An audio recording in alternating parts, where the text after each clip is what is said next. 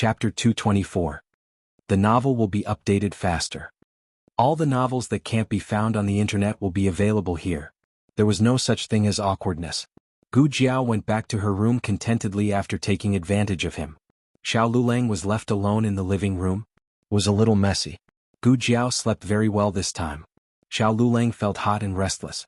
He didn't know why, but he tossed and turned and woke up little Jing Kong.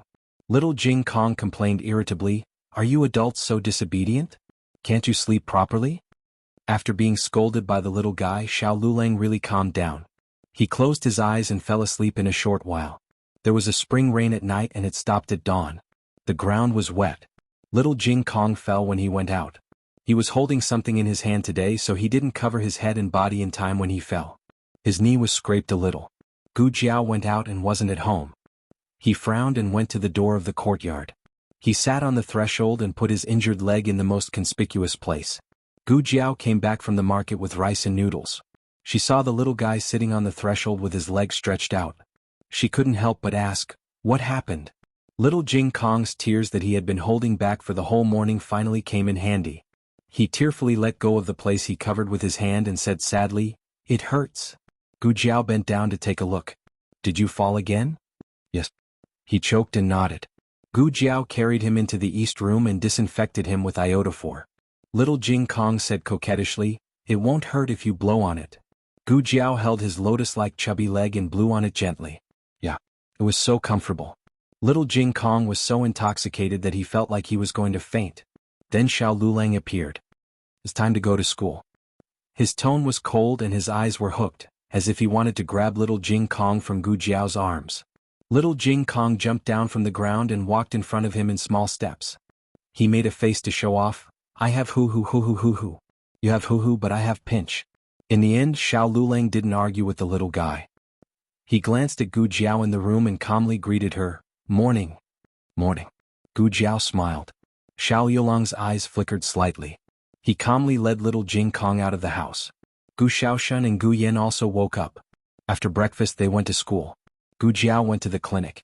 Little Jiangli was squatting in the backyard and feeding her little fat rabbit with carrots. "Sister Gu."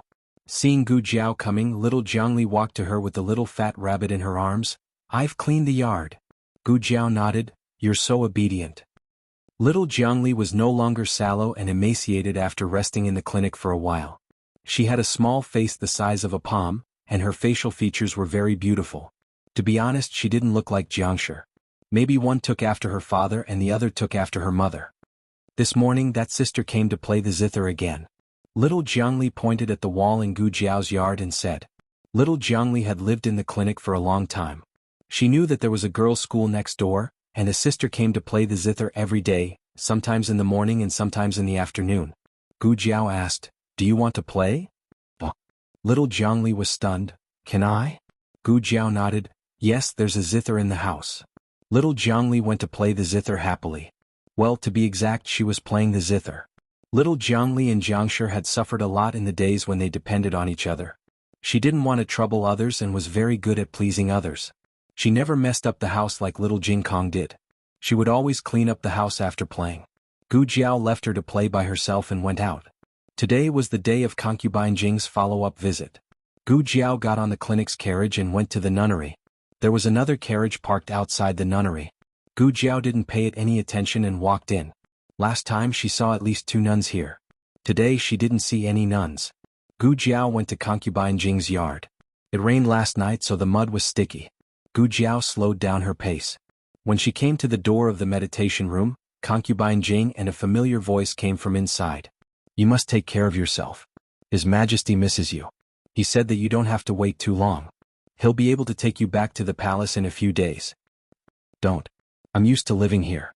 I like the days when I'm alone. Tell His Majesty not to miss me." "What are you talking about, concubine? You raised His Majesty single-handedly. In his heart you're his mother. How can he not miss you? You've suffered all these years. There's not a day when His Majesty doesn't look forward to taking you back. Go back and tell His Majesty that I'm fine here." Gu Jiao knocked on the door as soon as concubine Jing said that. The conversation in the room stopped abruptly. Concubine Jing asked, "Who is it?" "It's me," Gu Jiao said. Old concubine Jing recognized Gu Jiao's voice and said gently, Oh, it's Miss Gu. Please come in. Gu Jiao pushed open the door of the meditation room and walked in. The person in the room glared at her when he saw her. Little, divine doctor? It's you? Gu Jiao looked at Eunuch Wei.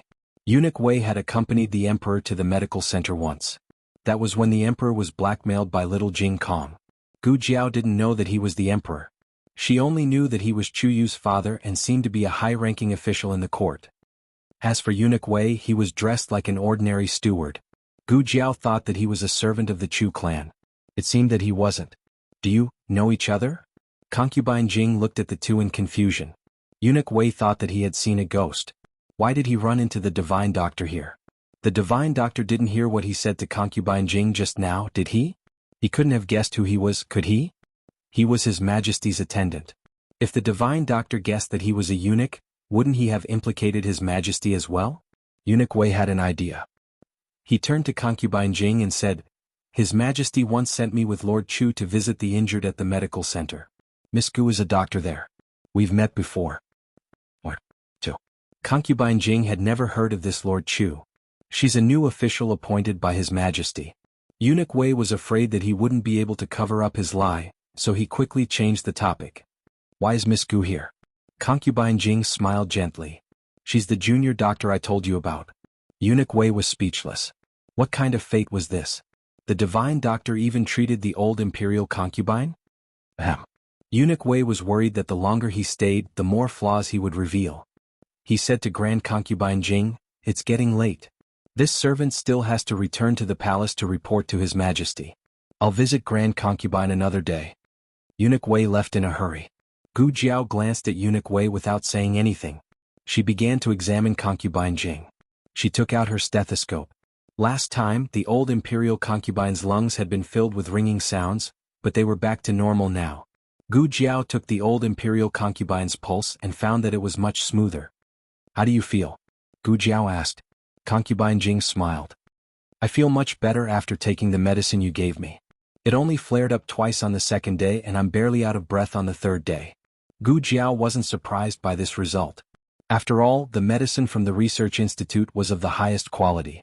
Even in her previous world where medicine was highly developed, it was far more effective than similar medicines. Keep that spray on hand at all times. Use it in case your asthma flares up again. Okay, Concubine Jing agreed, then looked at Gu Jiao with a benevolent expression. Thank you for taking the trouble to come see me. Gu Jiao said, I accepted Concubine Rui Wang's consultation fee. Concubine Jing was startled at first, but she soon understood what Gu Jiao meant. She looked at Gu Jiao's serious expression and burst into laughter. You're such an interesting child. Concubine Jing laughed uncontrollably. She looked at the clear sky and said, The sun is out. Are you in a hurry to go back, Miss Gu? If you're not, can you accompany me for a walk outside? I can't go out when my illness flares up, so I've been cooped up in my room for a long time. Okay. Gu Jiao wasn't in a hurry to go back. Concubine Jing put on a cloak and walked out of the courtyard with Gu Jiao. The nunnery wasn't big and disappeared after a few steps. Concubine Jing led Gu Jiao out of the nunnery. The bluestone path in front of the nunnery was very easy to walk on. Gu Jiao had noticed on her way here that even the path in front of the Puji temple wasn't so easy to walk on. Concubine Jing enjoyed the scenery around her and walked slowly. What do you think of the scenery here, Miss Gu? It's all right. Gu Jiao wasn't that interested in mountains and rivers. Concubine Jing smiled. I think it's quite good. It's better than the imperial palace. There are so many girls who want to enter the palace, but once they do, they'll spend the rest of their lives looking forward to leaving. Gu Jiao felt that Concubine Jing was explaining her conversation with the eunuch. Gu Jiao wasn't a talkative person. Gu Jiao wouldn't say anything even if Concubine Jing didn't explain. However, the conversation between the two had revealed a fact. Concubine Jing had no choice in the nunnery. At least, the emperor believed that she had no choice. The emperor wanted to take her back, but he couldn't do it due to various reasons. However, his wish was about to come true. While Gu Jiao was lost in thought, Concubine Jing suddenly stopped walking. Gu Jiao noticed her body stiffen out of the corner of her eye. Gu Jiao turned to look at her, then looked in front of her. A burly old man in plain clothes had appeared on the path up ahead. Gu Jiao had experienced life and death in the organization in her past life, so she could instantly sense the hidden killing intent coming from the old man. This old man in plain clothes had killed people before. He must have killed quite a few, or he wouldn't have such a sharp killing intent. The other party soon saw them as well and he stopped in his tracks. Oh, they knew each other? A complicated look flashed through the old man's eyes. He walked up and cupped his hands in greeting. Esteemed Imperial Concubine. Concubine Jing unconsciously tightened her grip on her handkerchief, but her tone didn't change much. Senior Marquis, no need to be so courteous. Gu Jiao didn't think that the old Marquis was Senior Marquis Gu. After all, there were many marquises in the capital. The old Marquis didn't pay much attention to Gu Jiao either. He only thought of her as a servant girl by Concubine Jing's side. Concubine Jing composed herself and asked, Senior Marquis, are you here to offer incense? The old Marquis kept his eyes down and didn't look at Concubine Jing's face. Something happened to the suspension bridge a few days ago. It's just been repaired, so I'm here to take a look. Marquis Gu was in charge of repairing the suspension bridge, so he should have been the one to inspect it. But hadn't he been heavily injured by his own father? Thus, the old Marquis had come in his place. Concubine Jing pretended to be calm, but anyone with a discerning eye could tell that something was wrong with her. Then you can go about your business. The old Marquis cupped his hands again and bowed. Esteemed Imperial Concubine, please take care of yourself. Concubine Jing nodded firmly. The old Marquis turned and left. Concubine Jing looked at his back with a hint of disappointment in her eyes. She then looked at Gu Jiao and smiled. Let's go back. I'm a bit tired. Gu Jiao took Concubine Jing back to the nunnery and got on the carriage from the medical center. The driver was Xiao Sanzi. Xiao Sanzi asked, Miss Gu, are we going back directly to the medical center? Gu Jiao grunted. Alright, sit tight, Miss Gu. Xiao Sanzi waved his whip. Go. The carriage left the nunnery, passed by the temple and crossed the stone bridge. The scenery along the way was so beautiful that it reminded Gu Jiao a bit of her days in the countryside. The carriage didn't go very far before another carriage followed. Wherever Gu Jiao's carriage took, that carriage would also take the same path. It was the same after a few turns. At first, she thought that they were going back to the city as well, but they didn't when Xiao Sanzi stopped the carriage at the tea stall and told them to leave first. When Xiao Sanzi drove the carriage on the road, they followed at a distance. Slowly, even Xiao Sanzi began to sense that something was amiss. Lady Gu, why is that horse carriage following us? They were about to enter the downtown area at this time. They would reach Chaoyu Street after passing through a narrow path. There was a Chaoyu archway at the end of Chaoyu Street, and they would reach Xuanwu Street after making a turn. Stop at the alley up ahead, Gu Jiao said indifferently. Chapter 225. Xiao Sanzi stopped the carriage in front of the alley as he was told. This was a very secluded alley and there was almost no one walking around. The carriage also stopped. Xiao Sanzi suddenly felt gloomy as if something big was about to happen. He said in fear, Miss Gu, are we really going to stop here? Why don't we hurry back to the medical hall? Gu Jiao said, there's no rush. She wasn't in a hurry but she hated wasting time on such meaningless things. Gu Jiao closed the medical book she was reading halfway and opened the curtain to get off the carriage. Xiao Sanzi saw that she was going to walk towards the carriage and couldn't help but be stunned. Miss Gu, what are you doing? Gu Jiao didn't even turn her head as she said, wait in the carriage. Xiao Sanzi. When Gu Jiao walked over, the coachman didn't know if he was scared or what, but he actually abandoned the carriage and ran away. Gu Jiao reached her hand into the curtain and was about to pull the person out, but that person took the initiative to hand over his wrist and obediently got out of the carriage. Gu Jiao had never seen someone who was so self-aware of being picked on. She went to grab the collar of the person, but the person grabbed the wrist instead, even though the other party took the initiative to hand it over. It's you?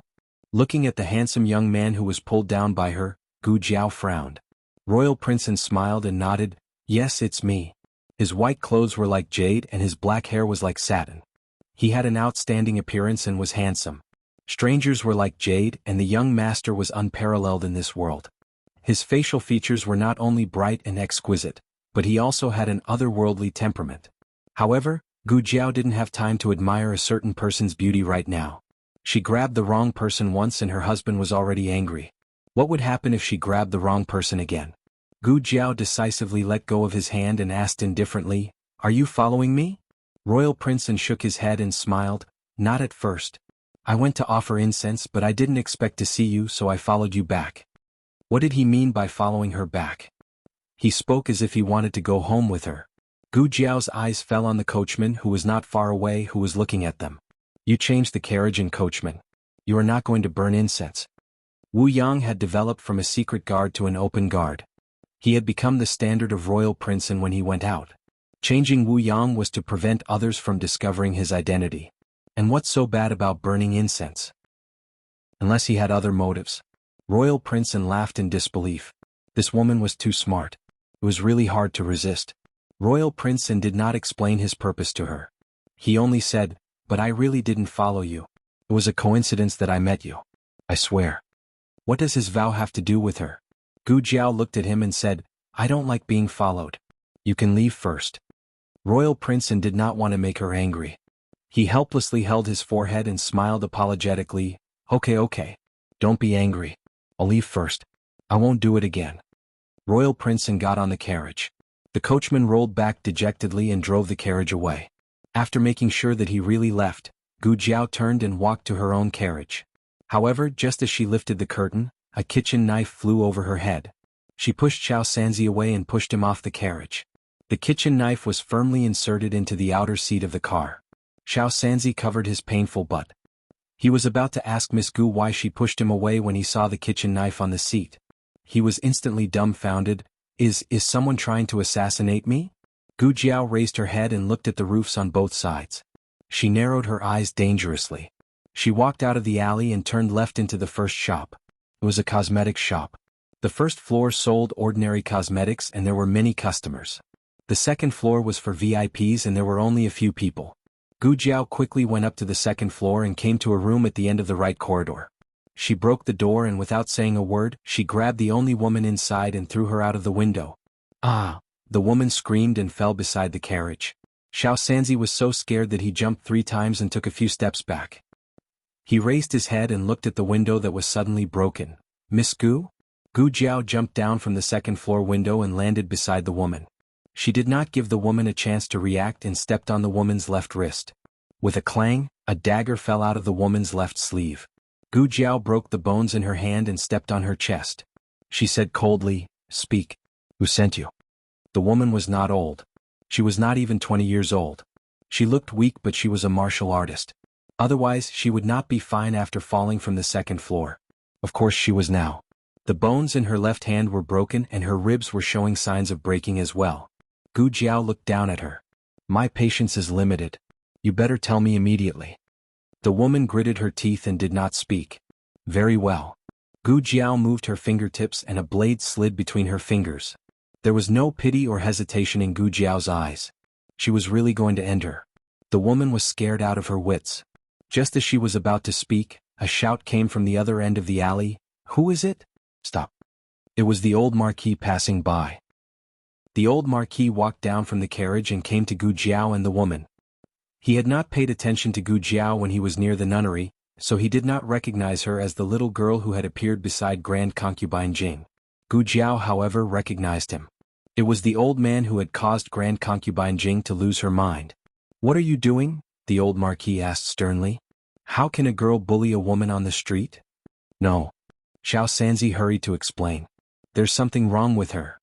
"What's wrong with her?" The old marquis shot him a cold glare.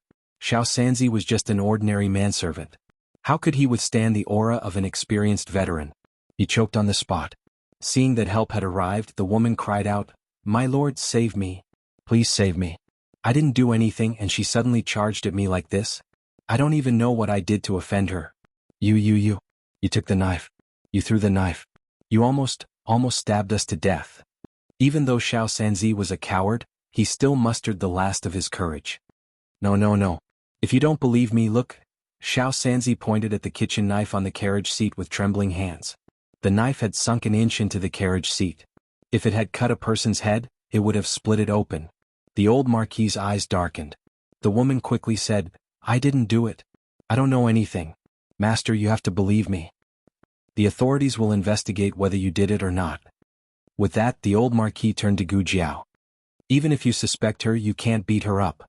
You should hand her over to the authorities." Gu Jiao was annoyed and ignored the old marquis. "I'll give you one last chance. Are you going to tell me or not?" The woman was fearless. "I won't." Swish. Gu Jiao's knife flew past her cheek and cut off a lock of her hair. Cold sweat broke out on the woman's forehead. The old marquis was furious. How could this girl be so stubborn? The old marquis took a step forward. Gu Jiao said mildly, "Old man, I advise you to step aside." Old man? It was true that the old marquis was old, but he was still young. Who dared to humiliate him like this? Gu Jiao was annoyed that this guy interrupted her. Otherwise she would have asked the person behind the scenes. As for handing her over to the authorities, how many people in the authorities could catch her if she had the guts to do such a thing? She would probably be taken away before she could be interrogated. Gu Jiao didn't want to fight with him because he was an old man. But she couldn't stop the old marquis from trying to stop her. Pull her away. The old marquis ordered, and an accompanying guard rushed forward. Gu Jiao lifted her foot and kicked the dagger on the ground. The handle of the dagger hit the guard's chest and he fell to the ground. The old marquis couldn't believe it and flew into a rage out of humiliation. He pulled out the whip from his waist and lashed at Gu Jiao. Gu Jiao grabbed the woman on the ground to block the whip. Crack. The whip struck the woman's body. Ah! The woman screamed. The old marquis was so angry that smoke came out of his head. He found the right angle and lashed the whip again. Crack. The whip hit the woman again. This woman has gone crazy. Can't you be a little more accurate? Why do you always whip me? The woman had wronged the old marquis. It wasn't that the old marquis wasn't accurate enough, but that Gu Jiao was too cunning. The old marquis simply grabbed the woman's arm and took her away from Gu Jiao. After putting the woman aside, the old marquis' third whip hit Gu Jiao mercilessly. Gu Jiao dodged to the side and stuck to the wall like a small octopus. He thought that the whip would miss, but it didn't. The moment Gu Jiao dodged, a man in brocade walked into the alley. The old marquis wanted to take back the whip, but it was too late. This man was none other than the famous Marquis Xianping. Marquis Xianping trembled. Shit.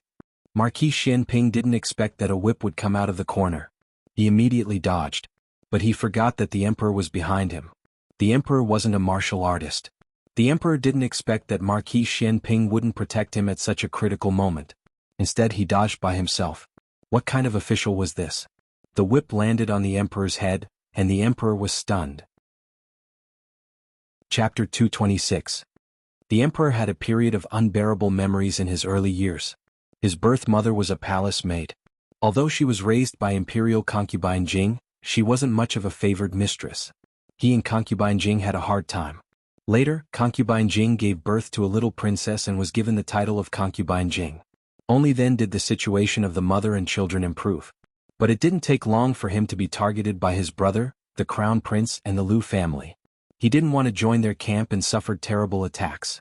However, those attacks only made him lack food and clothing and suffer a little. No one would really hit him on the head with a whip. The old duke's whip was much more powerful than his son's. First, he was stronger. Second, he was more experienced. The whip was almost bone deep. Therefore, the emperor's stupor was not only caused by surprise, but his noble dragon skull was indeed numb from the slaps. It wasn't until some warm liquid flowed down his cheek that the emperor finally realized that he was hurt. Your Majesty. The old duke was so scared that he threw the whip away. He didn't expect that his whip would hit the emperor. Marquis Xianping's appearance was already shocking enough. When he couldn't take back the whip, Marquis Xianping dodged in time. He was secretly glad that he dodged. But now, he might as well not have dodged. Marquis Xianping, why did you dodge? Have you forgotten that the emperor is behind you? Didn't you walk in front to open a path for the emperor? Did you walk into a latrine? The old duke was furious. He might not be human sometimes, but Marquis Xianping was a real dog. Marquis Xianping touched his nose and said shamelessly, "Oh, why is it the old duke? Are you trying to assassinate his majesty?" Your Majesty, I came too late. Gu Jiao, the little octopus, also came down from the wall. Xian Pingho narrowed his eyes. Wasn't this the quack doctor who stepped on his face and almost broke his back? Gu Jiao also narrowed her eyes. Hee, wasn't this the miser who only gave her a copper coin after seeing the doctor? The air was filled with the smell of sparks. In fact, the emperor had also noticed Gu Jiao, but he did not want to make a mistake in front of Gu Jiao. He ignored the pain in his head and raised his sleeve to cover his wound. However, he couldn't stop the old marquis from calling him Your Majesty. He even said that Your Majesty had lost a lot of blood and that I deserved to die. Then Marquis Xianping dragged Gu Jiao over. Aren't you a doctor? Marquis Xianping, although he dodged too quickly and caused the emperor to be hit, he invited the doctor over and made up for his mistake. Therefore, after the old Marquis and Marquis Shanping both caused the emperor to be injured, they both caused the emperor to lose his horse. The emperor's blood boiled. You two are really dogs. The emperor's face was covered in blood, but it was enough to recognize his face. Gu Jiao squatted down and said, "Official Chu? What official Chu? This is His Majesty." The old Marquis didn't know that Qin Chuyu had hidden his identity to go to the Directorate of Education. Gu Jiao raised her eyebrows. "Oh, so you are the emperor. So Chuyu is a prince." The emperor, "Oh no, my son also lost his horse." The old Marquis, "Why do I feel like something is wrong?" Gu Jiao went to see concubine Jing today and happened to bring her medicine box. She asked Xiao Sanzi to fetch her medicine box from the carriage. Xiao Sanzi was so shocked that he couldn't speak. He quickly got into the carriage and handed the medicine box to Gu Jiao. The old Marquis didn't remember that he wanted to kidnap Gu Jiao and bring her to the officials. He said to the emperor, "The ground is cold. Your Majesty, let's go to the carriage. The light is good here." Gu Jiao refused him. Before the old Marquis could say that he was talking to the emperor and that a little doctor shouldn't interrupt, Gu Jiao said to the emperor, "Take your hand away." It was an order. The emperor obediently removed his hand from the wound, looking a little wronged. The old Marquis wondered if he was blind. "You two are blocking the light," Gu Jiao said to the old Marquis and Marquis Shanping. Marquis Shanping was so shameless that he didn't get angry at being ordered around by a little doctor. He elegantly moved to the side. The old Marquis wasn't happy with Gu Jiao's tone. He felt that this little doctor was the one who abused the law and had no regard for anyone else. The emperor looked at the old Marquis coldly. "Yes." The old Marquis also stepped back a few feet. Gu Jiao dipped a cotton ball in saline and began to clean the blood on the emperor's face and head. The emperor wasn't bad-looking, but he still paled in comparison to Marquis Shanping. But Marquis Shanping was so stingy. Gu Jiao decided that she wouldn't kowtow to him no matter how good-looking he was. Hiss! The whip wasn't light and it tore open the emperor's flesh. The emperor was in so much pain that he twitched. The old Marquis knew that he was in the wrong, so he didn't dare to get up.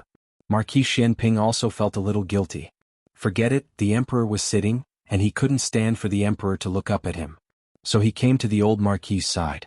The old Marquis thought that he was going to kneel down and beg for forgiveness, so he kindly moved to the side to make some space for him. However, he saw Marquis Shanping squatting down and drawing circles on the ground out of boredom. The old Marquis was speechless. Gu Jiao looked at the wound on his head and said, "You need stitches. I'll shave your head first and then give you some anesthetic." "Shave my head? Stitches?" The emperor didn't feel good. When Gu Jiao took out the blade, the emperor's body began to visibly become uneasy. When she took out an anesthetic needle, the emperor almost fainted. She pricked him with the needle. The emperor bit his sleeve. "Wu, Gu Jiao," this familiar voice and small action. The emperor completely lost his horse. Gu Jiao quietly finished stitching up the emperor's wound.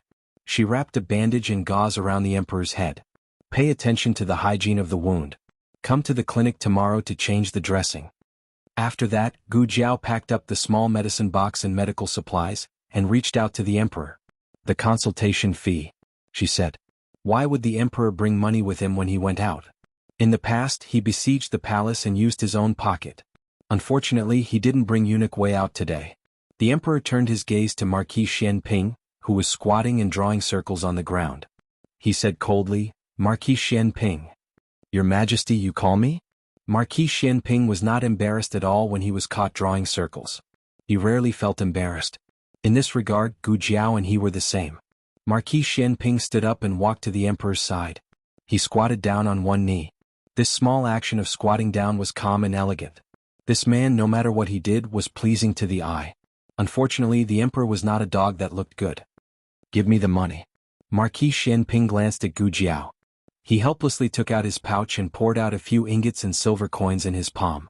Unsurprisingly, he also picked out the smallest ingot and put it in Gu Jiao's palm. The emperor's eyes were cold to the freezing point. "My body is only worth this little money?" Marquis Shanping painfully picked out the second smallest ingot and put it in Gu Jiao's hand. He thought that he was going to give 2 ingots, but unexpectedly he took back the smallest ingot. The emperor, Gu Jiao. The emperor was so angry that he directly grabbed all his money and gave it to Gu Jiao. After Gu Jiao received the consultation fee, she got into the carriage and left. The emperor didn't come back to his senses until the carriage was far away. He frowned and looked at the old Marquis. Who did you want to hit with the whip just now? The old marquis told the emperor about Gu Jiao and the suspicious woman. I was going to send them to the authorities to make a decision. The emperor's face sank in an instant. It was more terrible than being whipped by the old marquis. How can you be partial to others? Others? That girl isn't one of us? The old marquis was very stubborn. Sometimes he didn't know how to be flexible, or maybe he didn't want to be flexible. He said seriously, I'm not being partial to anyone, but this kind of thing should be reported to the authorities. How can I let that girl do as she pleases? The emperor looked at the old marquis's expression and suddenly realized something. Don't tell me you still don't know that she is your granddaughter? Not only did the old marquis not recognize that she was his granddaughter, but Marquis Xianping also didn't recognize that Gu Jiao was his daughter-in-law. He was still thinking in his heart that he must be more generous when he saw his daughter-in-law in the future. He couldn't let his son lose face. Chapter 227. There was a reason why the emperor and Marquis Xianping left the palace incognito, so it wasn't strange for them to meet the old marquis. The three of them had already booked a place to secretly cause trouble. They just met in advance. The emperor and the two of them went to a nearby opera house. That's right, it was an opera house. Everyone knew that Marquis Xianping was dissolute and loved beauties. He often went in and out of this place, but no one knew that it was originally under his name. The three of them entered the side room and the servant outside closed the door. The emperor had a wound on his head and was feeling very uncomfortable. After he sat down, he said impatiently, Long story short, how is it? The old marquis didn't dare to be negligent. He cupped his hands and bowed, replying to your majesty, since the news of this official returning to the capital spread, this official's whereabouts have been followed. The Zhuang family? The emperor asked. Marquis Xianping grabbed a handful of melon seeds. The emperor glared at him. Marquis Xianping didn't even let him eat the melon seeds. His majesty was really angry. The old marquis nodded, that's right. This old official went to the temple today and royal prince and secretly followed me. The emperor frowned. He actually followed you himself? The old marquis didn't find it strange. This old official knows all of his guards. He could only take the risk himself. It wasn't easy to find royal prince and the old marquis didn't notice him on the way there. It was only when royal prince and got on the carriage a little earlier that the old marquis discovered him. As for why he panicked, the old marquis didn't know. When it came to business, the emperor's face became serious. What about the empress dowager's whereabouts? Do you have any clues?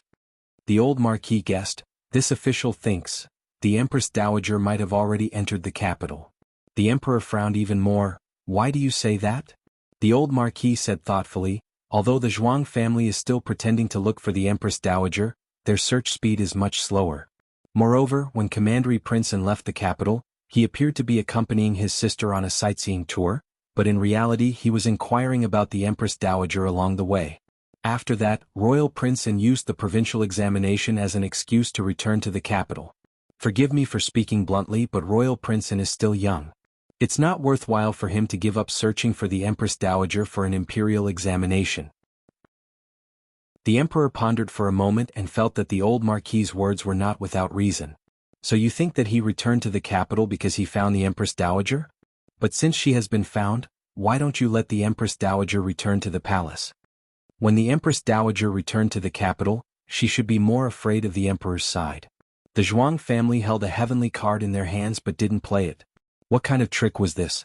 The old marquis pondered and said, This subject is also puzzled after much thought. Perhaps, the empress dowager's leprosy hasn't been cured, so they are secretly treating the empress dowager? An empress dowager with leprosy would be despised and rejected by others. When Empress Dowager Zhuang contracted leprosy, they all thought that the opportunity to overthrow Empress Dowager Zhuang had come. But who would have thought that the Empress Dowager had escaped by herself? If they dared to say that Empress Dowager Zhuang had secretly left the palace, Imperial Tutor Zhuang would dare to question them in public whether or not they had plotted against Empress Dowager Zhuang. They didn't dare to win or lose, so they could only use a roundabout strategy. They claimed that the Empress Dowager had suddenly fallen ill and had gone to the temporary imperial residence to recuperate. Then they intentionally or unintentionally let the Zhuang family find out that Empress Dowager Zhuang had escaped with leprosy. The Zhuang family also feared that this illness would ruin the Empress Dowager's reputation, so they held back and secretly searched for the Empress Dowager. In a short period of time, the two sides had achieved a subtle balance. But this balance would be broken one day. If Imperial Tutor Zhuang really found the Empress Dowager and cured her, then the day when the balance between the two sides would be broken would not be far. The journey from the medical center to the nunnery was not short. On the road they were delayed for a while. By the time Gu Jiao returned to Bishui Alley, it was already dusk. On the horizon, a gorgeous sunset glow fell on the red walls and green tiles, giving off a warm orange glow. When Gu Jiao walked into the alley, she really felt that she was returning home. She had never experienced this feeling in her previous life. In her previous life, she lived with her parents for very few days. It was empty and cold, without the slightest warmth of home. The so-called home was just a place to live. But now it seemed to have a new meaning. After a busy day, she longed to come back here and see the people in the residence. It wasn't that she never felt tired, but she was used to being tired. Anyway, no one would love her, so it was useless to be pretentious. Jiao Jiao. Little Jing Kong's voice interrupted Gu Jiao's thoughts. The little guy was sitting on the threshold waiting for her. In the morning he had fallen and cried, but now he ran towards her and threw himself into her arms. She wanted to pick him up, but he shook his head and said, "No, Jiao Jiao is very tired." He resisted the urge to hug her and held Gu Jiao's hand. "Does your leg still hurt?" Gu Jiao bent down to pull his trousers. Little Jing Kong shook his head and said, "It doesn't hurt anymore." In fact, it still hurt a little, but little Jing Kong acted like a spoiled child because he didn't want to burden Gu Jiao. "Sister." Gu Xiaoshen heard the movement at the door. She put down the woodwork she was doing and rushed out like a little monkey to help Gu Jiao get her small basket. "Give it to me." Gu Xiaoshen insisted on holding the small basket in her hand and carefully put her small medicine box in her east room. Gu Yen was originally working for little Jing Kong in the courtyard to remove chicken poop. He was fuming with anger because he was not as free as little Jing Kong, and he was not as fast as Gu Xiaoshen. When he finally saw his sister, his beautiful face was completely dark. Gu Jiao was amused by his expression. Gu Yen turned his back awkwardly. Gu Jiao went to pacify him. It was hard for others to pacify him, but wasn't it easy for Gu Jiao to pacify him? Gu Jiao tugged at his hand and all his anger disappeared. Yao Shi came out of the kitchen with a plate of freshly cooked steamed cakes. When she saw her daughter, her eyes were full of gentleness. "Jiao Jiao, you're back? I just made some snacks. Jing Kong, go and see if Grandaunt is awake." "Okay." Little Jing Kong loved to go to Grandaunt's room to check on her. He always found something and felt a great sense of accomplishment. Little Jing Kong ran to Old Madam's room while panting heavily. Old Madam was holding a jar of candied fruit and eating it. Old Chancellor sat in front of her speechlessly and watched her eat for the entire afternoon. "Can you eat so much? How many years did the late emperor starve you?" "Great aunt." Little Jing Kong bounced over to her. Old Madam stuffed the jar of candied fruit into Old Chancellor's arms at lightning speed. Old Chancellor looked at the jar that suddenly appeared in his arms. "You held me here for the whole afternoon just for this moment?" Old Chancellor did not want to take the blame and immediately returned the jar to Old Madam. The moment little Jing Kong entered the room, he saw Old Chancellor extend the jar of candied fruit to Old Madam, and Old Madam crossed her arms with a firm expression of refusal. Old Madam snorted and said, "I already said that I won't eat it. Your threats and promises are useless." Old Chancellor, so half a jar of candied fruit was eaten by a ghost? Can you have a bit of self-awareness as the demon empress that brings disaster to the country? Old Chancellor sighed. It was no wonder Ahung was at ease bringing the demon empress with her. Based on Old Madam's current appearance, she really did not pose much of a threat. It was just that he had to suffer. Every day if he was not being robbed, he would be the scapegoat. His later years were miserable. After Royal Prince and bid farewell to Gu Jiao, he first went to the medical hall and ordered a batch of golden sore medicine from the miracle hall. He had angered her today, so he took care of her business and coaxed her. After that, Imperial Prince and sat in a carriage and returned to the manor. Imperial Tutor Zhuang was already waiting in the parlor. Because of the Empress Dowager's matter, Imperial Tutor Zhuang had been quite worried, and he had aged quite a bit. "Grandfather." Imperial Prince entered the room and saluted.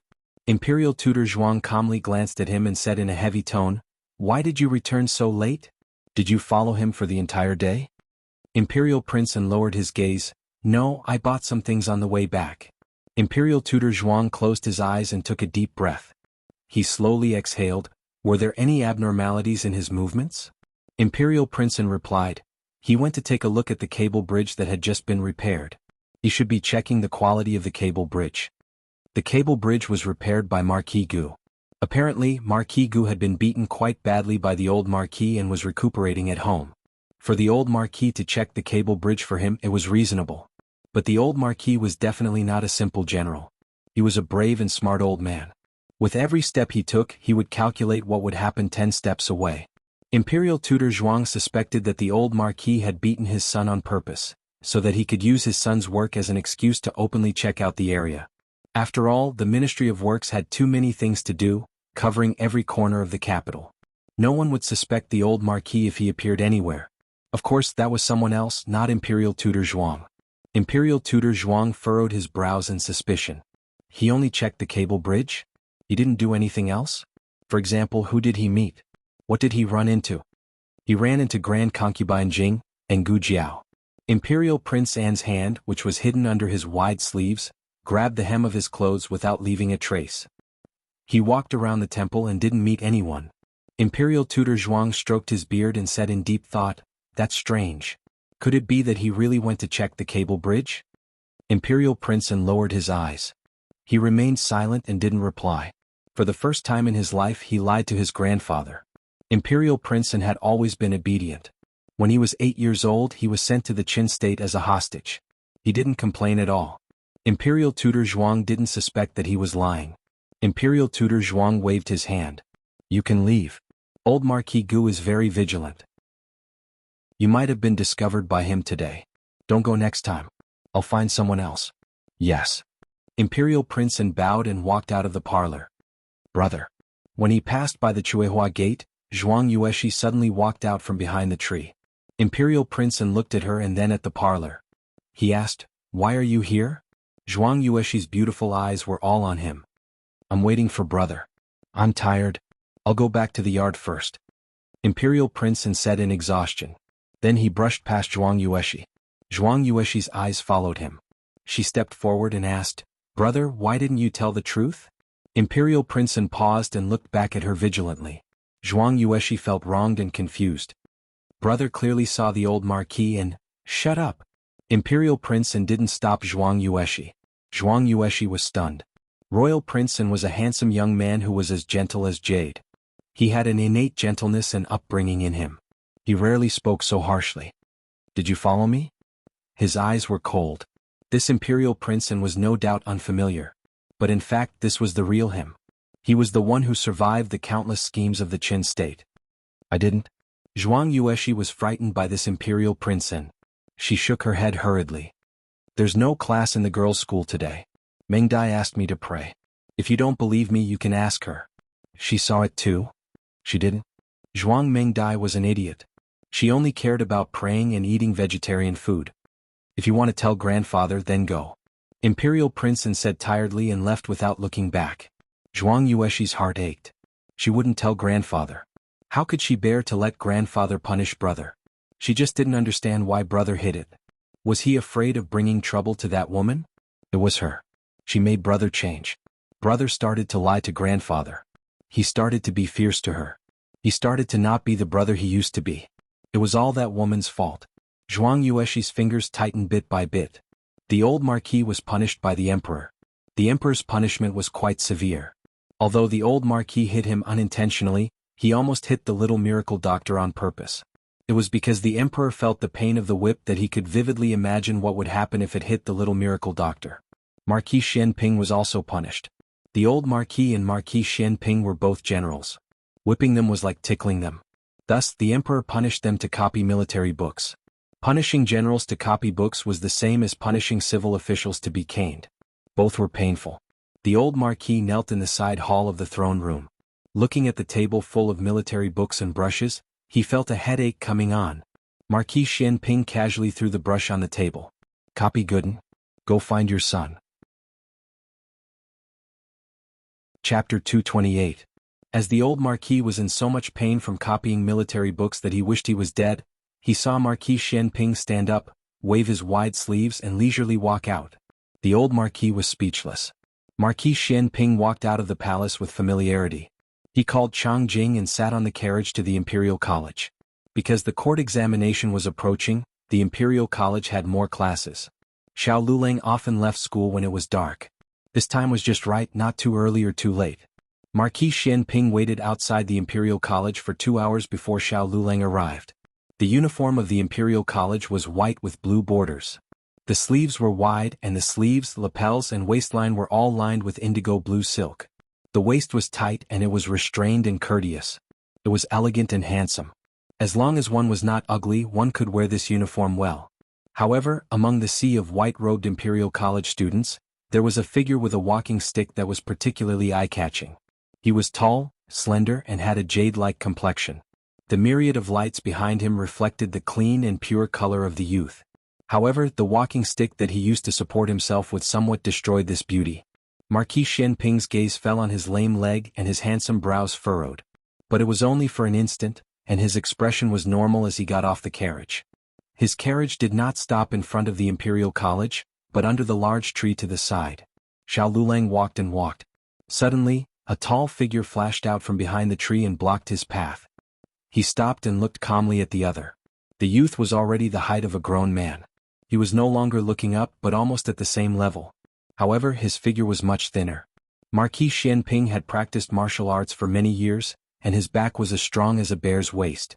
Xiao Yolang's eyes did not have any warmth, surprise, or any other emotion. He just looked coldly as if he was looking at a completely unrelated stranger. This gaze stung Marquis Xianping's eyes, but Marquis Xianping still revealed a smile. "Son, long time no see."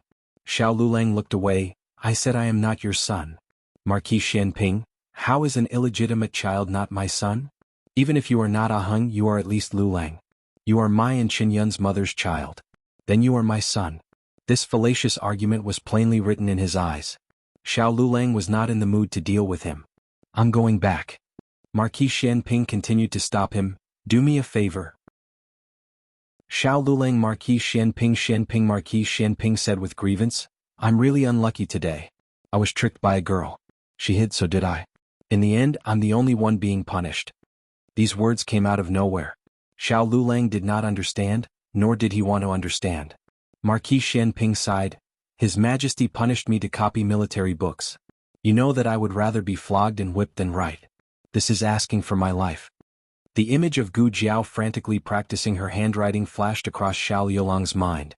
Before Marquis Xianping could chase after his son, his mind had already wandered off. He continued to speak in an aggrieved manner. "In the past it was always you who helped me copy. This time you should also help me copy. Old monkey doesn't have anyone to help him. Who asked his son to be so useless? My son is the best." Marquis Xianping's mouth was usually used to choke people. Normally he wouldn't say anything nice. He was only like this because he wanted to coax his son. All of Marquis Xianping's self-restraint seemed to have been used on this youth. But the youth didn't appreciate it. Xiao Lulang raised his eyes and stared at him. His eyes were cold. "How many times do I have to say it's okay? I'm not your son. Your son was burned to death in the fire 4 years ago." He didn't dare to shout in the fire and waited in despair for someone to save him. In the end, he could only watch as he was swallowed by the sea of fire. "He is dead. Xiaoji, your son is dead. Xiaoji, your son is dead." These words were like a sharp knife that suddenly stabbed into Marquis Xianping's heart. Xiao Lulang resolutely left. Marquis Xianping's body was trembling slightly. He raised his hand to cover his heart. "Fuck. It really fucking hurts." Xiao Lulang returned to Jade Water Alley with a cold body. The moment he entered the room, he restrained the anger in his heart and walked into the courtyard. At this time, everyone in the family had gone to bed. As expected, there was still a lamp left for him in the central room. He walked in with light steps. Gu Jiao was lying on the square table in the central room and had fallen asleep. The light shone on her face and brows, making her look gentle. But it wasn't the same coldness as before. Her brows were slightly knitted as if she wasn't feeling well in her sleep. Xiao Lulang hesitated for a moment. He raised his hand and gently touched her forehead. It wasn't hot. He took his hand back. His movements were already very light, but Gu Jiao still woke up. She looked at him in a daze. "You're back?" Xiao Lulang found that her complexion wasn't good. He paused and asked, "Are you not feeling well?" Gu Jiao listlessly yawned. "It's nothing." Xiao Lulang looked at her tired face and his heart slightly tightened. "I've already eaten. You can go to sleep. You don't need to wait for me in the future." "It's nothing." She curved her lips. "I've already boiled the hot water." I'll boil it myself. You can go to sleep. Xiao Lulang urged her again in a tone that didn't allow her to refuse. Gu Jiao. Okay. She stood up listlessly, entered the room listlessly, and lay on the bed listlessly. She wasn't the kind of person who would moan for no reason. Even if she was sick, she would act as if nothing had happened, unless it was really uncomfortable. Xiao Lulang looked at her deeply through the crack of the door. He didn't say anything and turned to go to the kitchen. He didn't immediately get water to wash up. Instead, he found ginger and brown sugar cubes. In the past, life in the countryside was hard. They didn't even have a piece of brown sugar at home. They had to borrow it from the village. Now life at home was not difficult, but she seemed to never care about herself as much as she cared about them. Xiao Lulang boiled a bowl of thick brown sugar ginger tea and brought it to Gu Jiao's room. His cooking skills were not good, so the ginger tea was burnt. He gently pushed the door open and came to Gu Jiao's bed. He gently woke her up. Get up and drink something. Gu Jiao made a sound and struggled to open her sleepy little eyelids. She smelled brown sugar and ginger juice and a bit of burnt smell. She was stunned for 3 seconds. Can you sit up by yourself? Xiao Lulang asked. No. A certain someone who was about to sit up lay down again. Xiao Lulang put the brown sugar ginger tea on the stool beside the bed. He reached out his slender hand and gently helped her up from the quilt. The girl's body was delicate and soft. She had a seductive fragrance that made one's heart flutter. Gu Jiao sat at the head of the bed. She was already half awake. She looked at the brown sugar ginger tea that was picked up by him again, and her eyes became bright. Her husband had boiled brown sugar water for her. Her husband was so nice. How did her husband find out? Gu Jiao's period came at night. She rarely had menstrual pain. In her memory, it had only happened once when she had her first period in the countryside. After that, it had never happened again. Strictly speaking, it wasn't too painful today. It was just that she was sleepy, tired, and a little stuffy in her stomach. She was a special agent who could withstand 10 levels of pain. She didn't need to use anesthetics to remove bullets, but for some reason she couldn't tolerate this kind of menstrual pain. Xiao Lulang handed the brown sugar ginger tea to her. Can you drink it yourself? Gu Jiao had just reached out her hand when she silently withdrew it. She said seriously, I feel very weak. Xiao Lulang sighed helplessly. He sat down on the edge of the bed, picked up the spoon and fed her spoonful by spoonful. Gu Jiao opened her mouth, gently bit the spoon and slurped it. The bowl of brown sugar water was soon empty. Is there more? She smacked her lips as if she hadn't had enough. Xiao Lulang looked at her round little belly that even her pajamas couldn't hide and said, You can't drink any more. Gu Jiao's gaze fell on his hand that was holding the spoon to feed her. Oh. Xiao Lulang took the water and let her drink 2 more mouthfuls. Go to sleep. Gu Jiao lay down obediently. She lay on her side and looked at him, looking a little obedient. Xiao Lulang met her gaze that couldn't be ignored. What's wrong? Do you still feel uncomfortable? Chang Jiao said, Where do you feel uncomfortable? You're someone who can take a bullet. Can't you bear this little bit of discomfort? Chang Jiao said, but her stomach really did feel a little uncomfortable. In the end, Chang Jiao grabbed Chang Jiao and beat her until her fists were 5 centimeters long. She kicked her out. Gu Jiao looked at him blinking. My stomach is a little uncomfortable. Oh. Xiao Lulang was speechless. Sleep for a while. You'll be fine tomorrow. It was better not to ask. Let me massage you? It was too intimate. Xiao Yulang's heart was in turmoil. He looked at Gu Jiao. Gu Jiao was looking at him with a pair of innocent eyes. It was as if he was a heartless bastard if he didn't do it. Xiao Lulang didn't understand how he could read these things from her small eyes. In the end, he braced himself and sat down. I'll give you a massage. Okay. Gu Jiao nodded. Xiao Lulang reached out his bony hand and reached into her blanket. It was warm under the blanket. His fingertips could already feel her body temperature through her pajamas. Xiao Lulang hesitated for a moment. Then he placed his palm on her soft and cold stomach. This was the first time he had touched such a soft part of her in a sober state. His palm felt as if it was on fire. It was boiling hot. Chapter 229. Gu Jiao wanted to admire a certain someone's handsome face, but his palm was pressed against her lower abdomen. She didn't feel any pain and quickly fell asleep. She breathed evenly through her nose. Xiao Lulang gently withdrew his hand and tucked her in. He extinguished the oil lamp and quietly walked out of the room. His fingertips were still warm and fragrant. He stared at his hand in a daze and suddenly realized that he had compromised a little too much. He closed his eyes. Xiao Lulang, oh Xiao Lulang, what are you doing? Gu Jiao slept so well that she woke up later than usual. Little Jing Kong had already finished his practice and had breakfast. He went to the Imperial College with Xiao Lulang for his morning class. Gu Jiao, Gu Yan and Gu Xiaoshen went out together. Have you taken your medicine? Gu Jiao asked Gu Yan. I have. Gu Yan said. Yao Shi's antidepressants could be stopped, but Gu Yan's anti-heart failure medicine had to be taken for life. As he grew up, the medicine's efficacy would gradually lose its effect and he would have to undergo surgery to recover. Sister. Gu Yan waited for Gu Jiao at the door. Coming. Gu Jiao carried her small basket and went out. Gu Yan was very happy. Today his sister was sending him to school. Gu Yan carried his school bag and looked no different from a normal person. His occasional running and jumping didn't affect him. His condition was under control. Gu Jiao looked at the innocent Gu Yan and suddenly realized that the bond between them was irrevocable. She could perceive the world through him. If he was happy, she would be happy. If he was sad, she would be sad. She couldn't lose him. She wanted to cure him.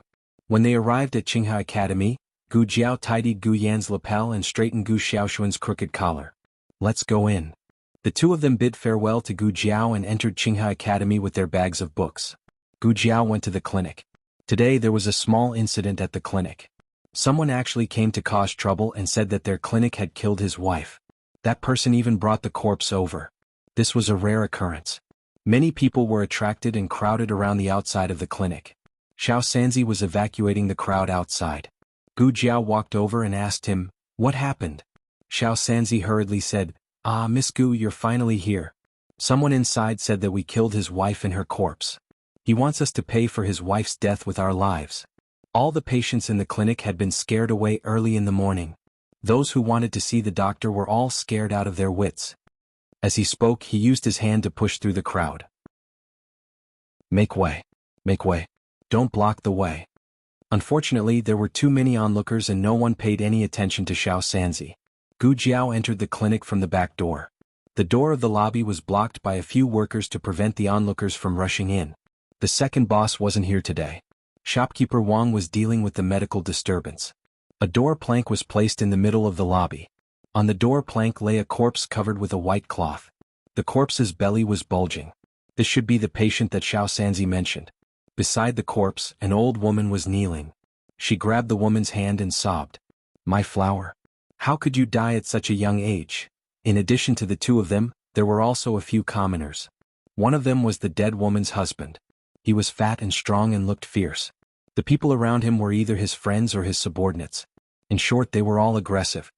A life for a life. If your miracle hand haul doesn't give me an explanation today, I won't leave. The one who spoke was the dead woman's husband. That's right. A life for a life. Your miracle hand haul must give us an explanation. Otherwise we'll smash your clinic today. Let's see who dares to come to your miracle hand haul for treatment in the future. The people around the man echoed loudly, and the formation was especially loud. Shopkeeper Wang was an experienced shopkeeper. Previously, when he was in the county town, there were many medical disturbances. One of them had even resulted in a death. He didn't immediately panic. He knew that once he panicked, the doctors and medicine boys in the clinic would all be in a mess. He composed himself and said to the man, "This strong man, if you have something to say, we can talk." "Talk what?" The man rudely interrupted Shopkeeper Wang. "I'm warning you, my wife has been killed by your treatment. This matter isn't over. You said that it was our miracle hand haul that killed her. Do you have any evidence?" Gu Jiao calmly walked over. Her voice wasn't loud, but for some reason, everyone present slightly paused and couldn't help looking at her. Shopkeeper Wang seemed to have suddenly found his backbone and was relieved. "Miss Gu, you're finally here." Gu Jiao wasn't very old, but she was calmer than Shopkeeper Wang when faced with a group of fiendish men. The man couldn't help but look at Gu Jiao. In the end, she was only a 14 or 15-year-old little girl. After a short moment of shock, the man no longer paid any attention to Gu Jiao. "Who are you?" he asked. "This is the owner of our miracle hand haul." Shopkeeper Wang straightened his back and said, "Owner? A little girl?" The man obviously didn't think that Gu Jiao had become the owner of the clinic based on her own abilities. Most likely, she was the daughter of the owner and had inherited her father's business. Thinking of this, the man no longer paid any attention to Gu Jiao. Evidence. Gu Jiao repeated. The man sneered and pulled out a prescription from his chest. You want evidence? Good. My wife came here 7 days ago for treatment. This is the prescription that you gave her. It's written in black and white and it's even stamped with your Miracle Hand Hall seal. If you don't believe me, let everyone take a look. As he spoke, he showed the prescription to the people outside the clinic. The people couldn't understand what was written on the prescription, but they could tell that there was a seal on it. The man finally walked in front of Gu Jiao and shopkeeper Wang. Your Miracle Hand Hall can't possibly not recognize the prescription that you've given out, right? Shopkeeper Wang took the prescription over. The man wasn't afraid that he would tear up the evidence. With so many people watching, tearing it up would mean that he had a guilty conscience and admitted to it. After shopkeeper Wang finished looking at it, his expression changed slightly. He whispered, Miss Gu, this is indeed the prescription that was given out by our clinic. Who gave it? Gu Jiao asked. Shopkeeper Wang looked at the signature under the seal and said, Dr. Song. Gu Jiao took the prescription. 1 chin of Chinese Angelica, half a chin of black mustard, 4 chin of Ligusticum chuanxiong, 1 chin of distillate silk, 3 slices of old raw ginger. This was the prescription of the 13 guardians. It was specially given to pregnant women to protect their babies. Other clinics could also give out this prescription, but this prescription really looked like Dr. Song's handwriting. It also had the seal of the clinic, so it shouldn't be fake. Call Dr. Song over. Gu Jiao said. Dr. Song was in the back courtyard changing Jiang Shi's dressing. When he heard shopkeeper Wang calling him, he asked, Is it urgent? It's a bit urgent. Is it urgent here? Shopkeeper Wang asked. Jiang Shi could already speak. He said to Dr. Song, You go busy yourself first. Come back later to change my dressing. Okay, then I'll wrap the gauze first. Don't move. Dr. Song took care of Jiang Shi and went to the lobby with shopkeeper Wang. Dr. Song looked at the lobby and the situation at the door. He was a bit confused. It's a medical dispute. Shopkeeper Wang explained. Dr. Song has never experienced a medical dispute, but he has a calm temperament. He came to Gu Jiao's side and said, Miss Gu. Gu Jiao handed the prescription to him. Do you have any impression of this prescription? Dr. Song took the prescription and looked at it carefully. This is my prescription. My impression of it is not very deep. I have to go back and look at the file. Gu Jiao had strict requirements for medical practice. Not only was it reflected in medical skills and medical ethics, but even a series of operations were more in-depth and standardized than other medical centers. Every doctor has a detailed record of how many patients they receive every day and what diseases they treat. Gu Jiao nodded. Dr. Song went to the clinic and took this month's booklet. He turned to the page 7 days ago and found the record of the miscarriage medicine. The patient came to see the doctor because the fetus was affected by the work. I saw that it was not very serious, so I gave a prescription to prevent miscarriage. Gu Jiao, did you get the medicine here? Dr. Song nodded. Yes, the medicine boy's handprint is on the prescription. After listening, Gu Jiao went to the corpse lying in the middle of the lobby. What are you doing? The man stopped Gu Jiao. Autopsy. Gu Jiao said. The man's pupils shrank. You're crazy. You're not allowed to touch my wife's corpse. Gu Jiao ignored him. She squatted down and lifted the white cloth. It was a woman around 30 years old. Gu Jiao stood up and looked at the man lightly, reported to the authorities. These words were said to shopkeeper Wang.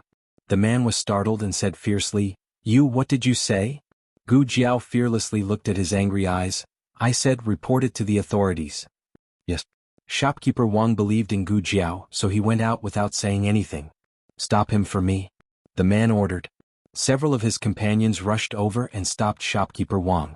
The man pointed at Gu Jiao's nose and said, Why are you reporting it to the authorities? Are you colluding with the officials and trying to bite us in the back? I have already seen through your black-hearted medical center's tricks. The lives of common people are worthless. You're a family of bandits. You're simply trying to take our lives. When the man finished speaking, he was so emotional that he began to cry. The common people pointed at him and stood on the man's side. Gu Jiao did not panic and said, Good, you said that she is a patient of our medical center. Then tell me, who is she? How old is she this year? Who accompanied her here? The man roared, She is my wife. Can't you see how old she is? Gu Jiao calmly said, What is your wife's surname and name? The man seemed to be getting more and more impatient with Gu Jiao's questions, so he roared, Her surname is Wu, her name is Wu Jinhua. Gu Jiao raised the booklet in her hand. but it's clearly written here that the patient is a 21-year-old pregnant woman surnamed Yang. And the deceased? She is at least 30 years old. The man choked on the spot. The onlookers didn't expect things to turn around like this. They couldn't help but look at the man with suspicion. The man's eyes flashed and shouted, "You just casually took a booklet and said that it was the record of that day. Who knows if you wrote it on the spot?"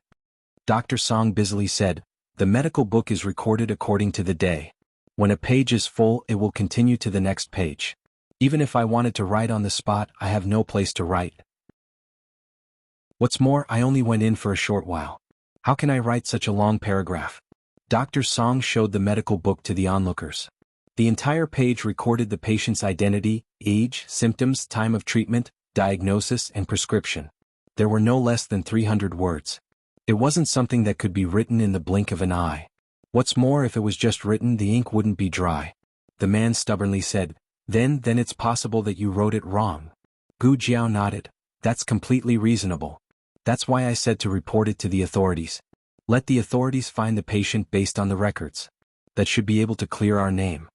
Hearing that Gu Jiao was going to ask for a witness, it was obvious who was the one lying. The onlookers were a little disappointed. After waiting for so long, they thought that they would be able to eat a big melon from the Miracle Hands Hall. But it turned out that there was nothing. When the man saw that he had been exposed, he turned around and ran. Gu Jiao didn't give him a chance to escape. In a few moves, she beat him to the ground.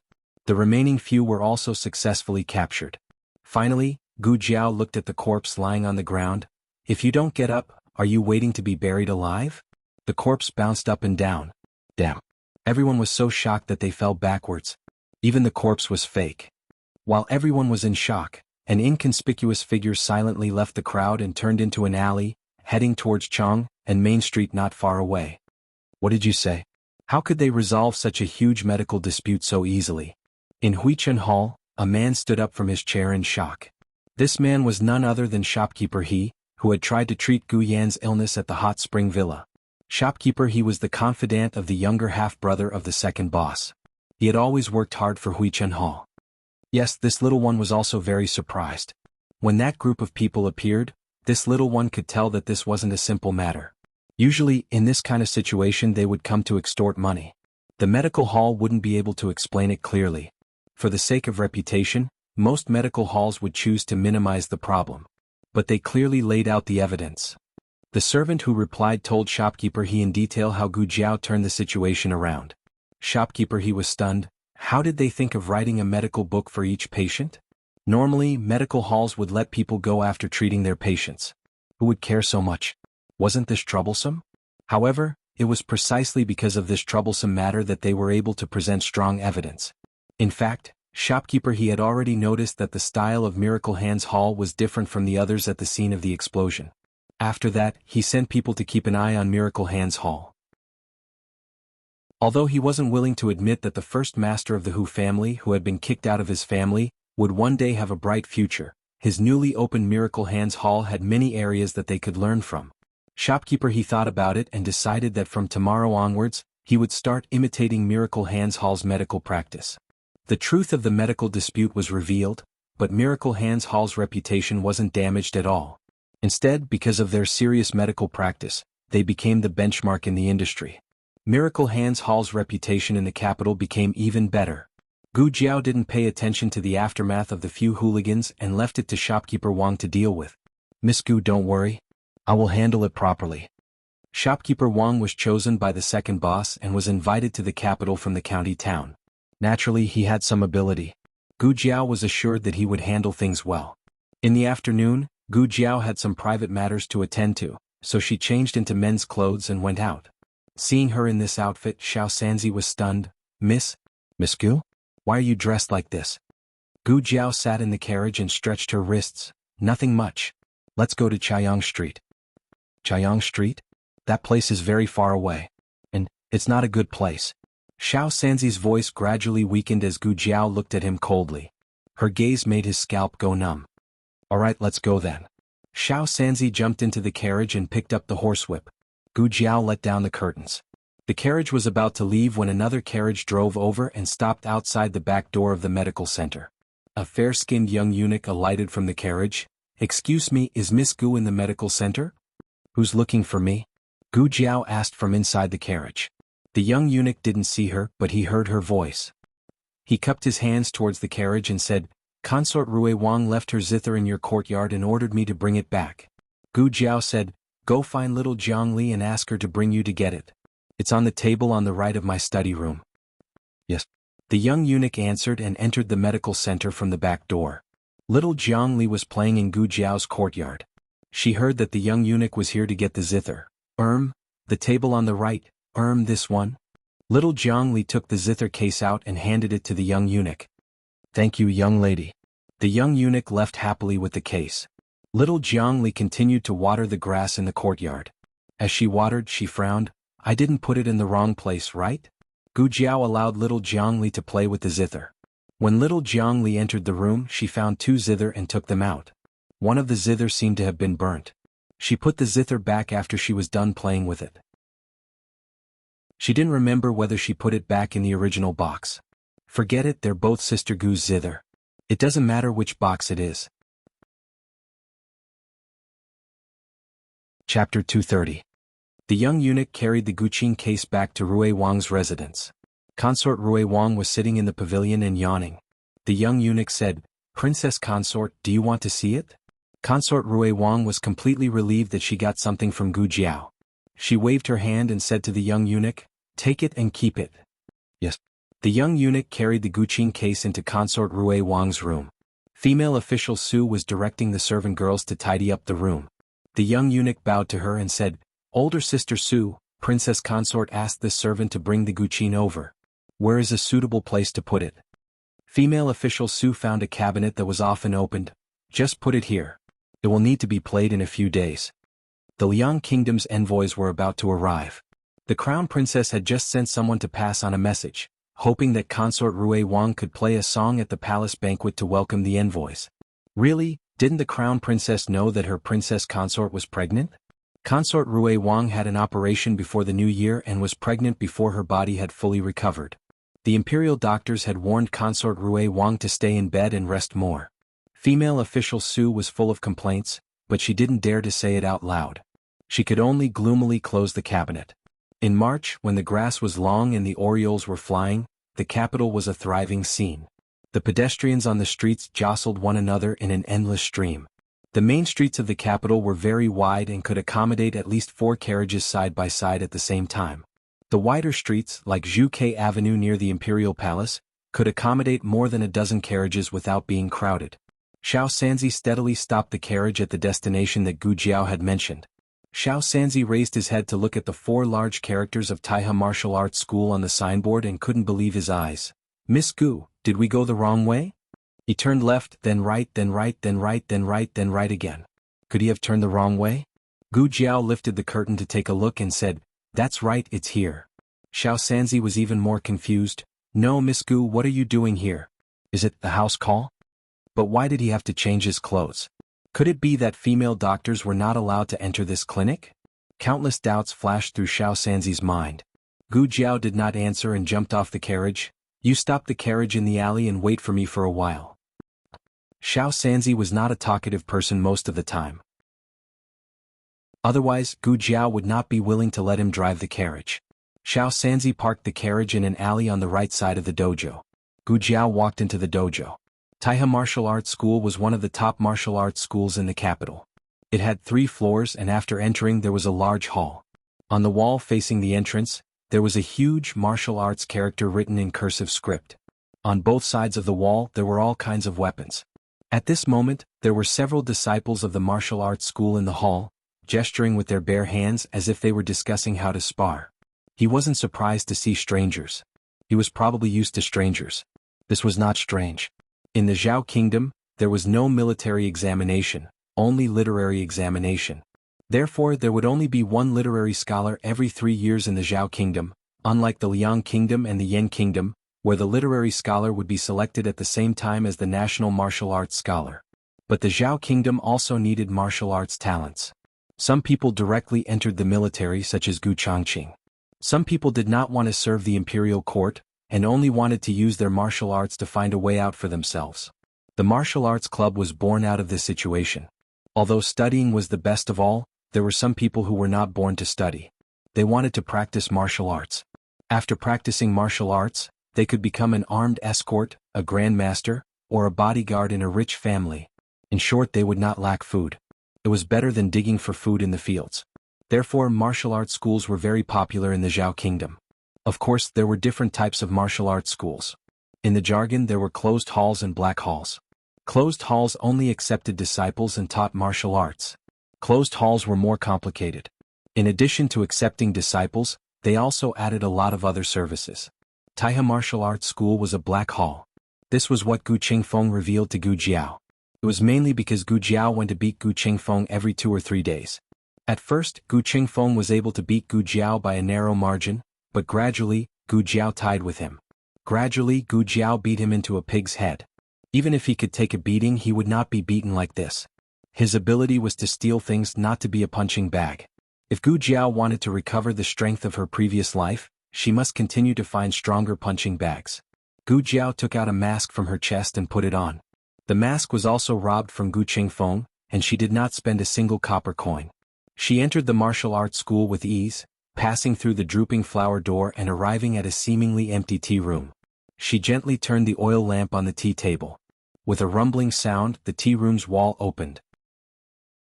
There was a loud noise coming from inside. Gu Jiao expressionlessly walked into the passageway, and the wall behind her closed with a bang. After it closed, the noise in front of her seemed to be amplified. At the end of the passageway was a large martial arts field. It was a 3-story wooden building and 2 floors were viewing rooms.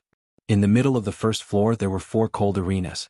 At this time, there were 3 arenas where martial arts were being fought. Gu Jiao came to the front of the counter, and lightly tapped the table with her knuckles. The somewhat sleepy shopkeeper yawned. "Are you fighting or betting? 10 copper coins for a martial arts competition, 100 copper coins for a bet, and 200 for a room." Before he finished speaking, a small fish bone tablet fell in front of him. The shopkeeper glanced at the small fish bone tablet, and his expression froze, waking up half of his sleepiness. He immediately stood up, changed his expression and said with a smile, "Young Master Li, why are you here? Didn't you just come here a few days ago?" Gu Jiao did not say anything and only glanced at the name list in his hand. The shopkeeper understood and whispered, "East Arena." Gu Jiao walked towards the East Arena. The people behind Gu Jiao who were waiting in line to receive their tokens were unhappy. One of them shouted at the shopkeeper, "What's going on? We've been waiting in line for a long time, and we still haven't gotten in. How come he got in? Didn't they say that we can only enter after receiving a token?" The shopkeeper looked at the few newcomers with ridicule, and showed the fish bone tablet in his hand. "Do you know what this is?" Everyone shook their heads. The shopkeeper raised his eyebrows and said arrogantly, "This is a martial master's bone tablet." Martial master? The few people who were still complaining about Gu Jiao just now all fell silent. That weak-looking young man was actually a martial master? In the martial arts club, the masters who taught martial arts were called martial masters. However, in the martial arts field, only masters who won 100 rounds were qualified to be called martial masters. He won 50 rounds? Someone said in surprise. Generally speaking, only people who won 50 rounds were called martial masters. The shopkeeper clicked his tongue and said impatiently, "What are you thinking? Just 1 round." He defeated a martial master in a single round. According to the rules of the martial arts clubs in the capital, as long as you won, you could take away your opponent's identity. However, not everyone was qualified to challenge someone of a higher rank. Not only did they have to sign a life and death contract, they also had to pay a huge deposit. If they lost, the deposit would go to the challenged person. When the young man first arrived, he boasted that he would compete with the most powerful master in the club. According to the rules of the martial arts club, you could only challenge someone of 2 ranks higher than you. However, the young man bet a whole 1,000 taels of silver, so the club made an exception for him and let him challenge someone of 3 ranks higher than him. At first, the martial master was unwilling to accept the challenge, but the club persuaded the young man to add another 500 taels of silver. Only then did the martial master accept the challenge. Challenging someone of a higher rank was one's own responsibility. This was the rule. Everyone thought that the young man was dead for sure, so no one bet on him winning. In the end, everyone lost their money. A young man holding a sword sneered disdainfully, "What's so great about defeating a martial master? I heard that a few martial arts masters came to your club today. I don't believe that he can still be so lucky. Everyone nodded. That's right. He's so skinny. How could he defeat a martial master? He must have hit the jackpot. Gu Jiao didn't know about the heated discussion. Even if she knew, she probably wouldn't care.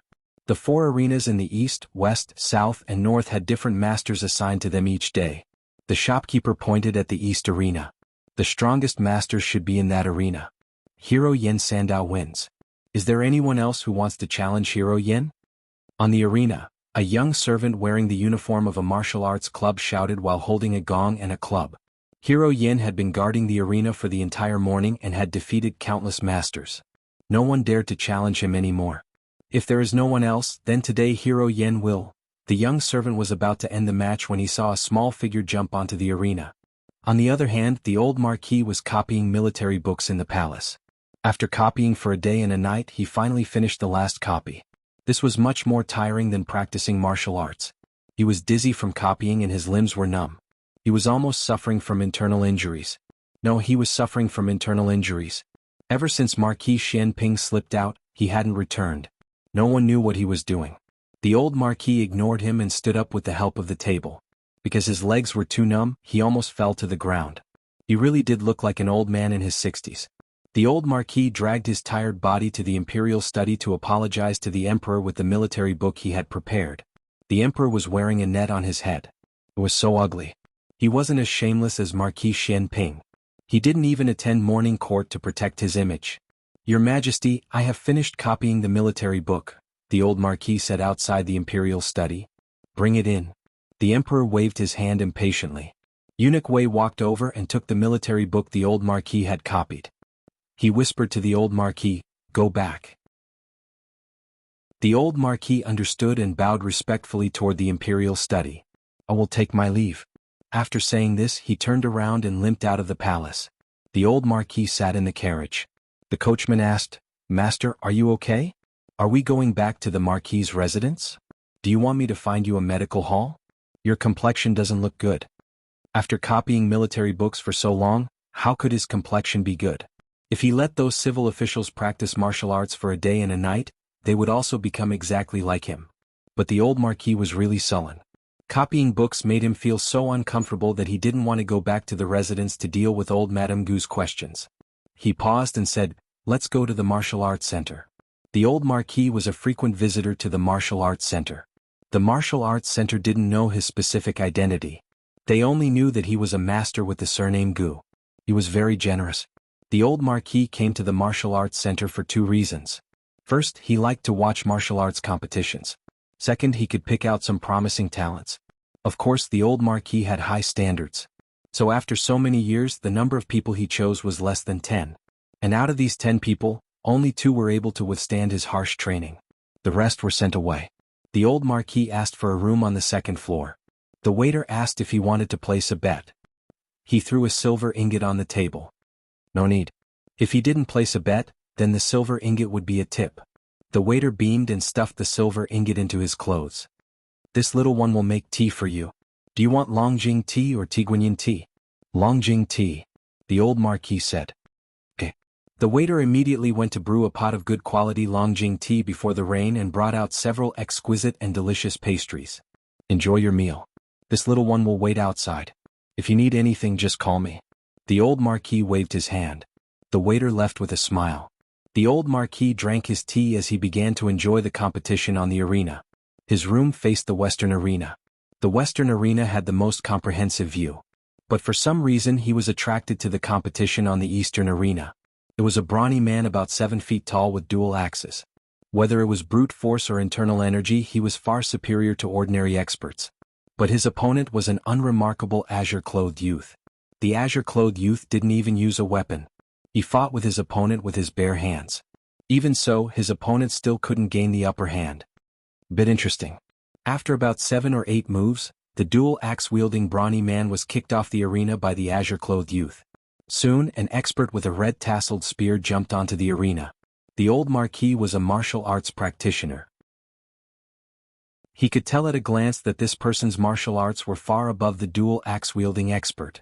The azure-clothed youth was in danger. He didn't know why, but his heart actually rose to his throat. The azure-clothed youth made the first move. Unsurprisingly, the red-tasseled spear expert easily dodged. He leaped forward in a few steps and made a beautiful counterattack. The spearhead was aimed at the youth's heart. Damn it! The old Marquis stood up nervously. How could he fight so fiercely? Was this a cross-level competition? It was over. That child couldn't avoid it. He wasn't the only one who thought so. The people around the arena had the same thoughts. The coldness of the spear passed through his thin clothes and into the azure-clothed youth's body. The moment the spear pierced his heart, the azure-clothed youth's left hand suddenly grabbed the spear. Using the momentum, he jumped up and kicked his opponent's heart. When he landed, he flipped and took the red-tasseled spear from his opponent's hand. This series of actions was like moving clouds and flowing water. It was watertight. The azure-clothed youth didn't give his opponent any chance to breathe.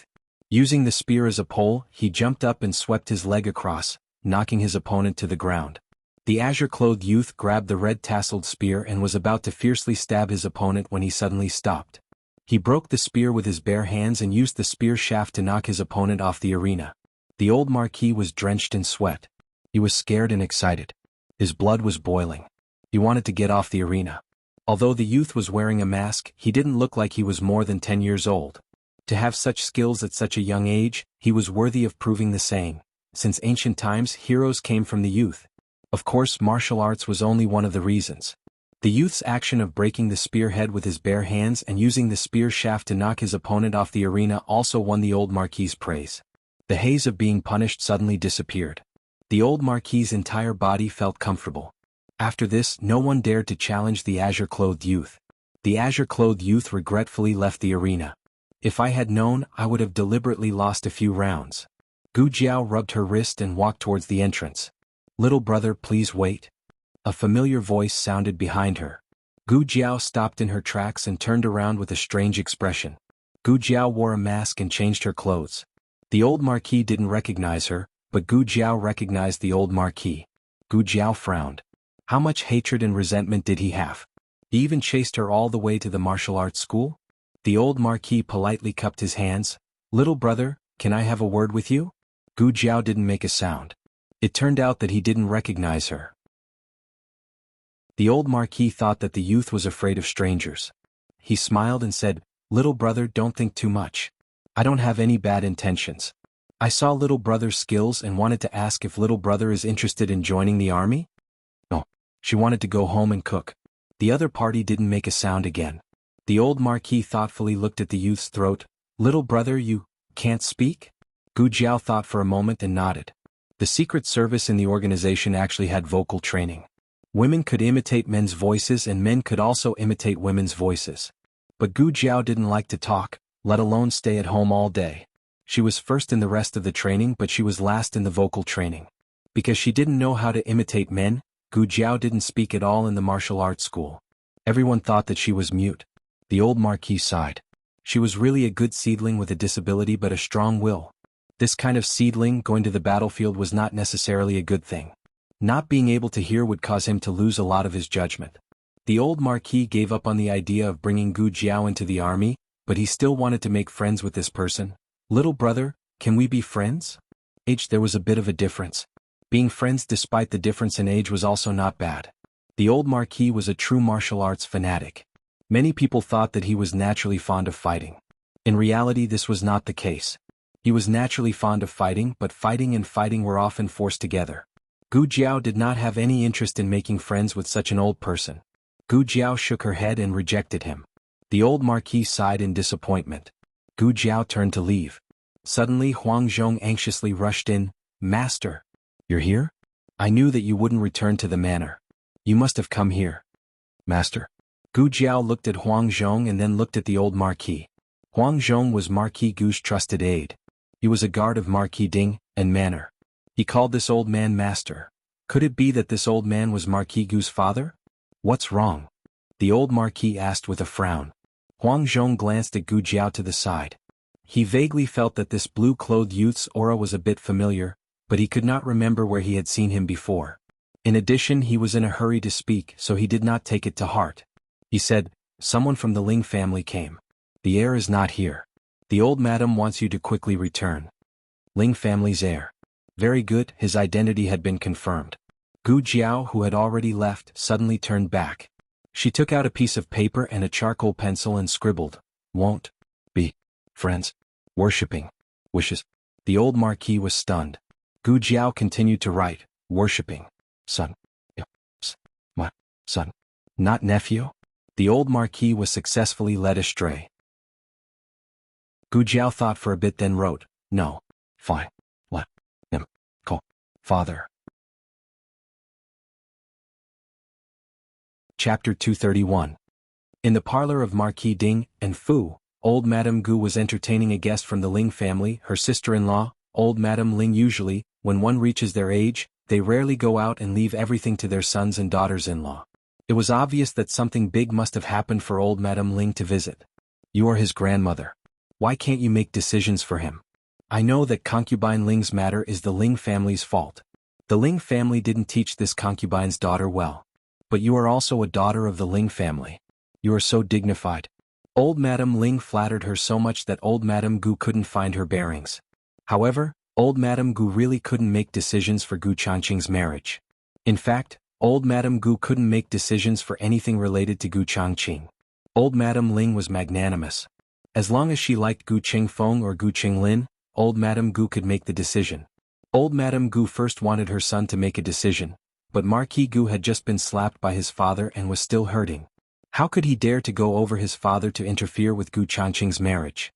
Marquis Gu then sent Huang Zhong to find old Marquis. Huang Zhong came back rather quickly. He rushed into the room with an indescribable expression. Old Madame Gu asked, "Where is old master?" Huang Zhong said embarrassedly, "Old master. Old master said he has something urgent and can't come back for the time being." Old Madame Ling was so angry that she fell backwards. He had already resigned. What urgent matter could there be? It was clearly an excuse to brush off the Ling family. Back then, before brother-in-law made a fortune, you married into a lower family. But in the end, this is how your Gu family repaid the Ling family. Old Madame Ling said coldly and turned to leave. Old Madame Gu was so agitated that she felt bad. She quickly grabbed her hand and said, "Sister-in-law, don't be angry. Why don't we ask Changqing directly? If he agrees, I'm sure old master won't object to anything." Old Madame Ling heard this and went to Gu Changqing's courtyard with old Madame Gu. Who would have thought that they would find nothing? Gu Changqing wasn't there either. Old Madame Gu's expression changed. Nonsense. He was still injured. He left the residence just like that. Gu Changqing had promised Gu Yen last month that he would teach him how to ride a horse. Today was the day the two of them agreed to do so. Gu Changqing did not care about his injuries and insisted on leaving the manor. He rode his Fergana horse to Clearwater Alley. Gu Yen had asked Yao Shi in a roundabout way, but Yao Shi was against him riding a horse. She was afraid that if he fell it would cause his heart disease to act up. Thus, Gu Yen did not tell his family about this. After school, Gu Yen waited at the entrance of the courtyard. Although he was in the courtyard, he poked his little head out from time to time, looking left and right. After looking, he quickly shrank his head back like a little quail. When Gu Changqing entered Jadewater Alley, he immediately saw his little quail. It had a bunch of a hog on its head and looked quite silly. Gu Changqing's mood suddenly became very good. He urged his horse to go over. Gu Yen heard the sound of horse hooves coming from afar. He stepped over the threshold with big steps, the joy in his eyes overflowing with words. Gu Changqing stopped the horse in front of him and bent down to reach out his hand. Gu Yen put his hand in his. Gu Changqing's hand was very wide. He practiced martial arts all year round, so his palms were full of calluses. Gu Yan's hand was smaller, slender and fair. Although he worked every day in Little Jing Kong to clean up chicken poop, he did not have any calluses. It was soft. Gu Changqing was afraid that he would accidentally break his hand. Gu Changqing eased his strength and pulled him onto the horse, letting him sit in front of him. Gu Yen sat down and felt that something was wrong. He looked down and said, "Eh? You changed your saddle?" "Yes. Didn't you think it was hard?" Gu Changqing said. "I didn't think it was hard." Gu Yen opened his eyes wide and said seriously. He said that he did not think it was hard, but he kept moving around uncomfortably. Gu Changqing was not stupid. He turned around and asked someone to change it. "Then will you not like it?" Gu Yen asked. Gu Changqing said, "No. I like whatever you like." Gu Yen laughed. There was movement in the courtyard. Gu Yen hurriedly urged, "Quick, quick, quick. Don't let my mother find out. Otherwise I won't be able to leave." Yao Shi, who had already found out, Gu Changqing held the reins tightly and nodded to Yao Shi from afar, indicating that he would take good care of Gu Yan and send Gu Yan back safely. Yao Shi saw that her son was so clingy to Gu Changqing. She did not know whether to be happy or worried. Her son had always wanted an older brother since he was young. Now he really had one, but it was someone who hurt him when he was young. If he knew the truth, she did not know what her son would think.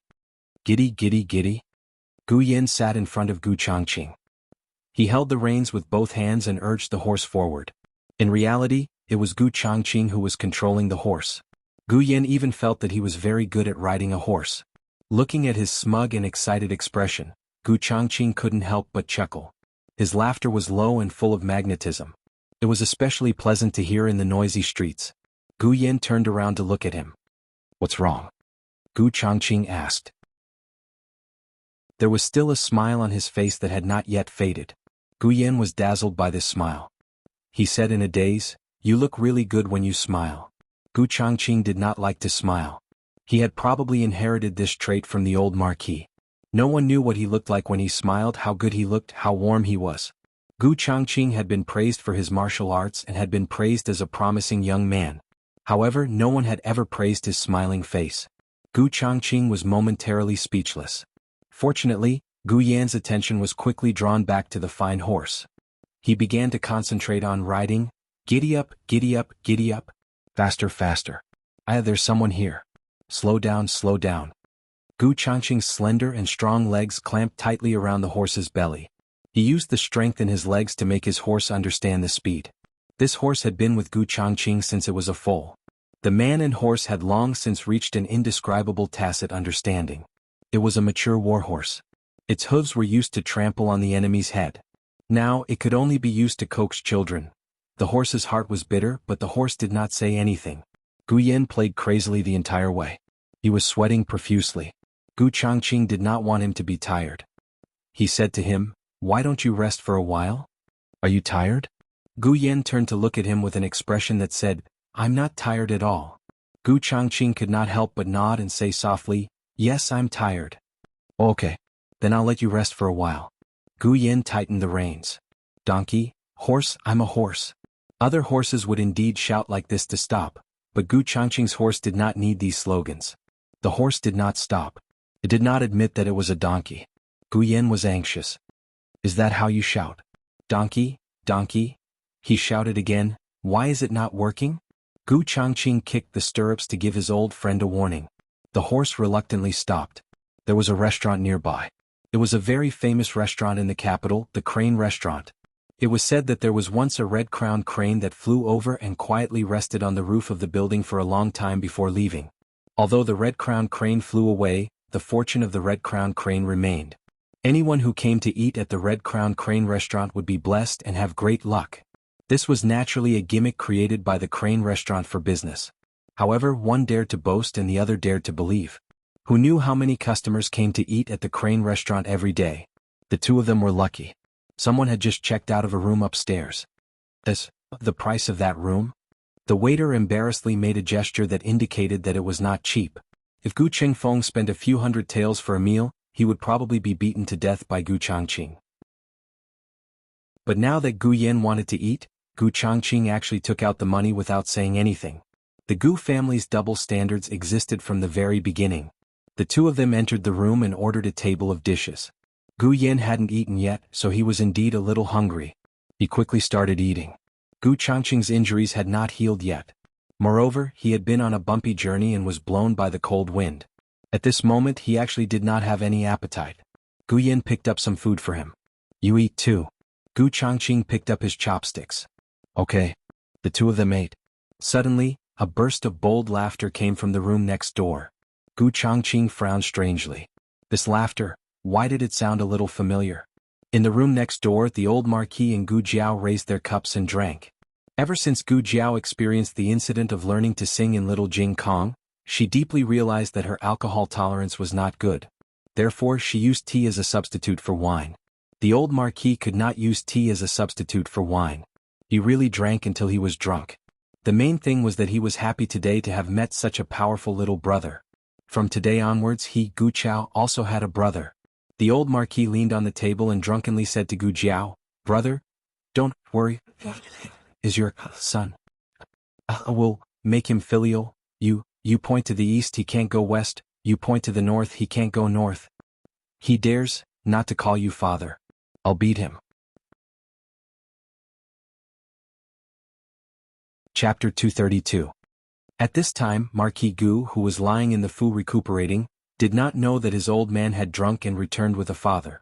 He was thinking in his heart that once he recovered, he would bring Yao Shi back to the Fu.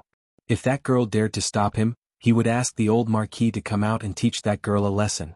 In the room next door, Gu Changqing felt that something was wrong the more he heard the voice. It sounded like his grandfather's voice, but it also seemed to be drunk. He looked at Gu Yan in front of him. Gu Yan was burying his head in eating and did not notice that what was going on in the room next door had anything to do with them. Thinking about it, Gu Yan went to the villa when he was around 4 years old. During this time he had never returned to the capital. He probably even forgot what the old Marquis looked like, not to mention his voice. Those crazy drunken words were intermittent. He did not really understand, but he felt that it was not a good thing. Gu Changqing decided to go next door to take a look. You eat first, I'm going out for a bit. Gu Yan did not suspect anything and obediently put down his chopsticks. Then I'll wait for you to come back. He did not eat alone. Gu Changqing's heart suddenly softened. How could there be such a sensible child? Were all the children with his younger sister so sensible? His younger sister was also very sensible. Thinking of Gu Jiao, Gu Changqing's eyes flashed with the gentleness of an elder brother. No need, I'll be back soon. You can continue eating. Gu Changqing knew that Gu Yan was hungry. It was dinner time and Gu Yan was at the age where his body was growing. Gu Yan agreed verbally but did not touch his chopsticks. Gu Changqing could only go quickly and come back quickly. He went next door. The door was ajar. As soon as he entered the room, he heard the words, "If he dares not call you father, I'll beat him." Gu Changqing's eyebrows fiercely jumped. Who called who father? Because old Madame Ling had come to the manor today, Gu Changqing used his injuries as an excuse to decline old Madame Ling's visit. Actually, he understood in his heart that old Madame Ling had come to visit because of his marriage with Ling Shuixian. Could it be? Grandfather was drinking with Uncle Ling? Grandfather agreed to this marriage? As Gu Changqing pondered, he drew the curtain and walked around the screen, only to see the old Marquis leaning against the back of a chair in a drunken stupor. Beside him was a young boy in green clothes wearing a mask. The old Duke was so drunk that he couldn't tell north from south. Gu Jiao took off her mask. However, when she heard the commotion at the door, she quickly put the mask back on. This mask was the latest custom made by Gu Qingfeng. It was exquisite and coquettish, and Gu Qingfeng had never worn it before. Therefore, even though Gu Changqing had seen Fei Shuang's portrait before, he could not tell what was wrong with the mask. Who are you? Gu Changqing looked at the young boy in green clothes. Gu Jiao turned her head and looked at Gu Changqing. She pointed at her fingers and used her eyes to tell him, "You have to call me grandfather, do you believe me?" Gu Changqing felt that he understood. The old Marquis suddenly went into a drunken stupor. He stood up unsteadily and pointed at Gu Changqing's nose. "You? Who are you? Who speaks, my brother, like this? Brother?" Gu Changqing's jaw was about to drop. This young boy looked to be about the same age as Gu Yan, right? How did he become his grandfather's brother? Also, grandfather was really too drunk. Was his alcohol tolerance so bad? Gu Jiao proudly shook her head. Don't recognize me, don't recognize me, don't recognize me. Sister. Gu Yan's voice suddenly sounded. Gu Jiao's small body stiffened. I'm armed to the top of my head, how can he recognize me like this? Others might not recognize me, but how can Gu Yan not recognize me? After all, I lived in my mother's womb for 10 months. Gu Yan pursed his lips. Sister, why are you dressed like this? You're even wearing a mask? Gu Changqing narrowed his eyes. Grandfather?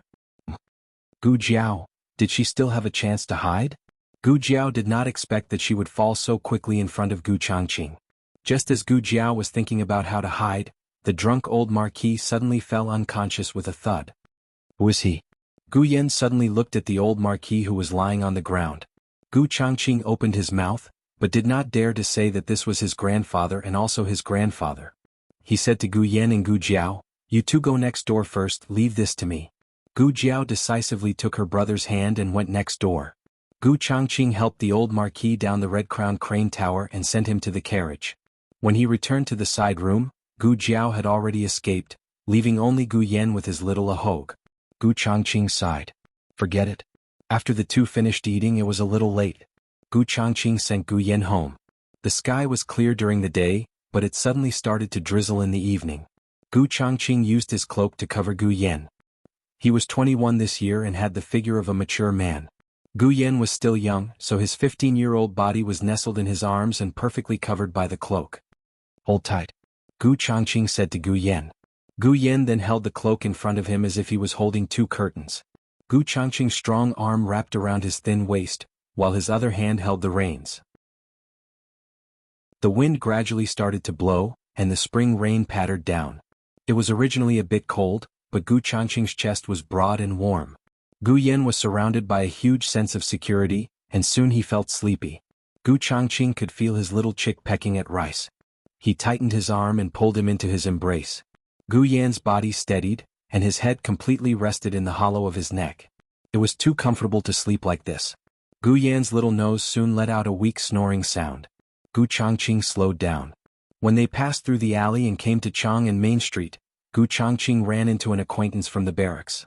Gu Changqing had no intention of greeting the other party, but the other party seemed to have noticed him. He urged his horse to come over, pulled the reins and stopped in front of Gu Changqing. He looked at Gu Changqing with interest. Oh, isn't this Commandant Gu? What a coincidence. As he spoke, his eyes fell on Gu Yan, who was tightly covered by Gu Changqing's cloak, with only a pair of legs exposed. Gu Yan was wearing men's clothes. His expression was suddenly colored with a layer of indescribable meaning. Commandant Gu hasn't come to the barracks these days. He said he was injured, but it turned out that there was a beauty by his side. Commandant Gu enjoyed himself so much that he forgot to go home. Gu Yan slept soundly and had no idea what had happened. Gu Changqing couldn't help but hug him tighter.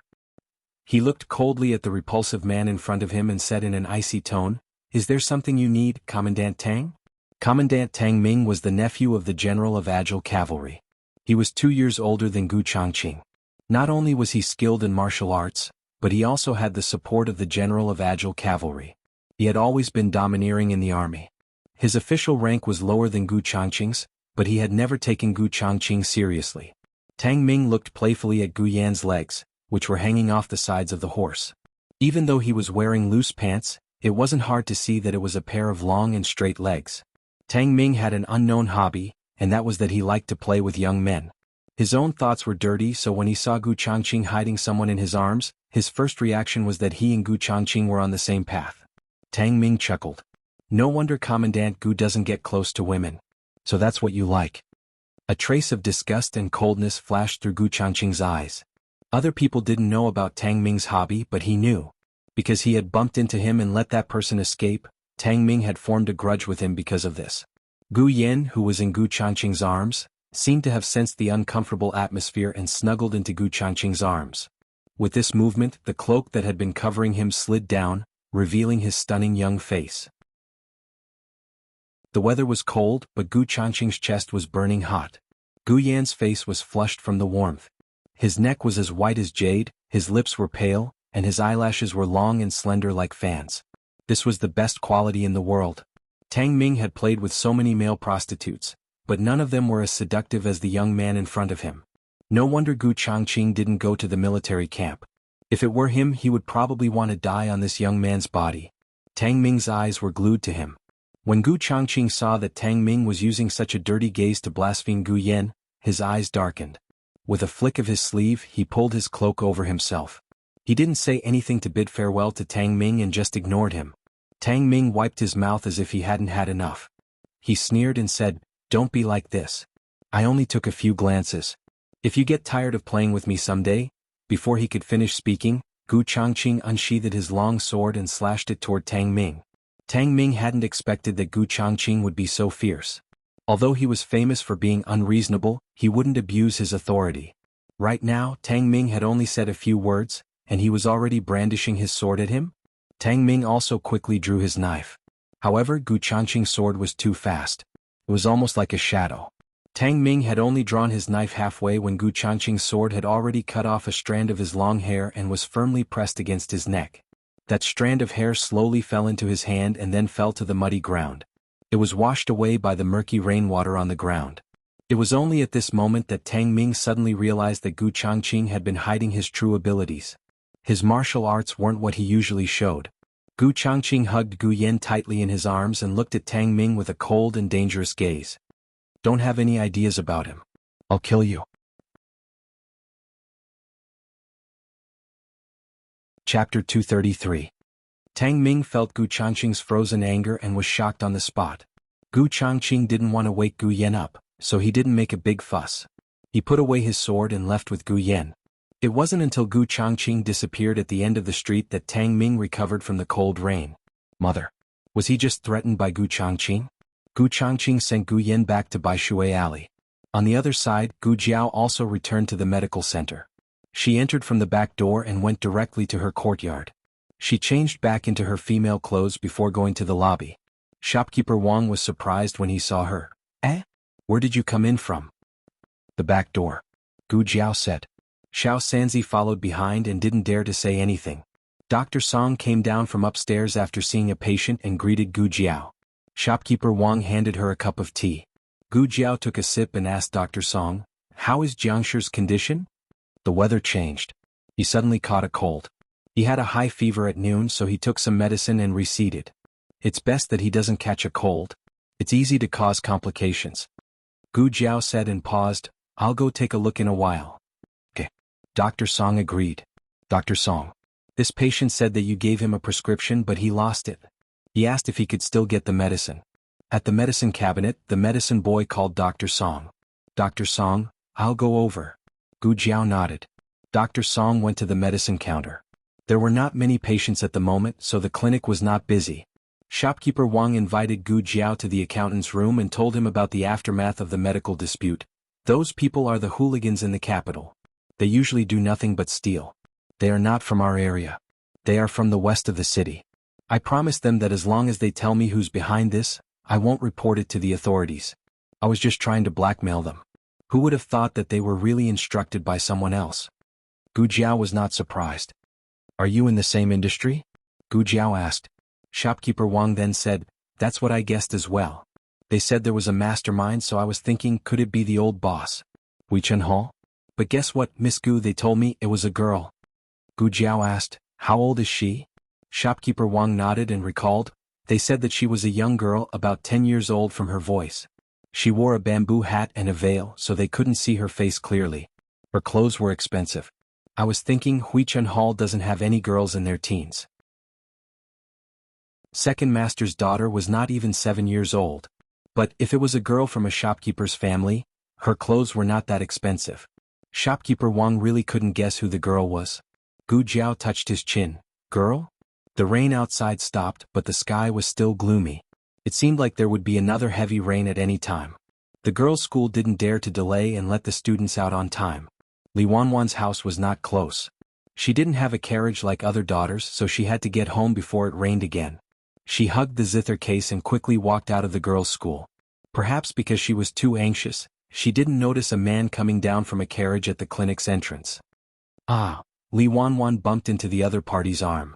In a zither room on the second floor of the girls' school, a young girl was looking at Royal Princeton who was coming down from the carriage. Her eyes were full of light. But suddenly she saw Li Wanwan bumping into the other party. Her eyes instantly turned cold. I'm sorry. Li Wanwan hurriedly apologized. Royal Princeton didn't even look at her. Wu Yang walked forward and said to her, it's okay, girl. Did I hurt you? No. Li Wanwan didn't dare to look at the two of them. Since the other party didn't pursue the matter, she quickly left with the zither case. The young girl's eyebrows gradually relaxed.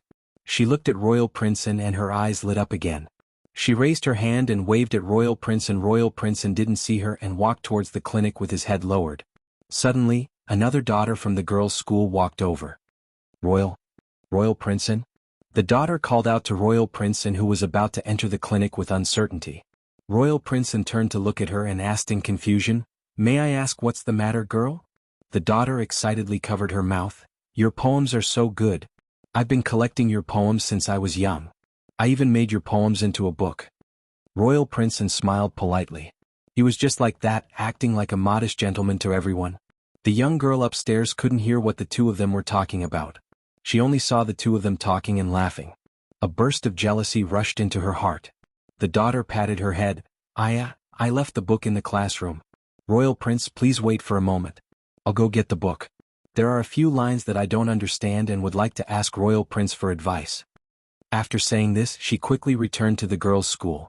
Her classroom was on the second floor. At this time, most of the students in the girls' school had left. The attic was empty and her footsteps seemed to echo. She pushed the door and entered. She saw the book of poems covered with a handkerchief on the table. She let out a sigh of relief and put the handkerchief away. She carefully hugged the book of poems in her arms. Royal Prince was still waiting for her. She quickly walked out of the classroom. Just as she was about to go downstairs, a white hand reached out from the darkness. It slowly reached out to her back and wanted to push her down. Suddenly Zhuang Mingdai ran over from the hall on the first floor while lifting her dress. Who is it? The daughter stopped in her tracks. The hand behind her was pulled back and the owner of the hand hid behind the wall. The daughter was also startled by the sudden voice. She calmed herself down and said, "Young Miss Zhuang, it's me." It was dark and Zhuang Mingdai couldn't see her clearly. She could only confirm her identity through the voice. Zhuang Mingdai said in disappointment, "It's young Miss Zhang. Have you seen my sister?" Young Miss Zhang shook her head. "I haven't seen her." Zhuang Mingdai stomped her feet in annoyance. "Really? Where did she go?"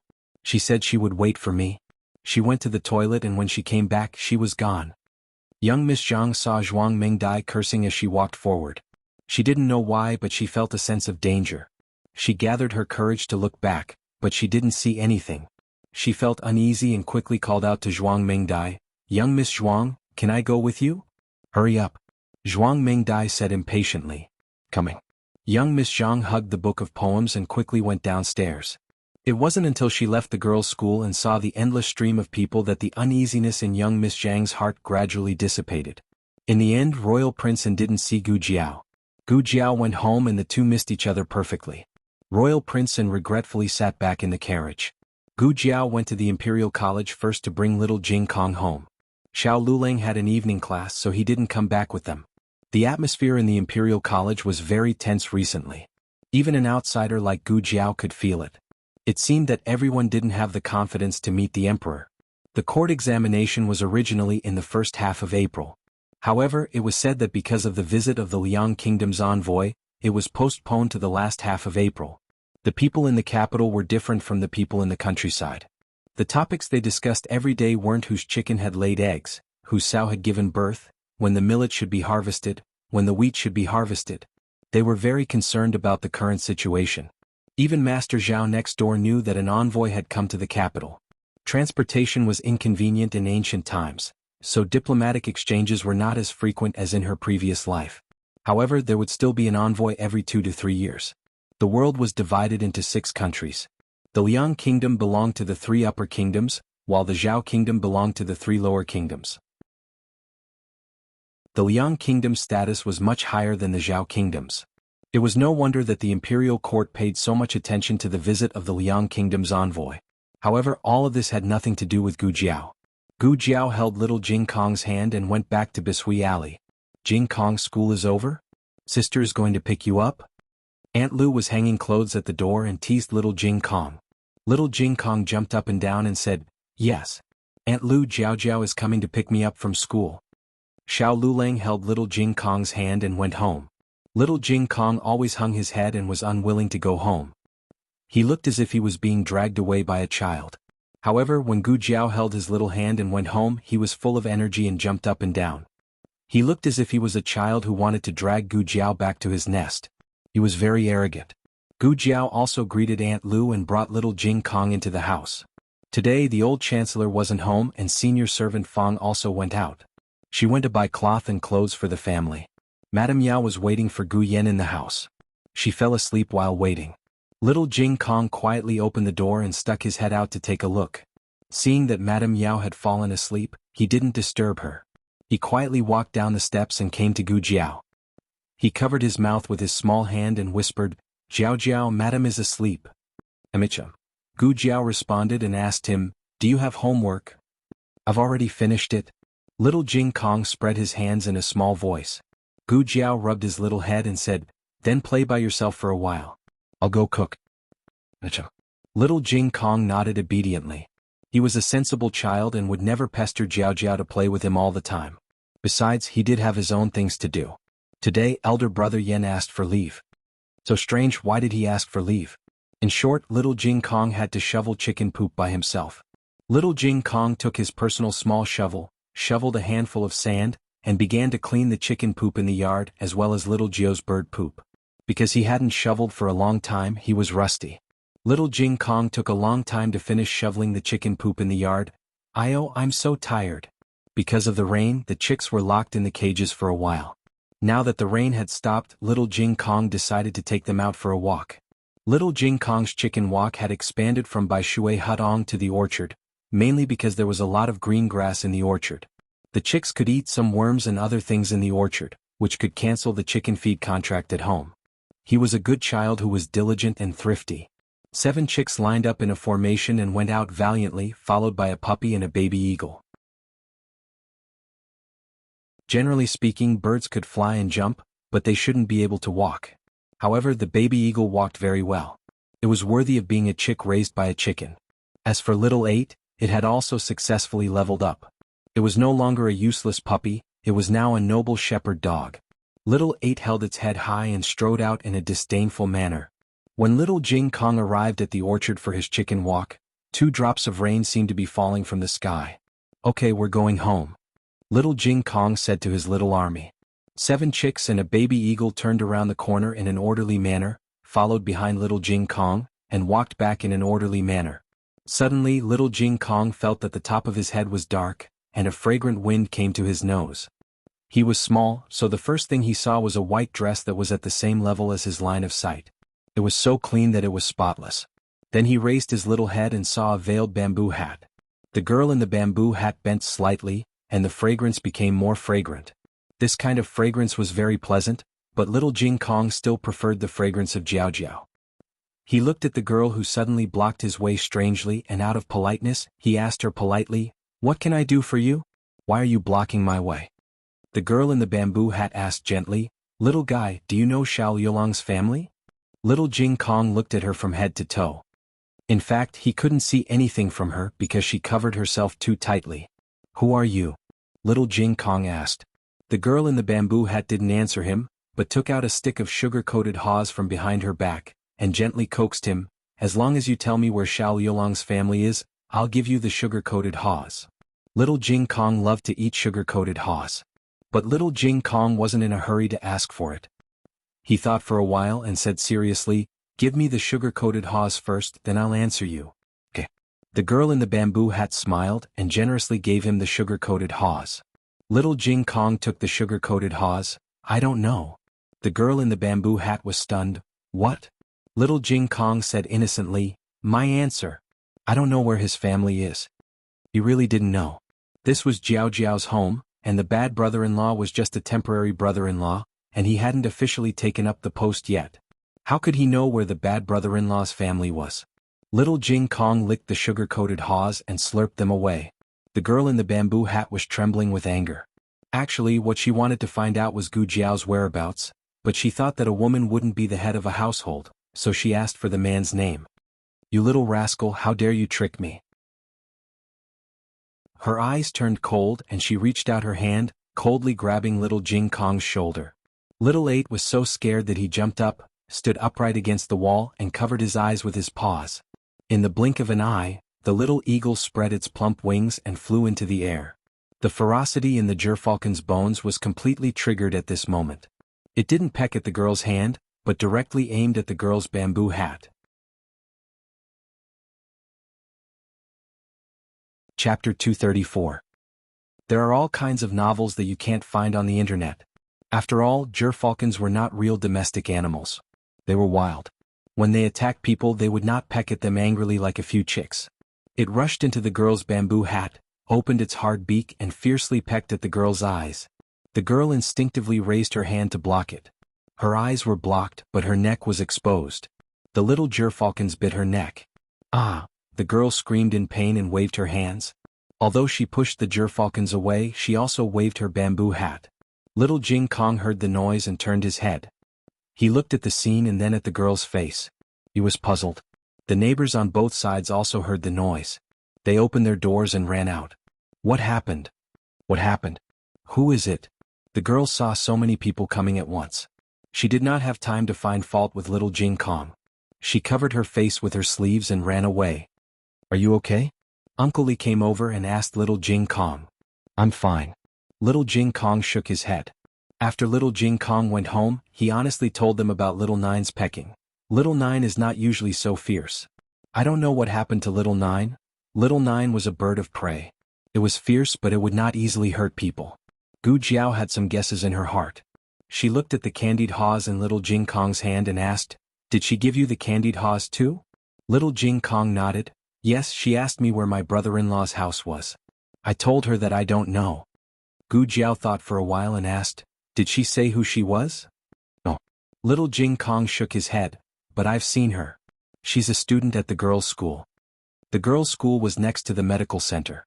Little Jing Kong would pass by the girls' school every time he went to the medical center from the Imperial College. He would often bump into students there. However, little Jing Kong did not know his name. That night, Xiao Lulang returned home. Gu Jiao told him about the students from the girls' school inquiring about him. Xiao Lulang was surprised. I don't know any students from the girls' school. Gu Jiao paused for a moment before asking, Could it be that you're so famous that people are attracted to you? Xiao Lulang shook his head. You should have gone to the Imperial College to look for me. The people who came to his door all asked for his address because they couldn't find him at the Imperial College. Gu Jiao roughly understood that this person was probably here for her. Gu Jiao thought of the vase, the kitchen knife, and the medical dispute. Did something happen? Xiao Lulang asked. Gu Jiao said calmly, Don't worry, I can handle it. She was just a little girl who only knew how to play dirty tricks behind her back. She couldn't even handle her with one finger. Xiao Lulang didn't insist on getting to the bottom of the matter. He took out a money bag from his wide sleeve and said, This is for this month's household expenses. Gu Jiao glared at him. Why are you still giving it to the household expenses? Don't you need to prepare for the court examination? His household expenses were all earned from copying books and writing articles for others. Although it wasn't physical work, it would still take up his study time and energy. Moreover, he didn't just study on a daily basis. He also had to tutor little Jing Kong, Gu Yan, and Gu Xiaoshan. Moreover, the learning progress and acceptance of these three people were different. The old chancellor could occasionally help, but it was mainly Xiao Lulang who had to take care of them. Gu Jiao knew that she didn't have the patience. If she was asked to tutor her younger brothers, she would beat them to the ground. Except for little Jing Kong. After all, his grades were better. However, little Jing Kong was obedient in front of Gu Jiao, but it didn't mean that he would be obedient in front of Xiao Lulang.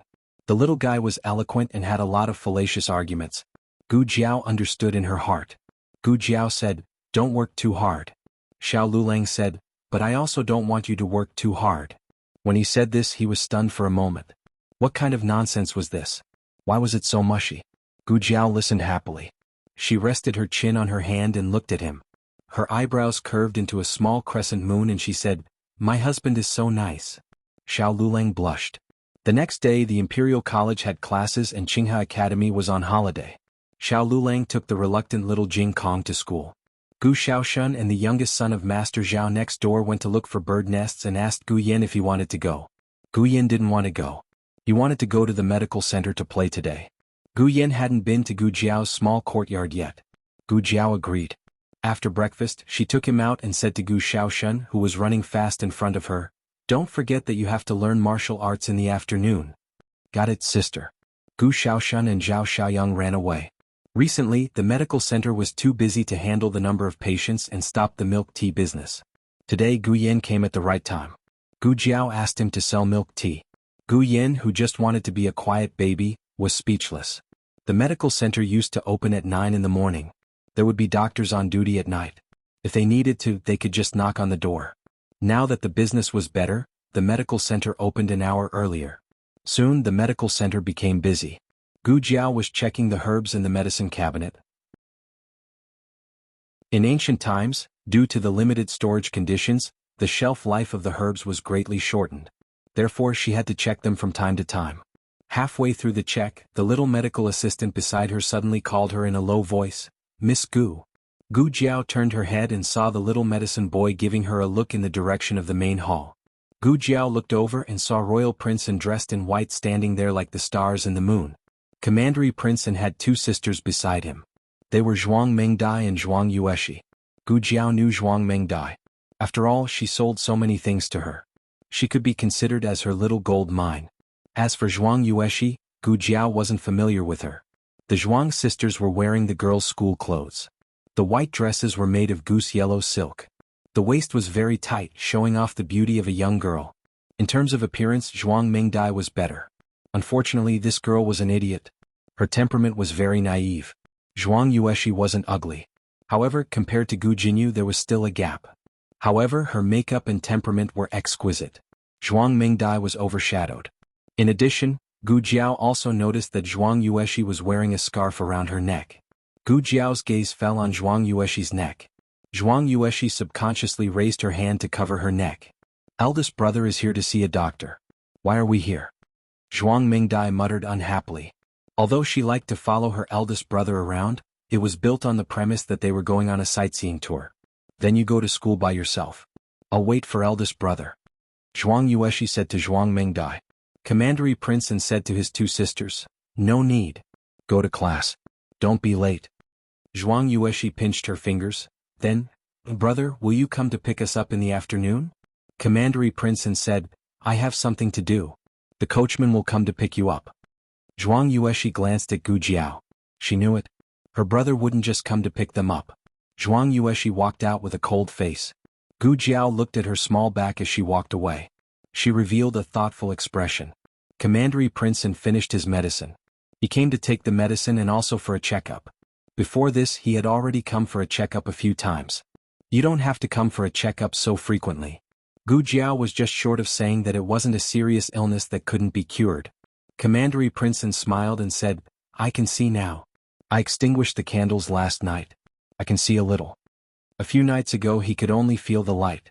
However, last night he suddenly saw a blurry outline. He was too surprised. After a few more days you can see more. Gu Jiao began to test his eyesight. Commandery Prince stared at the strange drawing opposite him and wondered, what is this? I didn't see this last time. Eyesight chart. She made it herself. Did you make it especially for me? Commandery Prince's eyes lit up.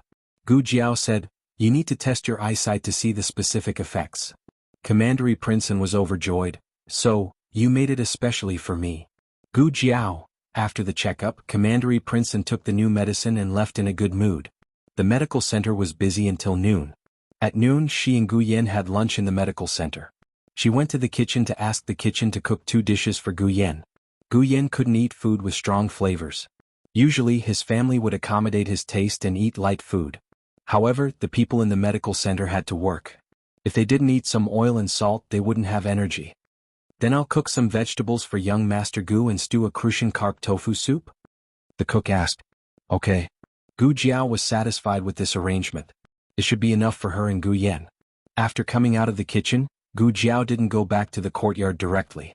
Instead, she went to the back door of the girls' school. It was time to eat in the girls' school. The girls' school had a dining hall. The dining hall wasn't inside the school. Instead, one had to go out from the back door and walk to the opposite side of the street. The reason was that they didn't buy the shop next door. They had to change the dining hall into a brothel. The dining hall was rented in a restaurant opposite the back door. Zhuang Yueshi and Zhuang Mengdai walked to the dining hall. Zhuang Mengdai was dejected. Sigh, it's time for the exam again. It's so annoying. If we sit together during the exam, you can copy for me. Zhuang Yueshi despised. It's arranged according to the results. Can you sit with me with your pig brain? Zhuang Mengdai was angry. How can you say that? If I'm a pig brain, what are you? We came from the same womb. If I'm a pig, so are you. Zhuang Yueshi couldn't be bothered with her. She walked past her. Zhuang Mengdai didn't want to be outdone. She ran in front of her. Humph. She ran a few steps and felt that she couldn't give up so soon. What if they were sitting together? She had to copy for them. Let me tell you, Zhuang Mengdai turned around and wanted to fight with her sister. However, Zhuang Yueshi was nowhere to be seen on the busy street. Too much. I don't want you as my sister anymore. Zhuang Mengdai stomped her feet and walked away angrily. In a small alley near the clinic, Zhuang Yueshi was thrown to the ground by Gu Jiao. Zhuang Yueshi fell and hurt. She frowned and looked at Gu Jiao. What are you doing?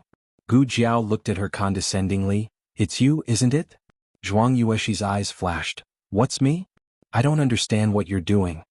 Zhuang Yuexi stood up coldly with the help of the wall. Really? Gu Jiao raised her hand lightly and pulled off the scarf on her neck, revealing the newly scabbed wound. The wound oozed blood and coagulated and stuck to the scarf. When Gu Jiao pulled off the gauze, the scabbed wound was also torn off. Blood flowed out immediately. Gu Jiao was a doctor. She could see that the wound was less than 24 hours ago. Zhuang Yuexi stepped back and covered the wound. She looked at Gu Jiao in panic. Gu Jiao and Zhuang Yuexi met for the first time today. However, it was obvious that Zhuang Yuexi had been secretly observing her for a long time. Otherwise she wouldn't have found out where she lived. Gu Jiao was not interested in why Zhuang Yuexi wanted to frame her. She didn't offend Zhuang Yuexi. However, Zhuang Yuexi kept making trouble for her. Therefore the problem could only be Zhuang Yuexi herself.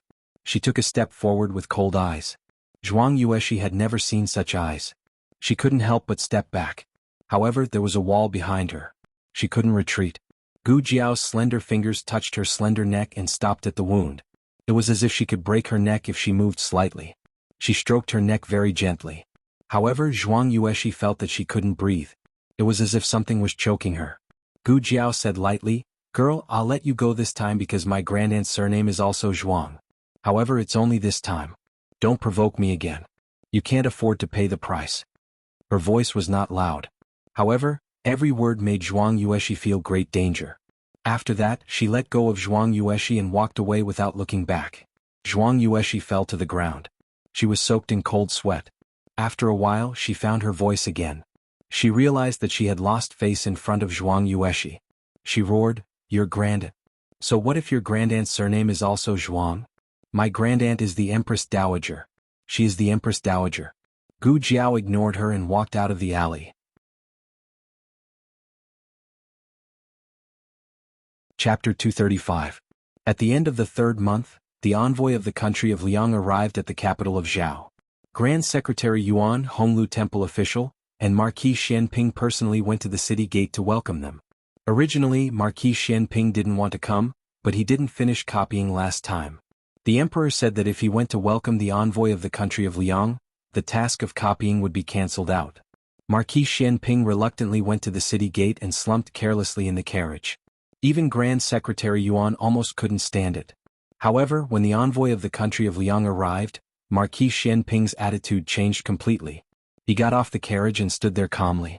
Thousands of flowers bloomed like brocade. He had an imposing appearance and was as elegant as jade. It was no wonder that the emperor had him come to welcome the envoy. His face was the face of the country of Zhao. The officials from both sides exchanged greetings. Marquis Xianping usually didn't say much, so he naturally didn't say much at this time. Therefore, the outside world's evaluation of Marquis Xianping was always cold and reserved. The envoy of the country of Liang stayed in a garden of the imperial family, very close to the imperial palace. At night, the crown princess held a banquet in the Qilin Hall of the imperial palace to welcome the envoy of the country of Liang. Wangfei. It's time to get up. Consort Rui Wang was sleeping soundly when she was suddenly shaken awake by female official Su. She opened her eyes in confusion. What is it? What happened? Female official Su looked at her confused appearance and didn't know whether to laugh or cry. There is a banquet tonight. You forgot. It's time to get up and wash up. Isn't it still early? Consort Rui Wang looked at the sky and continued to sleep. After being pregnant, she slept a lot more. Female official Su didn't dare to pull her and stayed by the bed to let her sleep for another hour before waking her up. Consort Rui Wang washed up and changed into a heavy Wang Fei auspicious dress. She put on a pearl hairpin and ring and entered the palace with a dark face. Third Prince Rui Wang had entered the palace early and had been following First Prince Ning Wang to receive the envoy. Rui Wang Fei saw him from afar and waved at him. He didn't see her. Princess Consort. Maid Su reminded her softly. Concubine Rui Wang sighed. I know. Rules, manners. The emperor, Empress Xiao and noble consort Zhuang were on the steps of the Qilin Hall. Consort Shu was grounded, consort Xian was sick, and the rest of the concubines were not qualified to attend this banquet. In the long hall, the envoy of the Liang state sat on the left, and the royal family and important ministers of the Zhao state sat on the right. Consort Rui Wang was sitting on a cushion, and maid Su was sitting behind her on the wooden floor, ready to serve her at any time. Rui Wang came for a short while and was called away by the emperor.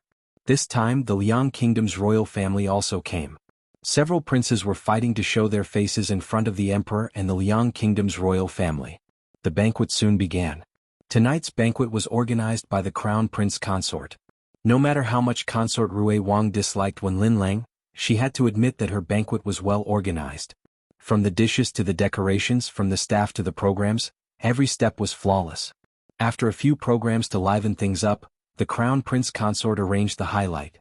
To express our welcome to the various envoys, next our Zhao State's consort Rui Wang and Zhao State's #1 palace musician Xie, will play a song, Fleeting Light Reflected Shadow. Wait, wasn't it a solo performance?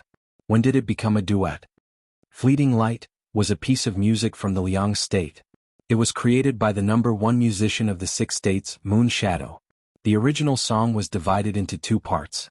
The first part was called Fleeting Light, and the second part was called Reflected Shadow. However, the score for Reflected Shadow was lost. This song was originally played with a guqin and a flute, but the flute was more suitable for Fleeting Light, and the guqin was more suitable for Reflected Shadow. If the guqin and flute played Fleeting Light, the guqin would be easily suppressed by the flute. Normal people would not know these details. Perhaps only consort Rui Wang and a few people who were very skilled in music would understand this point. Was Wen Linlang deliberately making a fool of her? Just as this thought flashed through consort Rui Wang's mind, she heard a palace servant report, Musician Xie suddenly fell and is injured, so he can't come. Everyone was shocked. Consort Rui Wang thought that she was going to play a solo, but who knew that from the Liang state side, a young man dressed in a navy blue robe stood up. I have long heard that consort Rui Wang's guqin skills are unparalleled. This humble one is not talented, but I am willing to play a duet with consort Rui Wang. This is. The emperor looked strangely at the young man who suddenly appeared. Prince Yu of the Liang state introduced, he is called Wu Ming, Lord Moon Shadow's direct disciple. Everyone was shocked again, and their eyes revealed envy and admiration. Lord Moon Shadow had always been a legend in the 6 states. They probably would not be able to see that lord in their lifetime, but to be able to see his direct disciple was also a great honor. Oh, so it was not to make a fool of her, but to make her a supporting character. They really knew how to make the best use of everything. Consort Rui Wang did not say a word. Wu Ming held the flute, cupped his hands and said, Consort Rui Wang please. Consort Rui Wang gritted her teeth. Bring the guqin. Yes. Female official Su went outside the hall to bring the guqin case. Someone had already set up a table and cushion in the center of the hall. Consort Rui Wang took her place. Female official Su opened the guqin case and then she was stunned. This was not the consort's guqin. Consort Rui Wang saw that she did not understand, so she also glanced sideways. With just one glance she almost fainted. Where was her Chiuyu guqin? How did it become the Fushi guqin? The 2 gyukins were only different in style but the sound was the same. But she was used to using her own guqin and she never used a fake one. However, she also recognized that this was Gu Jiao's guqin, because the burnt part at the end of the guqin was too iconic, and the word Fushi was actually engraved on the body of the guqin. It was too much to fake it. Her memory was still fresh. The guqin case was hers. Of course, she did not think that Gu Jiao coveted her guqin, so she secretly switched their guqin. It must be that little eunuch who made a mistake. Your Zhao country is so poor that you have to use a burnt guqin? The one who spoke was a general of the Liang country. The Liang country's status was above the Zhao country, so the envoys did not put the Zhao country in their eyes at all. A few words of ridicule were already considered light. A civil official next to the general echoed, If the Zhao country lacks gyukins, our Liang country can give you a few for free. The envoys all laughed and it was a roar of laughter. Consort Rui Wang was so angry that she wanted to smash their heads. Consort Zhuang's expression became a bit ugly.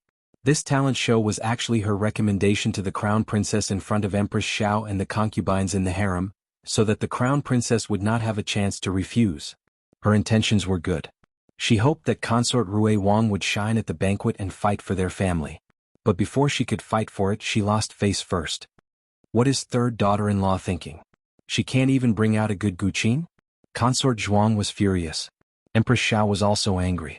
Although she and Prince Ning's family fought to the death, that was behind closed doors. How could she lose face in another country? The emperor's expression also darkened. Using a broken guqin to entertain the envoys of the Liang country would not only make a fool of themselves, but it would also be easy for people to talk about it. The Liang country originally came to cut the fat meat of the Zhao country. Now they had a reason to cut it even more fiercely. This servant will go and change a guqin, Maid Su said. It's too late. Consort Rui Wang shook her head. They had already lost face. If they changed a guqin, it would only make them seem more cowardly and disgraceful. Consort Rui Wang closed her eyes. She did not care if Lord Yu Ying's disciple was still willing to play with her family. She took the lead and played the first note. It was only one note, but it stunned everyone present. Wu Ming was the fastest to react. When he saw Consort Rui Wang begin to play, he quickly spun the flute in his palm and put it to his lips to keep up with Consort Rui Wang's rhythm. This song was created by Wu Ming's teacher, and Wu Ming had practiced it countless times. Not to mention that he had the advantage in musical instruments. No matter how one looked at it, he would be the dominant one. Because she was not familiar with this guqin, and because of the disturbance in her thoughts, Consort Rui Wang did not get into the mood at first. But gradually she was attracted by the sound of the guqin. How could there be such a good guqin? How could there be such a beautiful sound of the guqin? The sound of Fushi's guqin suddenly overshadowed the sound of the flute. Everyone's expression changed. Empress Xiao murmured, What kind of guqin is this? Was the Fushi guqin you heard in the Liang country so beautiful? When the crown princess was young, she went to the Liang country with the Zhao country's envoy group. The crown princess looked at Consort Rui Wang in the center of the hall with a complicated expression. I've only seen it, but I don't have the honor to hear it. After the song ended, the hall was dead silent. Obviously it was too beautiful. Everyone was still immersed in the sound of Consort Rui Wang's guqin. Suddenly, the prince of the Liang country stood up and took the lead to applaud Consort Rui Wang. Wonderful. Wonderful. The 2 consecutive claps were for Consort Rui Wang. Although the song was good, the flute did not occupy much of it. All of their attention was attracted by the melodious sound of the guqin. Those who mocked Consort Rui Wang just now did not dare to say anything. If this was a lousy guqin, there was probably no guqin in the world. Wu Ming looked at Consort Rui Wang and then looked at the guqin in front of her. Even my master's lunar shadow Fushi guqin is not as good as this. May I ask Consort Rui Wang, where did you get this guqin? Lunar shadow Fushi guqin was the most perfect imitation guqin in the 6 countries. What kind of guqin was better than this? Was it really Fushi? If other people said this, it might not have any weight. However, Wu Ming was Lunar Shadow's direct disciple. The emperor suddenly smiled. Old Third's wife had made him proud again. He could not say that she took the wrong one. Consort Rui Wang thought for a moment and said seriously, I borrowed it from a friend. Wu Ming, that friend is, Consort Rui Wang, sorry I can't tell you. Wu Ming cupped his hands and returned to his seat. With the wonderful performance of Consort Rui Wang and the Fushi guqin, the crown princess's carefully arranged repertoire all became dull. Everyone only remembered this guqin and the person who played it, Consort Rui Wang.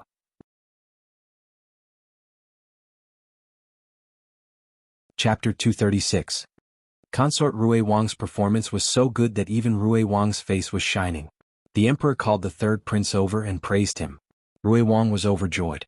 Among all the princes, Rui Wang was actually the most inconspicuous one. In terms of uniqueness, he wasn't as special as his eldest brother, Prince Ning. In terms of nobility, he wasn't as valuable as his second brother, the crown prince. In terms of intelligence, he wasn't as smart as the 4th prince. In terms of appearance, he wasn't as good as the 5th prince. Since childhood, he had always been a prince who was easily overlooked. However, since the first day of the new year, he seemed to have started to get lucky. Go back and accompany your wife. Pregnancy is hard. The emperor said to Rui Wang.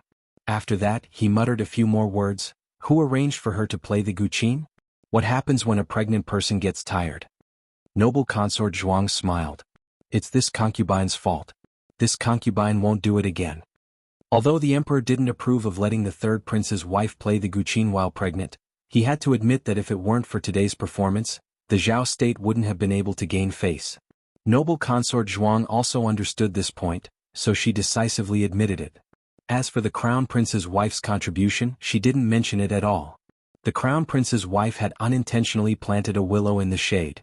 In terms of strategy, it was understandable that the crown prince's wife used Consort Rui Wang to let the Liang state's musicians show off. This was a way to treat guests and also a way to protect their rights and interests. If the Liang state was happy, wouldn't the subsequent negotiations be easier? The only thing was that Consort Rui Wang was wronged. However, as an imperial daughter-in-law, she still had to have the awareness of making sacrifices. However, no one expected that Consort Rui Wang would take out a broken Guqin. This was undoubtedly humiliating the other party. You want me to play the role of your wife? Alright, you're only worthy of my broken Guqin. No one had expected this turn of events. However, an even bigger reversal was to come. The heart of the envoy from the state of Liang went up and down. What a wonderful welcome banquet. As for the Guqin suppressing the flute, only people like Consort Rui Wang and Wu Ming, who were proficient in music, understood. In the eyes of others, for the state of Zhao to come up with such an excellent piece, it must mean that the state of Liang was very important. What was a top-notch feast? This was it. After the banquet, Consort Rui Wang was escorted out by Maid Su. The emperor had enjoyed himself to the fullest tonight, so it was inevitable that he would drink a bit too much. Rui Wang sent him back to his sleeping quarters first, and then went outside the palace gates to meet up with Consort Rui Wang. Just as she walked out of the Qilin Hall, a familiar voice called out to her, "Consort Rui Wang, please wait." Consort Rui Wang turned around. Female official Su, who was holding the zither case, also stopped in her tracks. It was John Doe. John Doe looked younger under the candlelight. Perhaps it was because he had just arrived, so it was inevitable that he would put on airs at the banquet. After leaving the banquet, he felt much more relaxed. He bowed to Consort Rui Wang.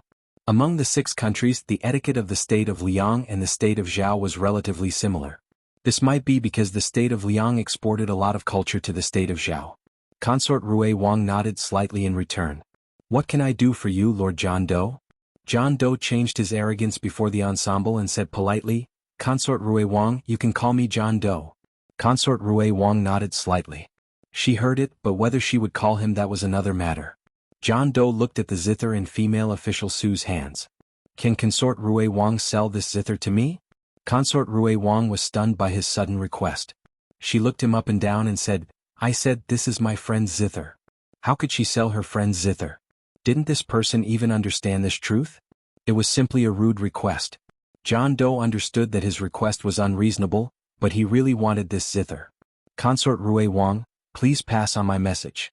The price is negotiable." Consort Rui Wang looked at him as if he was an idiot and turned to leave. John Doe looked at her back. "Consort Rui Wang, I sincerely ask for the zither. Consort Rui Wang, please fulfill my request." Consort Rui Wang would not do anything to make things difficult for Gu Jiao. This was a good zither. If Gu Jiao wanted to sell it, she would have sold it long ago. Next door was the women's school, which was full of daughters of aristocratic families. Gu Jiao did not have to worry about not being able to sell the zither. This John Doe is really annoying. Consort Rui Wang walked away in a huff. John Doe looked at her back unwillingly. Prince Yu and his wife of the Liang kingdom also walked out of the hall. Seeing him shouting at Consort Rui Wang, they could not help but frown slightly. John Doe was a court musician of the Liang kingdom and was deeply doted on by the king of the Liang kingdom. That was why he was qualified to accompany them. But in terms of political connections, he could not help at all. He was purely playing around. Prince Yu said sternly, "John Doe, pay attention to your identity. This is not the Liang kingdom." John Doe turned around and saluted. "Prince, consort, I have been rude." "What were you saying to Consort Rui Wang just now?" Consort Yu asked. Consort Yu was a dignified and gentle woman. Her temper was not as cold as Prince Yu's. John Doe said, "I want to buy the zither in Consort Rui Wang's hands." Consort Yu did not ask how he could make such a rude request. Instead she said, "Why do you want that zither?" John Doe said, "I suspect that it is a real fushi." But looking at Consort Rui Wang's reaction, she doesn't seem to know. If she knew that it was a real fushi, would she still let a servant carry it? She treated that zither like an ordinary zither. There was not a trace of flaunting in her eyes. The others in the Zhao kingdom should not know either. "Are you sure?" Consort Yu asked. Wu Ming nodded. "I'm sure. The reason why Master can make the best imitation zither is because he has seen the real fushi zither and heard the sound of the fushi zither. I was still young at that time, so I didn't go in. I just stood outside the curtain and listened to a song. I will never forget the sound of the zither in my life." Consort Yu was puzzled. But why was the fushi zither burned? And the 2 words fushi?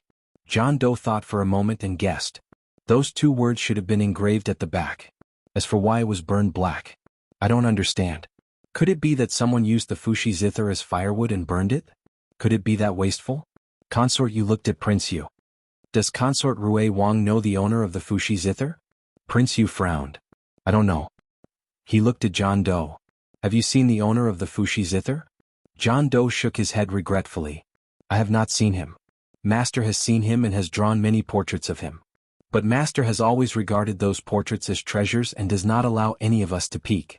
Prince Yu asked, You don't even know if it is a man or a woman? John Doe spread out his hands. Anyway, I don't know. Prince Yu had a headache. If it was really the Fushi zither, then he was very tempted. Everyone knew that the king of the Liang kingdom was good at music. If he could get the Fushi zither, he would definitely gain the king's favor. Consort Yu looked at her husband and grabbed his arm. She shook her head gently. Don't force it. Prince Yu's expression instantly softened. He said with a smile, I know. Madam, don't worry. I won't force it. Consort Yu thought for a moment and still felt that it was inappropriate. It is fate to be able to listen to the Fushi zither. It is better not to disturb him. Don't you also like the zither? I will buy it for you. Not for the king. Prince Yu was famous for doting on his wife. Consort Yu shook her head. A gentleman does not take what others like. Prince Yu held his wife's hand. Okay, I will listen to you. John Doe was dumbfounded. No, Your Highness, is it really good for you to be so unprincipled? Consort Yu nodded and said, It is getting late. Let's go back and see how Ming-er is doing. Ming-er was the son of Prince Yu and his wife. He was 10 years old this year and had followed them to the Zhao kingdom. In fact, this was not the first time Prince Yu and his wife had visited the Zhao kingdom. As early as 5 years ago, Consort Yu was still pregnant at that time. They only found out that she was pregnant halfway through the journey. It was too late to send her back. Moreover, Prince Yu was not at ease with her going back alone. The two stayed in the Zhao kingdom for a short period of time. The envoys had left, but the two continued to stay. They planned to return to the Liang kingdom after giving birth. 4 years ago, Consort Yu gave birth to a son in the Zhao kingdom. However, it was said that he died at birth. Now this child called Ming-er was the couple's youngest son. After losing a child, they treated this child especially well. The last time they came to the Zhao kingdom, they did not bring him. This time they brought him. Fortunately, this child did not disappoint. Although he was only 10 years old, he was a gifted and intelligent child prodigy. He had finished learning the 4 books and 5 classics and was also very good at mathematics. The only problem was that he was too delicate and his body was a little weak. In the past few days, Prince Yu had brought him out to run horses for a while. When he turned around, he began to cough. Prince Yu, don't worry about Ming-er. He will be fine in a while. Consort Yu, you are not allowed to run horses with him in the future. The wind is so strong. Prince Yu, I know. The couple's voices gradually faded away. John Doe sighed and followed them out of the palace.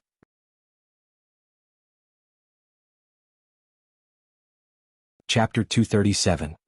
Novels with content that can't be found online can be found here. After the banquet, the Crown Princess also returned to the Eastern Palace. The Crown Prince's expression was somewhat gloomy. Your Highness. The Crown Princess walked forward. What are you thinking about? The Crown Prince sighed. The third prince has been in the limelight too much recently. Actually, it wasn't that the third prince was in the limelight too much, it was that he wasn't in the limelight enough.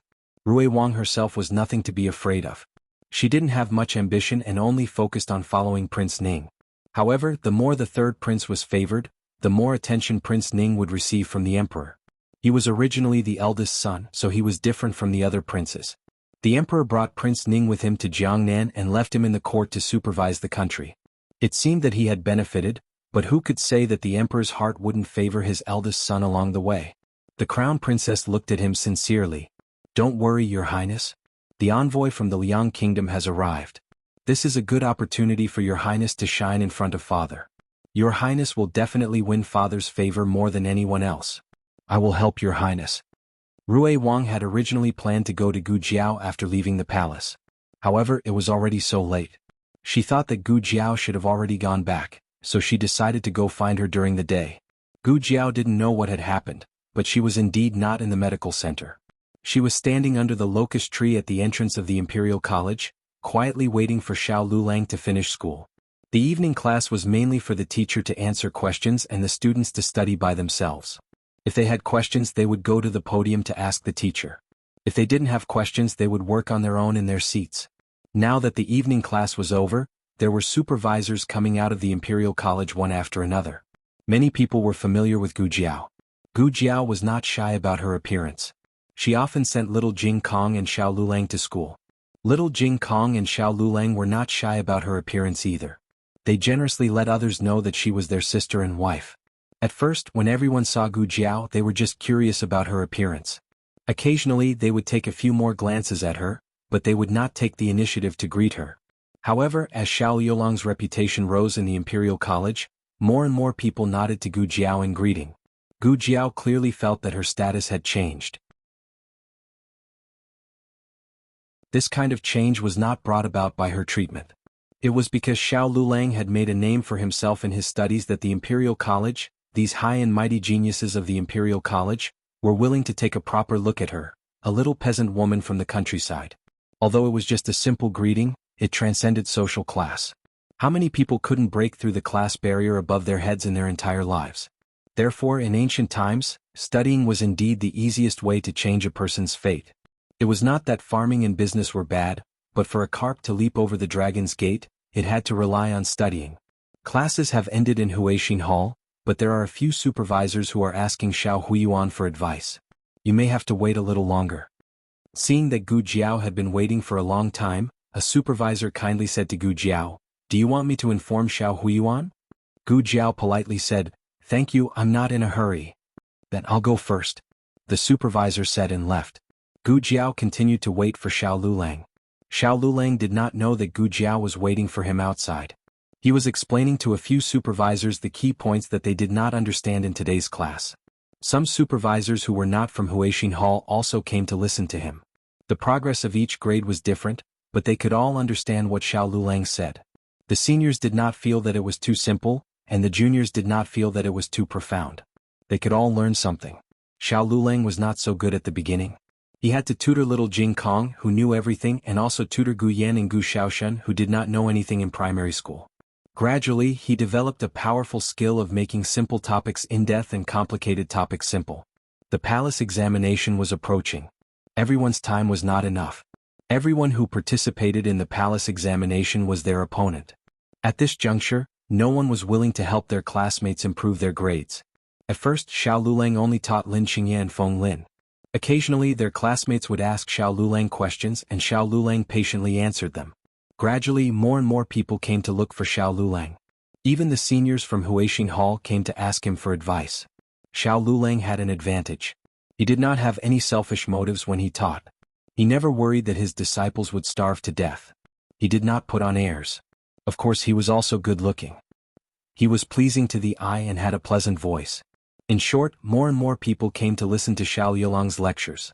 Those who thought that he got to where he was today by luck were fewer and fewer. His knowledge, conduct, and character were all very admirable. Of course, he did not pay attention to everyone. There were female students who came to ask him for advice. They were rejected by him without any grace. Many of them cried on the spot and swore that they would never look for him again. Humph, what's there to be proud of for a poor boy from the countryside? They came to ask you for advice because they think highly of you. You really think you're a delicious cake. That's right. Even Royal Princeton is not as arrogant as you.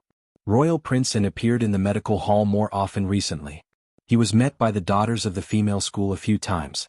When someone asked him for advice, he would try his best to answer. If he could not answer, he would politely say that it was inconvenient. The two of them were ranked first in the spring imperial examination. It was inevitable that people would compare them. Look, this is how a son of an aristocratic family should be. Xiao Liulang's reputation in the capital was polarized. The supervisor of the Imperial College thought that he was approachable and did not hide anything. The female students scolded him as a little cripple who had not seen the world and did not know the immensity of heaven and earth just because he had some achievements. That's all for today. I should go home. Everyone should also go back and rest. Xiao Lulang finished talking about another important point and closed the book. Everyone knew that he had a little wife at home. He was afraid that his little wife would be anxious from waiting. Everyone was not selfish or tactless. Xiao Lulang was already giving them face by being willing to spend time talking to them. There was no reason to keep Xiao Lulang here. Brother Xiao, many thanks. Many thanks, Brother Xiao. Everyone thanked him. He was the youngest, so calling him brother was a form of respect. Xiao Lulang nodded and walked out of the Imperial College with his walking stick. He saw Gu Jiao and his eyes moved. He walked forward and said, "Why are you here? Have you been waiting for a long time?" "No, I just got here." Gu Jiao shook her head. Xiao Lulang looked at the small holes in the ground from her steps and pretended to believe her. He took her small basket and carried it on his back. If this was in his previous life, wouldn't he be carrying his girlfriend's backpack? He was not worried that people would laugh at him. Gu Jiao thought about it and felt quite happy. "Here." Xiao Lulang suddenly handed over something wrapped in craft paper. "What is it?" Gu Jiao took it and opened the layers of craft paper. She found a piece of jerky covered in syrup. Gu Jiao looked at him in a daze. "For you." Xiao Lulang looked straight ahead. "Don't you like to eat it?" The jerky was given to him by one of the supervisors in Haoxing Hall. This type of jerky covered in syrup was their family's secret recipe. They didn't do business and only ate it for the children. A few days ago Xiao Lulang gave him a lecture. To express his gratitude he gave Xiao Lulang a piece of jerky. Xiao Lulang took it back and gave it to Gu Jiao. Gu Jiao gave it to her great-aunt and 3 younger brothers. She only tasted a small bite of the syrup and meat stuck on the craft paper. "Oh, why is it so delicious?" Gu Jiao, who didn't have much interest in food, was stunned by the taste. However, Gu Jiao didn't say anything. She didn't expect him to find out. "Where did you buy it?" Gu Jiao asked. "A classmate gave it to me," he said. Actually, he asked his classmate for it. This type of meat wasn't easy to make. He asked for it last time and only made it today. The dignified Xiao Huiyuan was actually greedy for food and asked his classmate for meat. He really wasn't afraid of being laughed at if word got out. Gu Jiao wasn't willing to eat it since it was given to her by someone else. Xiao Lulang knew it would be like this. He said to her, "I left some for them. This is yours." Gu Jiao looked at him. She suddenly pinched the craft paper with both hands and broke the jerky into 2 pieces. She handed the bigger piece to him. "You eat too." Xiao Lulang didn't refuse. He took the jerky with the craft paper. Gu Jiao began to enjoy her food. The jerky itself was spicy, but the syrup on the outside was very sweet. It shouldn't be ordinary white sugar. It was more like honey, so it had a slightly sour taste. It was really delicious. Gu Jiao held the jerky and ate it in small bites like a little squirrel looking for food. Xiao Lulang walked beside her and looked at her. Only when she finished eating and smacked her lips as if she hadn't had enough did he pass the untouched half of the jerky to her. As if he was afraid that she would refuse, he said, "I can't eat any more. You eat it." Gu Jiao didn't say anything. She took the jerky from his hand, but before eating she broke off a small piece and fed it to him. Although the envoys of the Liang state had entered the capital, it didn't have much to do with the common people. Everyone still did what they were supposed to do. Little Jing Kong got up early in the morning to practice martial arts. Gu Jiao didn't have to make breakfast today, so senior servant Fang did it. Gu Jiao accompanied little Jing Kong to practice the basics for a while. When she wiped the little guy's sweat, Gu Jiao asked the question in her heart, "Why do you always practice these things?" Little Jing Kong tilted his head and said, "I only know how to do these." Gu Jiao. Oh no, she only cared about the child's learning and forgot that martial arts also needed to be improved step by step. The first few years in the temple should be focused on teaching basic skills. Once the basic skills were solid, they would slowly teach some fist techniques and martial arts routines. Little Jing Kong left the mountain early, so he didn't have time to learn martial arts. Gu Jiao knew a bit of Tai Chi and 5 animal frolics, but she wasn't proficient in them. In her previous life, she only knew how to kill and steal from people, so it wasn't suitable to teach them to children. It seemed that she had to find a martial arts teacher for the little guy. The first person that came to Gu Jiao's mind was Gu Qingfeng. Recently, she had exploited him a lot, so it was easier for her to think of him. However, that guy was a thief. What if he taught little Jing Kong to be a thief if she wasn't careful? The image of little Jing Kong wearing a mask and acting as a ninja thief flashed through Gu Jiao's mind. She decisively shook her head.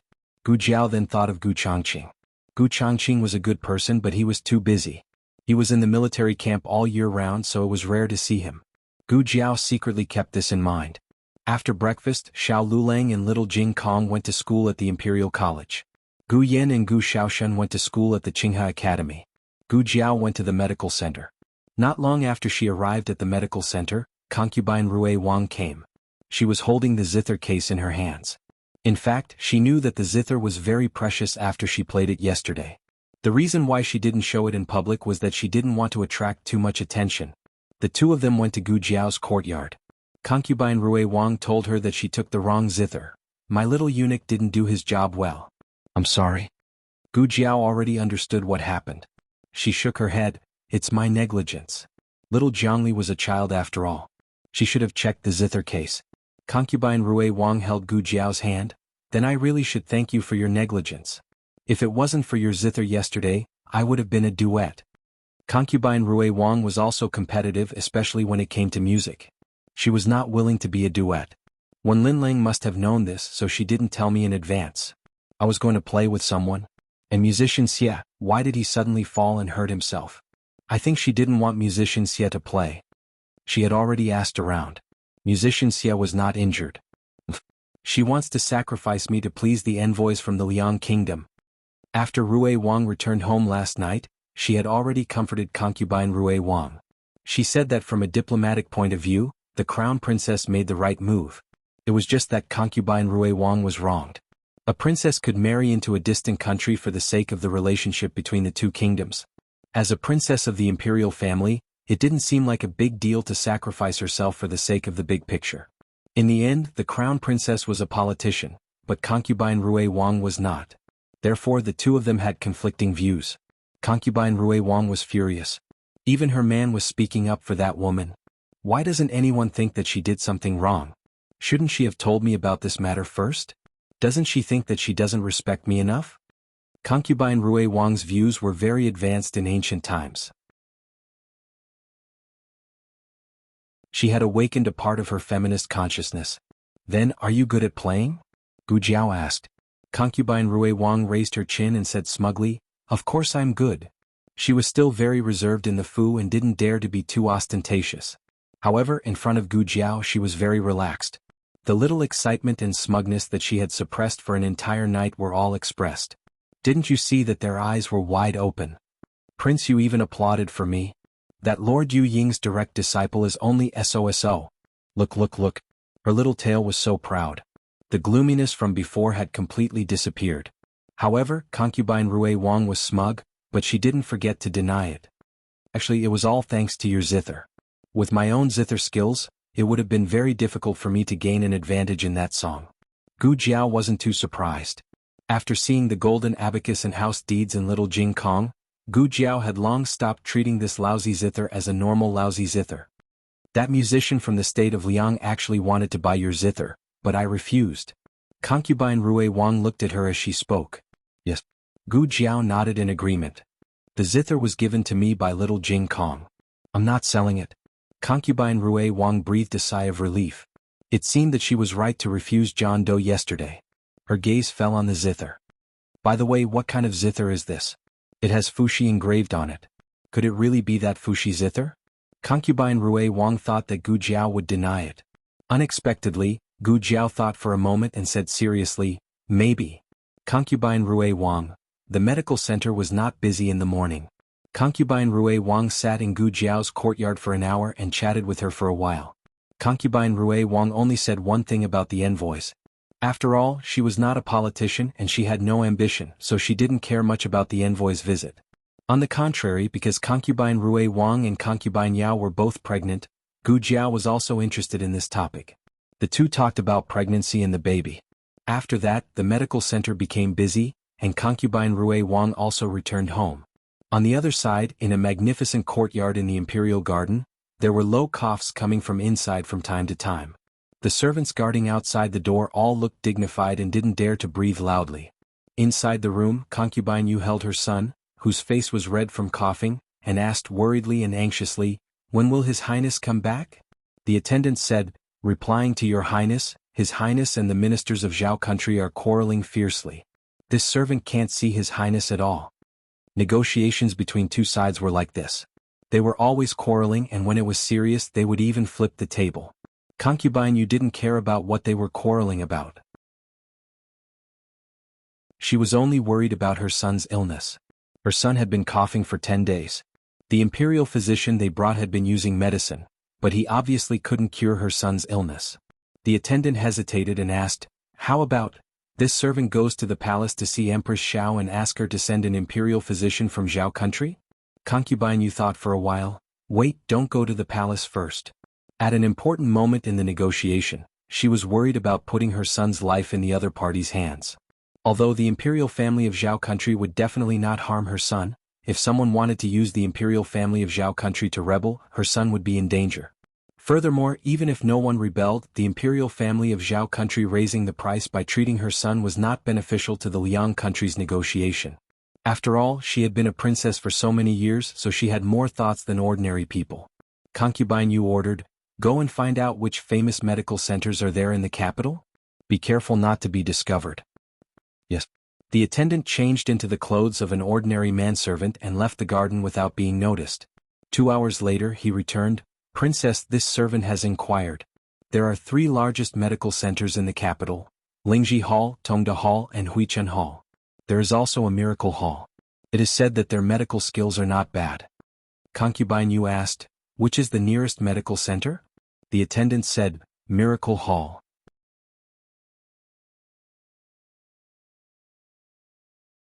Chapter 238. Novels with connotations that cannot be found on the internet are all available here. Jiang Shi's recovery was a pleasant surprise. Gu Jiao prepared to perform the last operation on him. This was only a minor operation. After that, he could rest in peace and did not need to be operated on again. Gu Jiao had just put on sterile gloves when Princess Yu brought her son to the door. In order to hide her identity, Princess Yu wore the dress of an ordinary noblewoman. She only wore 2 or 3 pearl hairpins on her head.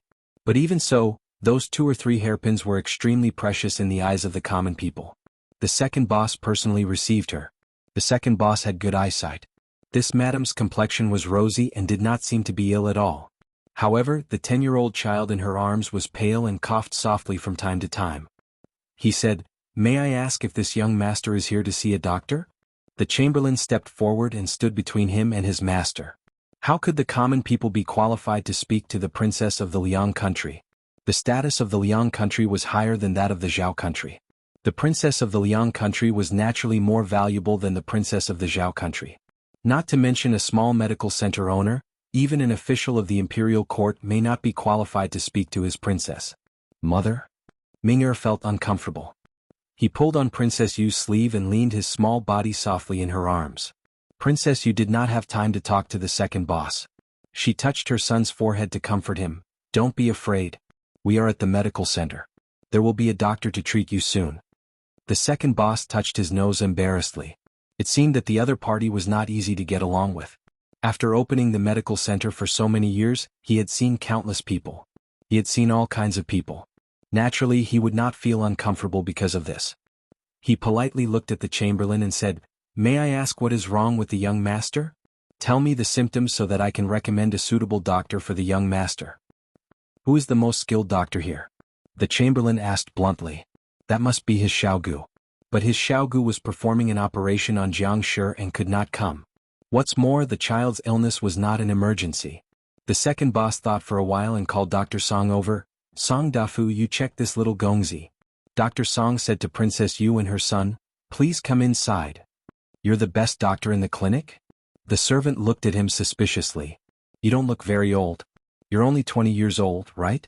You can't even afford to hire an experienced doctor." How did the reputation of your medical center come about? In the eyes of ordinary people, a doctor's medical skills were often linked to his age. The older he was, the more experience he had. However, those who had seen Gu Jiao knew that this was not absolute.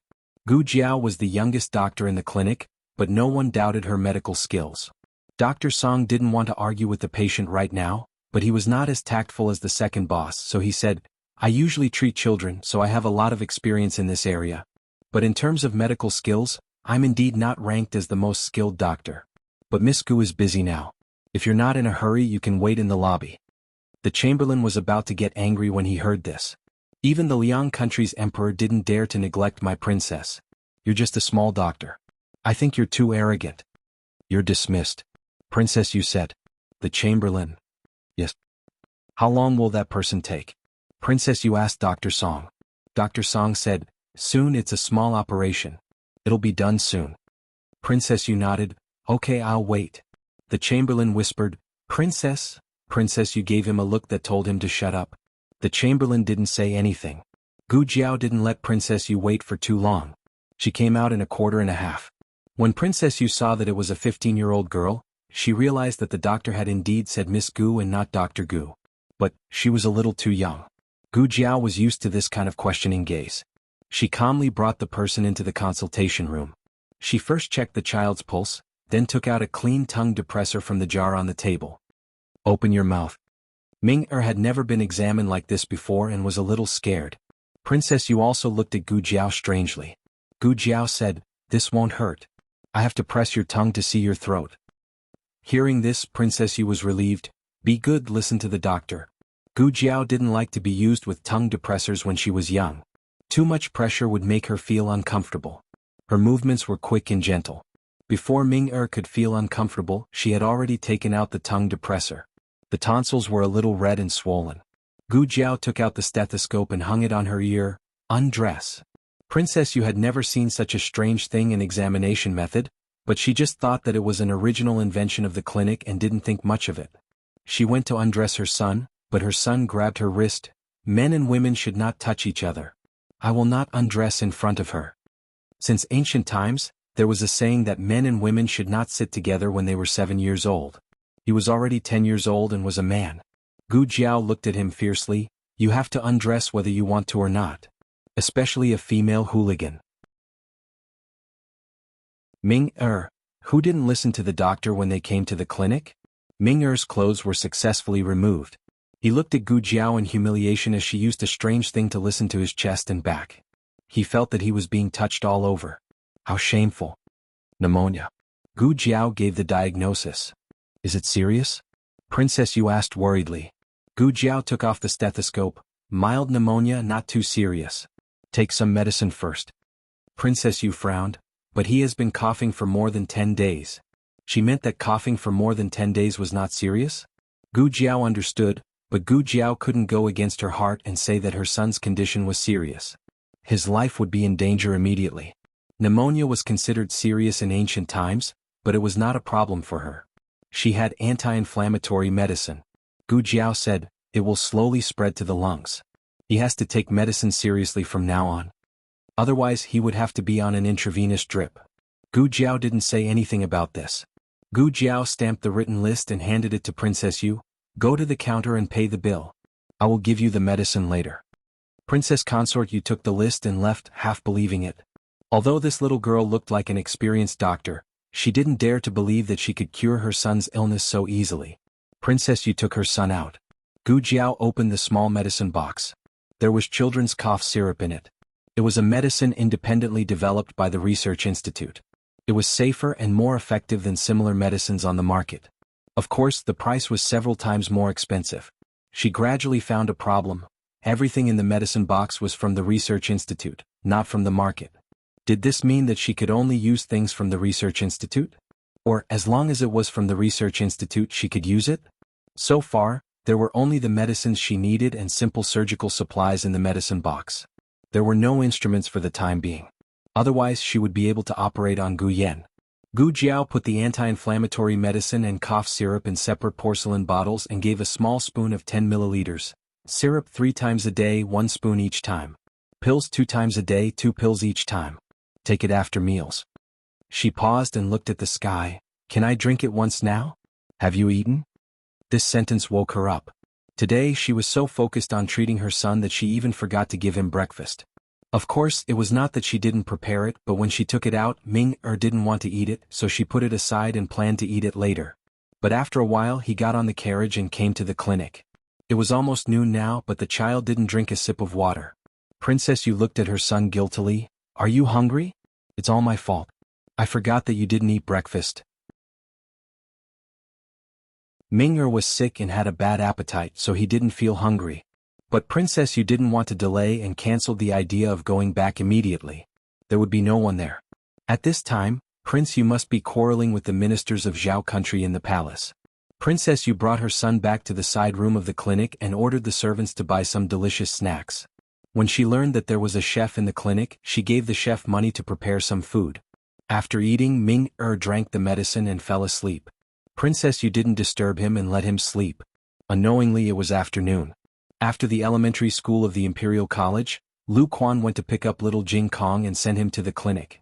After that, Lu Quan went to the Qinghai Academy to pick up Gu Yan and Gu Shaoshun to learn from Master Lu. Little Jing Kong squatted on the sand in the backyard of the clinic and taught little Jiang Li how to write with a bamboo stick. Jiang, this is your Jiang and this is Li. Then how do you write my brother's name? Jiang is the same as you. Sure is like this. Little Jing Kong wrote a big sure on the sand. There was no sand in the backyard. Little Jing Kong wanted to play, so Gu Jiao got a pile of sand for him. Little Jiang Li wrote his brother's name seriously. His brother's name was easy and he wrote it quickly, but hers was difficult. Little Jing Kong was a smart child, but he was not an experienced teacher. Although he often checked Gu Yan and Gu Shaoxuan's homework, he always became angry halfway through teaching. It was the same for teaching little Jiang Li. Little Jiang Li could never learn, so he became a little pufferfish again. He was a gentlemanly pufferfish. He could not get angry at the little girl, so he could only sulk behind a big tree. I'm so anxious. Princess Yu went to the kitchen. On the way back to the room, she saw a little bean under the big tree baring his fangs and brandishing his claws. That little bean was very cute. His little head was round, his face was red, his eyes were black and bright, and his eyelashes were long and curly. The way he waved his little fists was really amusing. Princess Yu's heart trembled when she saw how cute he was.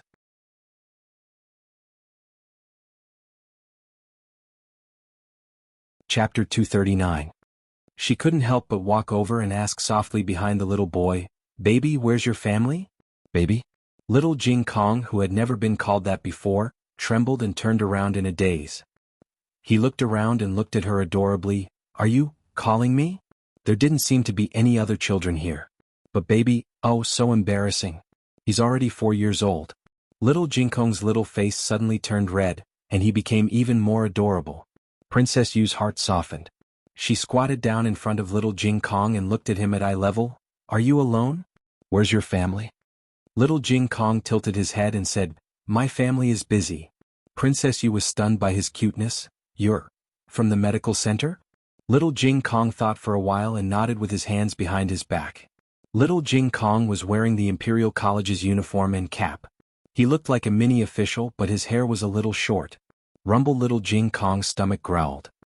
He lowered his head and looked at his little belly with resentment. Why was he growling at this time?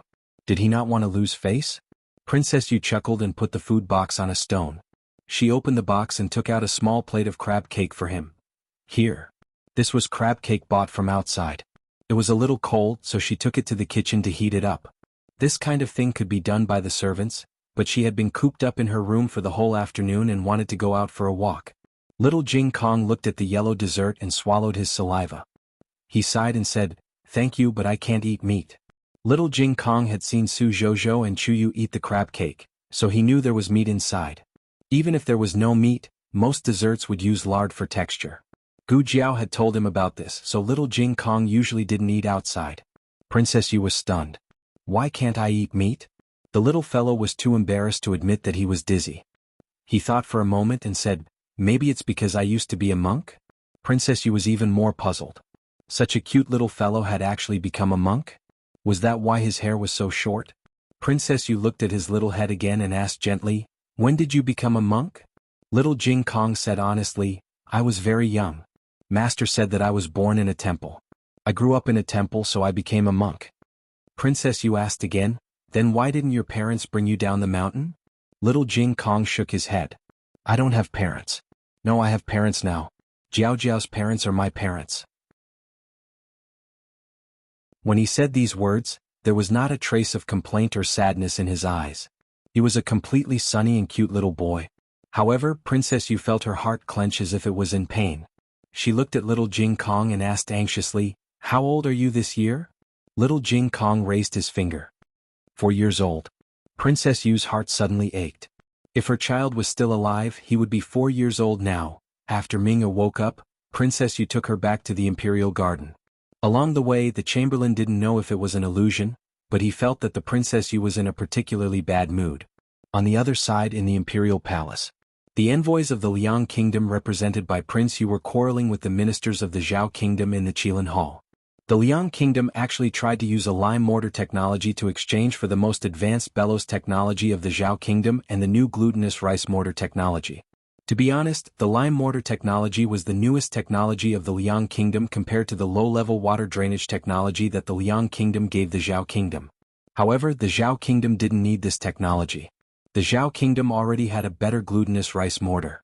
Furthermore, they didn't think that one technology was enough and wanted to exchange the bellows technology.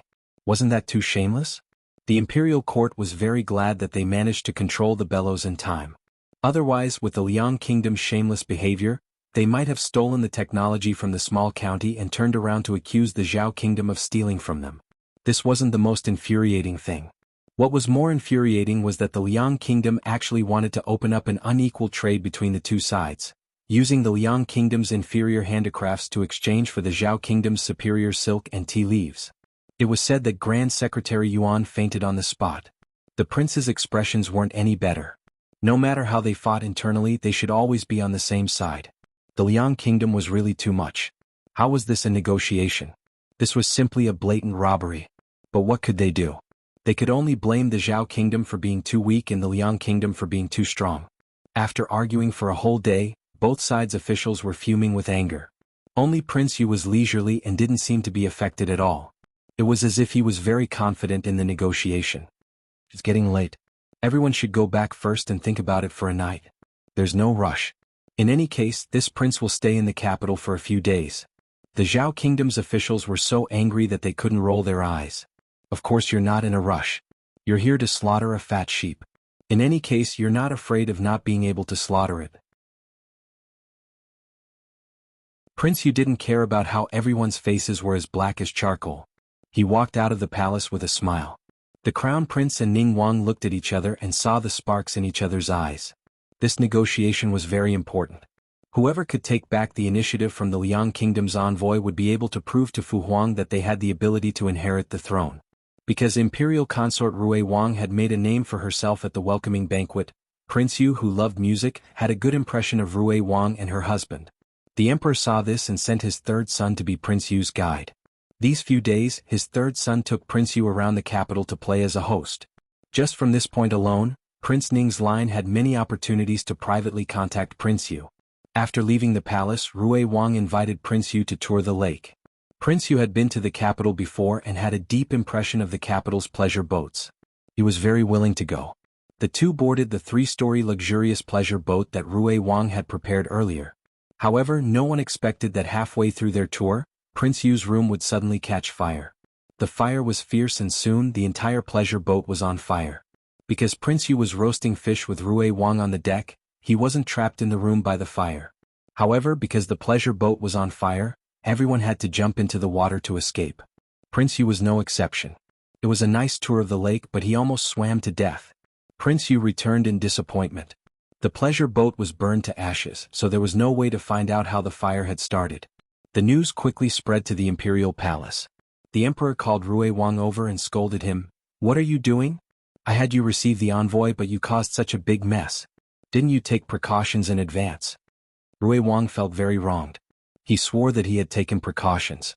He didn't know how many times he had checked, afraid that something would go wrong. Who would have thought that the boat would catch fire in the end? Rui Wang was scolded by the emperor. When he came out of the imperial study, he met Ning Wang, who had been waiting for him outside the imperial palace. Ning Wang asked worriedly, "Third brother, are you okay?" Rui Wang said with red eyes, "I'm fine, it's just I messed up," father said. "I don't need to worry about the envoy. He told me to go kneel in the hall of prayer for years." Ning Wang patted his shoulder and said with relief, "It's best that you're fine. Big brother will kneel with you." Ning Wang accompanied Rui Wang to kneel on the stone path of the hall of prayer for years. The hall of prayer for years was where the emperor reflected. If a prince made a mistake, he would only kneel in the imperial study. Kneeling in the hall of prayer for years meant that the matter was very serious and the emperor did not plan on forgiving it easily. Rui Wang hurriedly shook his head. "Big brother, this matter has nothing to do with you. I didn't do it well." Ning Wang looked at him and said, "You are my younger brother. You made a mistake. As your big brother, I didn't teach you well." Ning Wang and Rui Wang were punished to kneel together. The emperor did not say anything. Everyone knew Ning Wang's temper. He was the most protective of his younger brothers. The emperor sighed. The crown princess has been to the Liang kingdom and has a certain understanding of the envoys. Leave the reception to her and the second prince. The crown prince received the order in the face of danger and went to the imperial garden with the crown princess to check on Prince Yu's situation. Prince Yu was actually fine. The fire started in the side room. He was on the deck and jumped into the lake early. He came back to change his clothes and was fine. He did not want Princess Yu to worry and planned to play it down. When he entered the room, he found that his Princess Yu's expression was not right. Ming-er slept too much in the afternoon and went to play in the garden. Princess Yu sat alone in front of the window with a dull look in her eyes. "Madam, what's wrong?" Prince Yu walked over nervously. "Has Ming-er's condition worsened?" Princess Yu turned around. Only then did Prince Yu realize that her eyes were red and swollen, as if she had cried. He hurriedly said, "Madam, what happened?" Tears appeared in Prince Yu's dry eyes again. "Your Highness, do you think that child? Could it be that she is not dead?" Prince Yu was stunned for a moment before he understood who she was talking about. Prince Yu had 2 sons and 1 daughter, but they were not his own flesh and blood. They were the children of his brother. His brother died in battle and his sister-in-law died of illness. He adopted his 3 nephews and nieces under his name. Ming-er was the youngest and was not even a month old when she came to their family. Ming-er was pregnant when she was 4 years old. So strictly speaking, the child who died early was their only flesh and blood.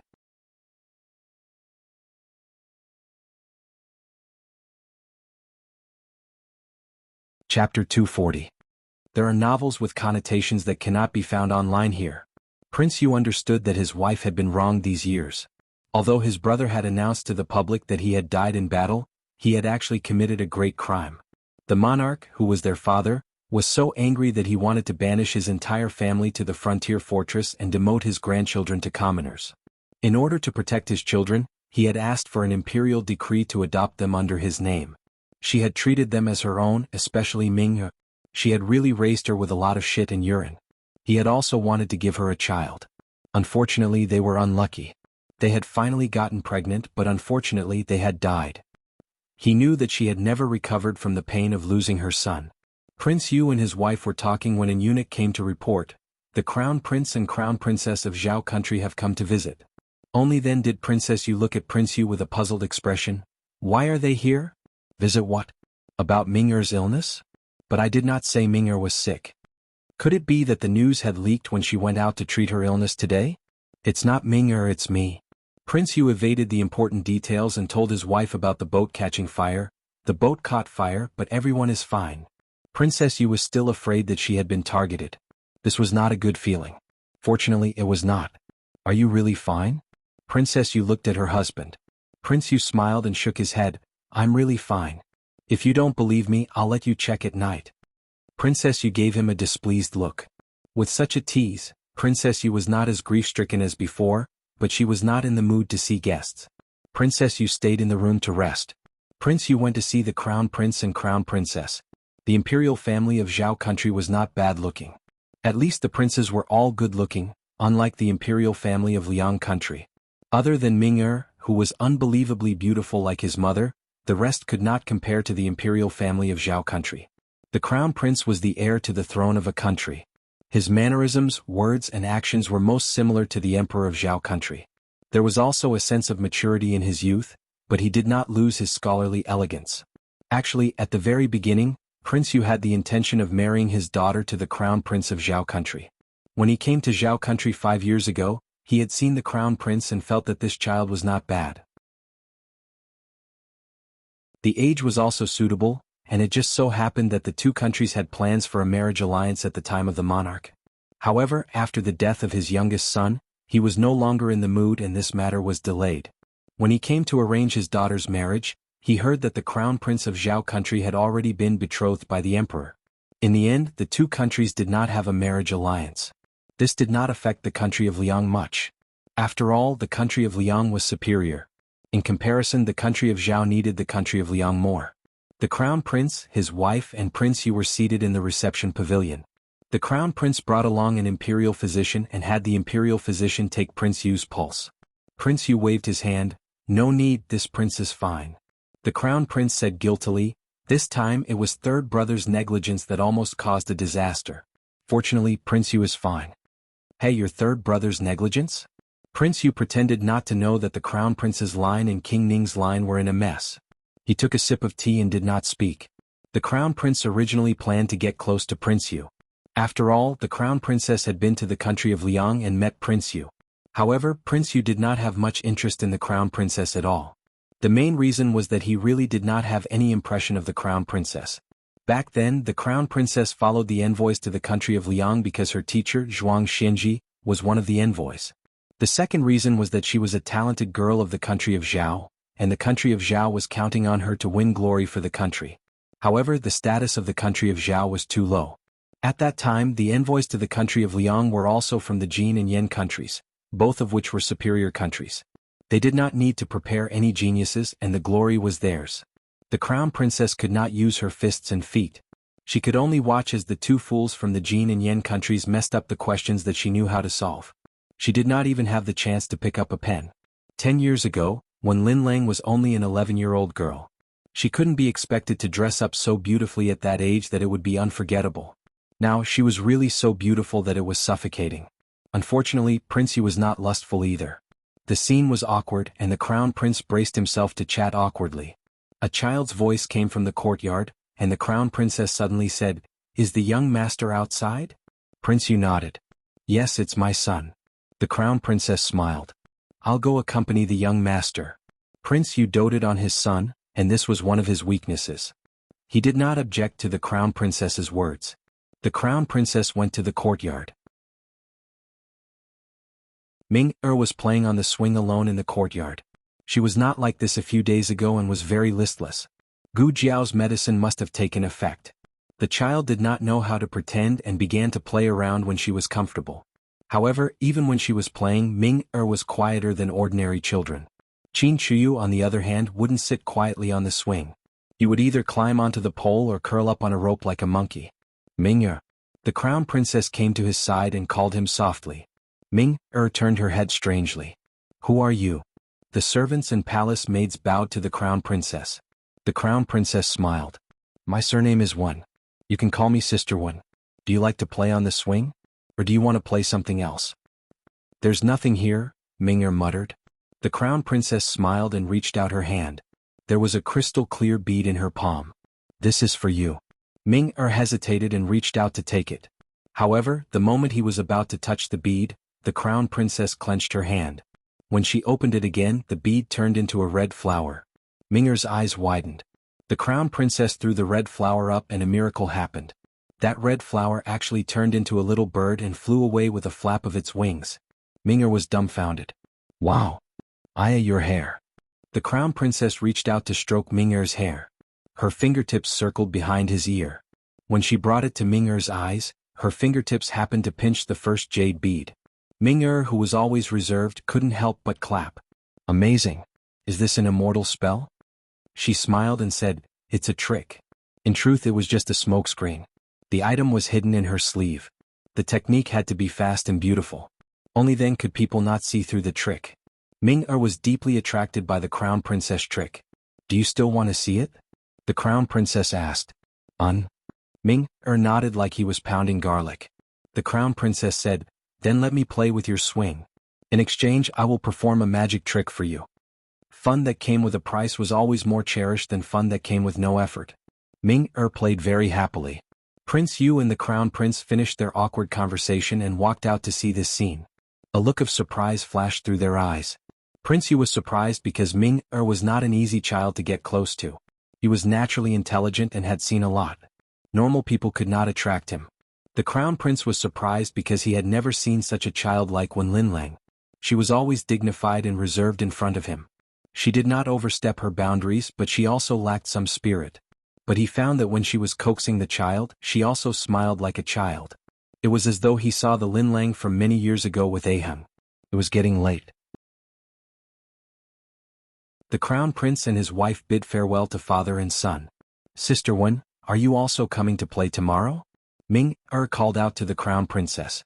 The Crown Princess looked at Prince Yu, then looked at Ming-er gently, saying, "I can't leave the palace tomorrow. If you want, you can come to the Eastern Palace to look for me." Ming-er knew that entering the palace was a big matter, thus she looked up at her Lord Father with an expression that said, "If you don't let me go, you're not a good Lord Father." Prince Yu cleared his throat and said, "If you want to go out to play, you need to ask your mother. If your mother agrees, you can go." Leaving the imperial family's gardens. The Crown Prince and the Crown Princess sat in a carriage returning to the palace. The Crown Princess in the carriage returned to her former dignified and reserved self. The Crown Prince sighed. The Crown Princess looked at him. "What is your Highness thinking?" The Crown Prince said truthfully, "This monarch is thinking. Did you also coax Aheng like this in the past?" The Crown Princess was slightly startled. The Crown Prince said, "When Aheng was young, he was a crybaby. This monarch could do nothing about him, but this monarch heard that he was very obedient to you. When you coaxed him, he would stop crying." The Crown Princess smiled and said, "That was something that happened when we were young. This concubine had nearly forgotten about it. How could your Highness still remember?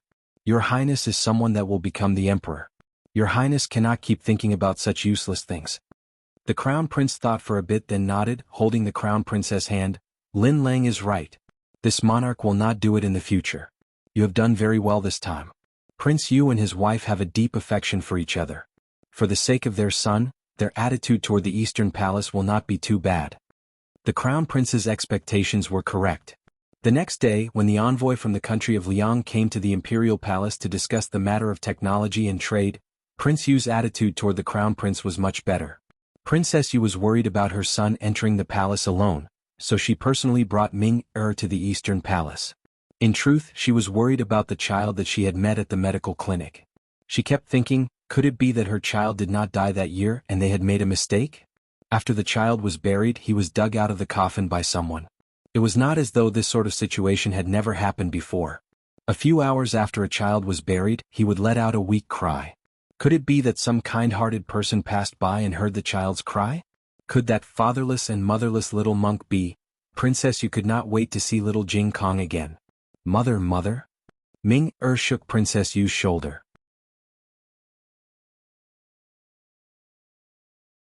A few days ago, the Eastern Palace bought a lot of koi fish. They are very fat. Little Jing Kong was a little sad when he mentioned this, because the piranha that Su Kanji gave him was eaten by little Nine. This was a very sad story. Su Kanji didn't mind at all and even comforted him. "You raised them for so long before eating them? Mine was eaten by the cat at home the next day." Little Jing Kong. Okay, little Jing Kong felt less sad when he thought about how the fish lived in his house for a long time. The three of them went to the small pond in the Eastern Palace.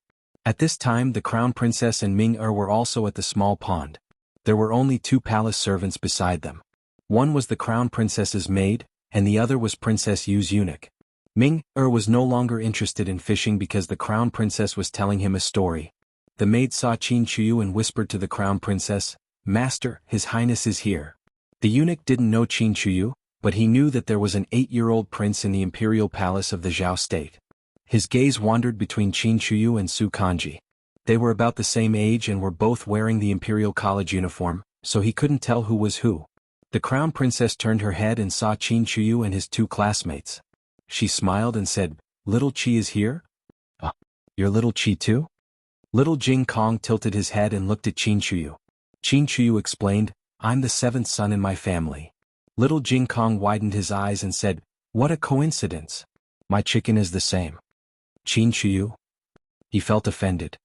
"Are these the two friends you often talk to me about?" The Crown Princess's gentle gaze landed on Su Kanji and little Jing Kong. Su Kanji had never seen such beautiful people and was so shocked that she couldn't close her mouth. Little Jing Kong was very calm. He wasn't as beautiful as Jiao Jiao. Jiao Jiao was the most beautiful. The Crown Princess couldn't help but look at little Jing Kong again. Qin Chuyu introduced his friends to her and then introduced her to his friends. "She's my sister-in-law." He didn't say sister-in-law. Little Jing Kong and Su Kanji didn't wonder why Qin Chuyu's sister-in-law was in the imperial palace. Instead, another uninvited guest caught Qin Chuyu's attention. He pointed at Ming-er and asked, "Who is he?" The Crown Princess introduced him gently. "This is a young guest from the Liang Kingdom. You have to call him Brother Ming-er." They had learned several languages in the Imperial College and knew that the world was divided into 6 countries, one of which was the Liang Kingdom. This was the advantage of studying in the capital. Their knowledge and experience couldn't be compared to those in the countryside. Ming-er was a little aloof. At first she was not very willing to play with the three of them. However, the three of them were very interesting children.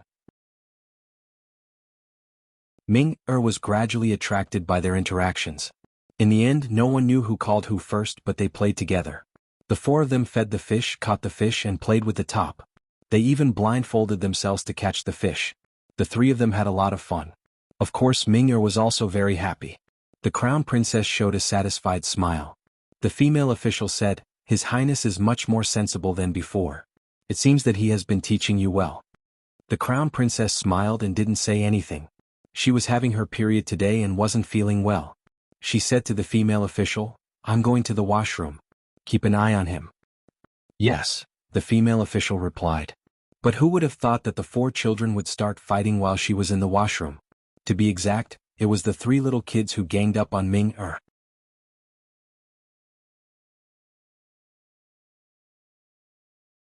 Chapter 241. The Crown Princess's perfect expression cracked. The story started from when the four of them blindfolded each other. This game was inspired by Ming-er.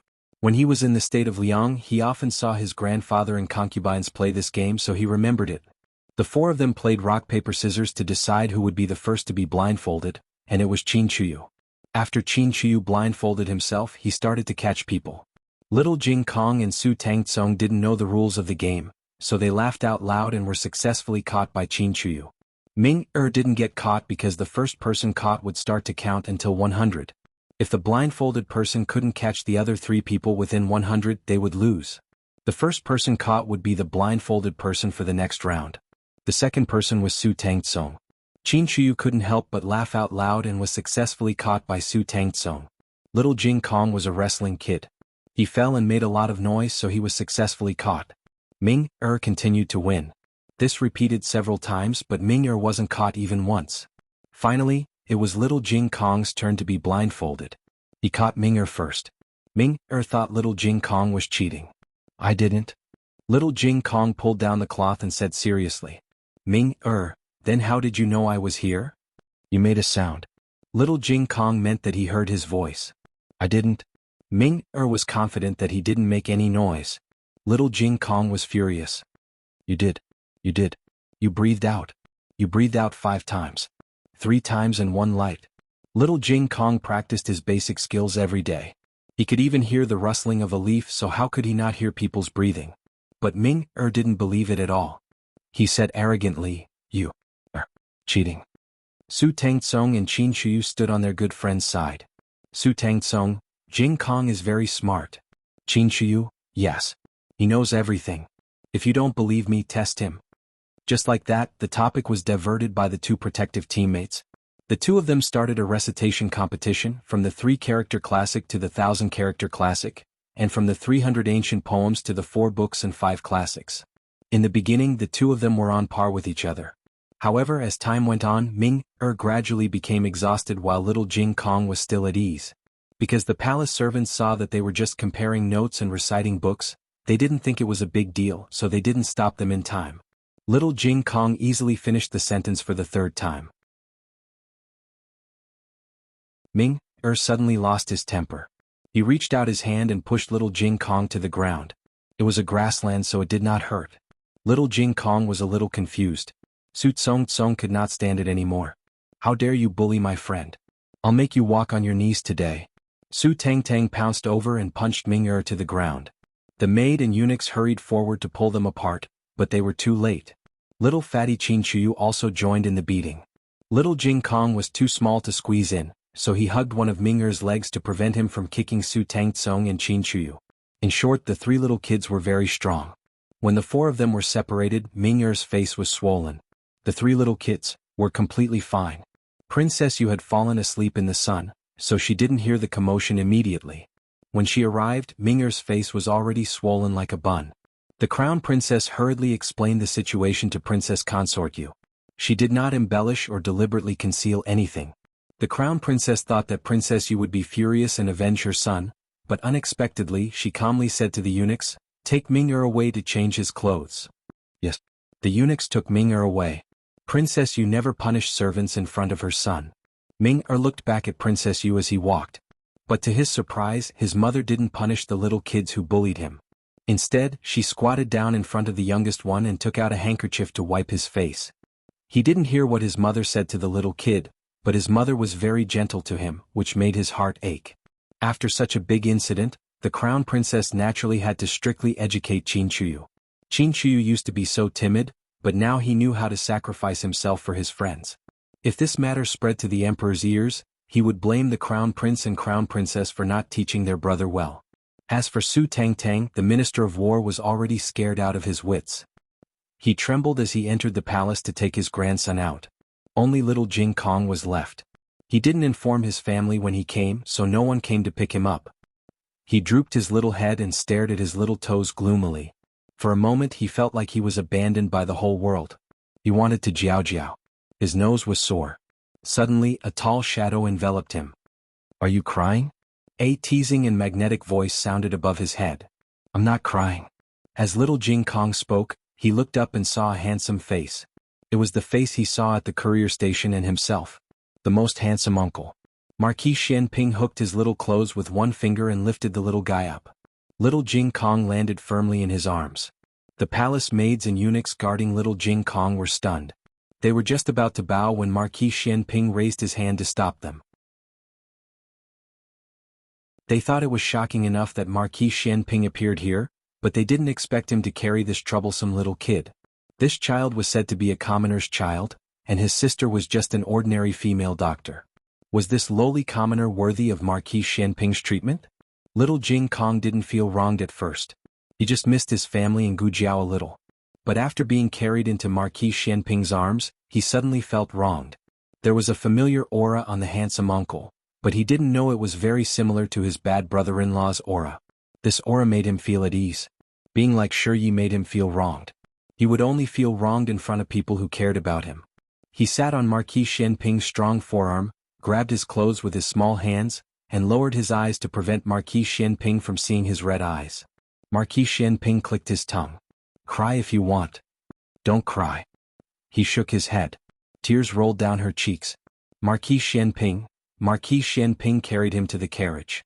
A palace maid said, "Marquis, the crown princess ordered us to wait for his family. Lord Su has already gone to inform him." Marquis Xianping cast a cold glance at her. The palace maid shivered and didn't dare to say anything. Marquis Xianping carried little Jing Kong and walked out of the palace. Marquis Xianping had Xiao Yulong's aura.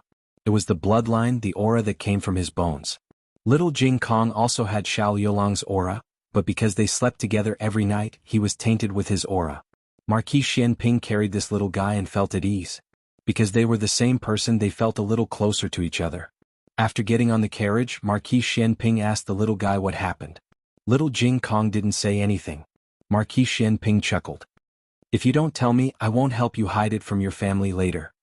Little Jing Kong was forced by a certain person's despotic power to tell the story of the beating. Marquis Xianping wasn't interested in the recitation part. He chose to be deaf, but the reason was very interesting. "You mean you can really hear people's breathing? How many times have I breathed now?" Little Jing Kong was silent for a while. After he breathed a few times, he said, 7 times, 6 light and 1 heavy." Marquis Xianping took a deep breath and narrowed his eyes at him. This little guy is a little interesting. While Marquis Xianping sent little Jing Kong home, Prince Yu also took his wife and son back to their residence. Ming Er was already asleep. Princess Yu was covering him with a blanket. "Is it that child?" Prince Yu suddenly asked. When he went to pick up his wife and son, he naturally saw the 3 children who ganged up on his son. One of them was a prince of Zhao country, one was the son of a minister, and the other was a commoner's child.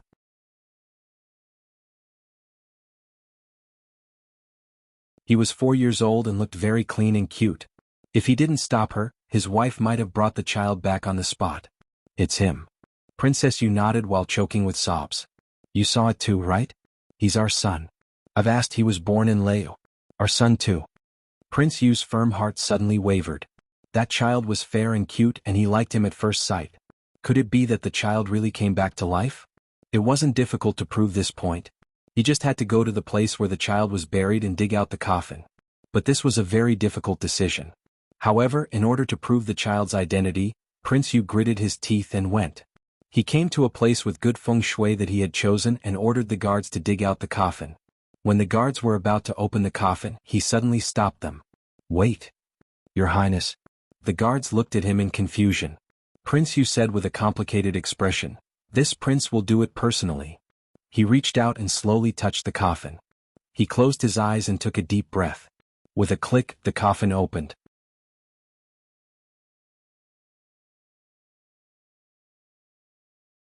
Chapter 242. Princess Yu waited anxiously in the room. She paced back and forth, extremely nervous. On one hand, she felt that the child must be hers, but on the other hand, she was worried about what if it was not? After some time, the sky turned completely dark. Lanterns were hung on the corridor, and a few oil lamps were lit in the room. Footsteps came from outside the door. Princess Yu walked forward impatiently. Before she reached the door was pushed open and Prince Yu walked in. Princess Yu's expectant gaze landed on his face, and her voice trembled slightly. "How is it? It's our child, right?" Prince Yu's gaze was gentle, and he did not deny it immediately. Princess Yu's heart immediately calmed down. "I knew it. I knew it. Our son did not die, he came back to life, he was saved by a kind person." Towards the end, she was so emotional that she covered her face and started crying. Ming-er was woken up by her. He opened his eyes and looked at her in a daze. "Mother, what's wrong?" Princess Yu wiped her tears, but they could not be stopped. They were not tears of sadness but tears of joy. Ming-er. Princess Yu hugged Ming-er emotionally. Because she was too emotional, she hugged Ming-er a little too tightly, hurting him. I'm sorry. Princess Yu hurriedly let go of him. Everything happened so quickly that Princess Consort Yu still felt that it was unreal. As for whether she should hide it from Ming-er, Princess Consort Yu felt that it was better not to hide it. Ming-er was also her child. Even if she did not crawl out of her womb, she had endured hardships and raised her up with all her might. They were mother and son. This would not change no matter what. Of course, she was worried that Ming-er would not be able to accept it. After all, Ming-er was not an ordinary child. He looked easy to get along with, but he was very competitive and could not tolerate being inferior to others.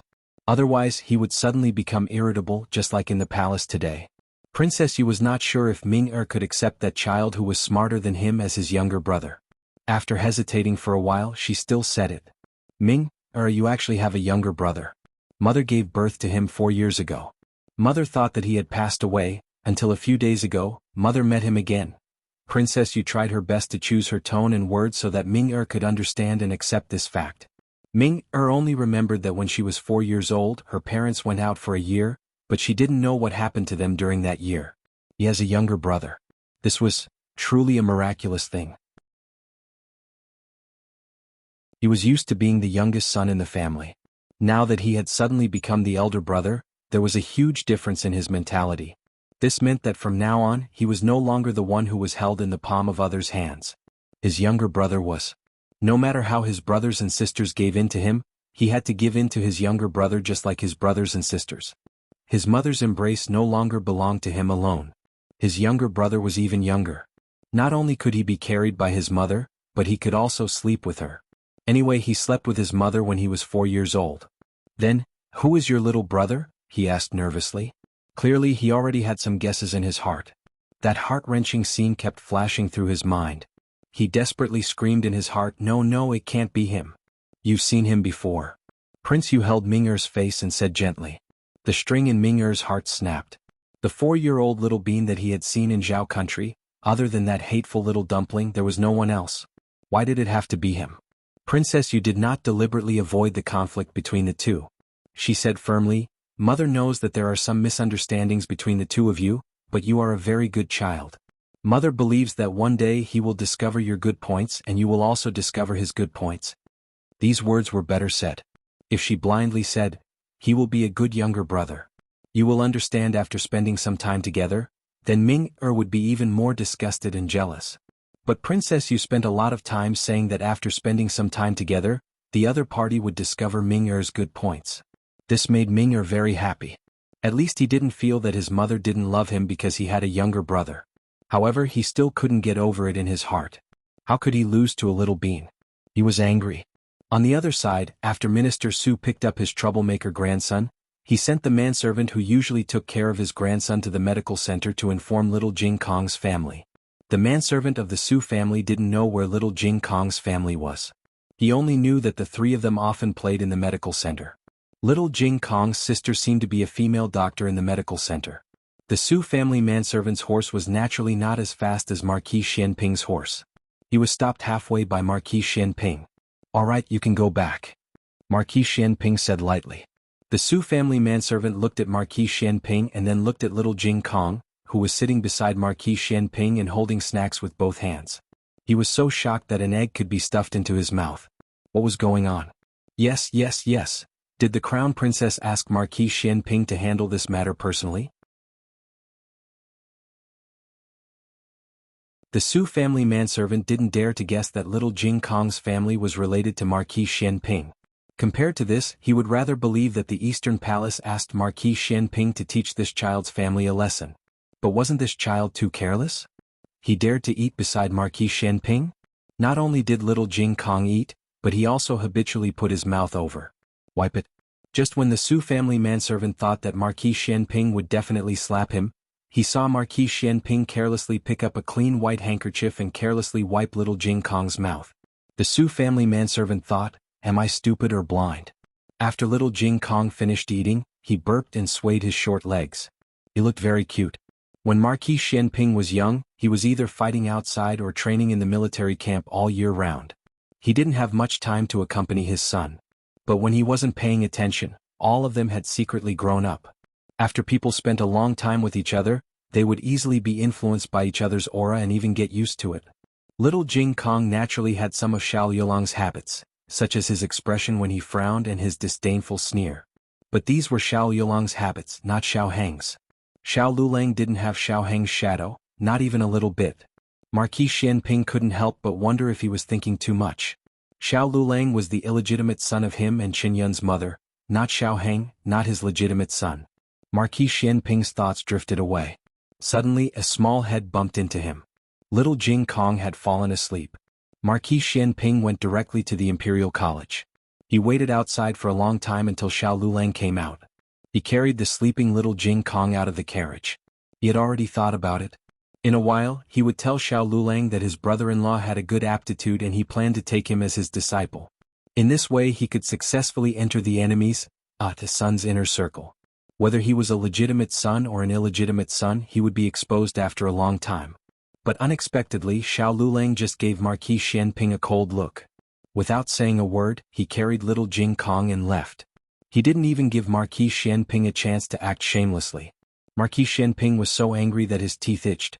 "With my bad temper, if I find out that you're not the illegitimate son, I will really chop you up." Marquis Xianping looked gentle, but like most generals he had a bad temper. If he was really an illegitimate son, to be honest, he really didn't care whether he recognized him or not. Marquis Xianping got out of the carriage with a dark face. The next day, the Liang Kingdom's envoy suddenly stopped the negotiations and said that they would rest for a day and continue the negotiations the next day.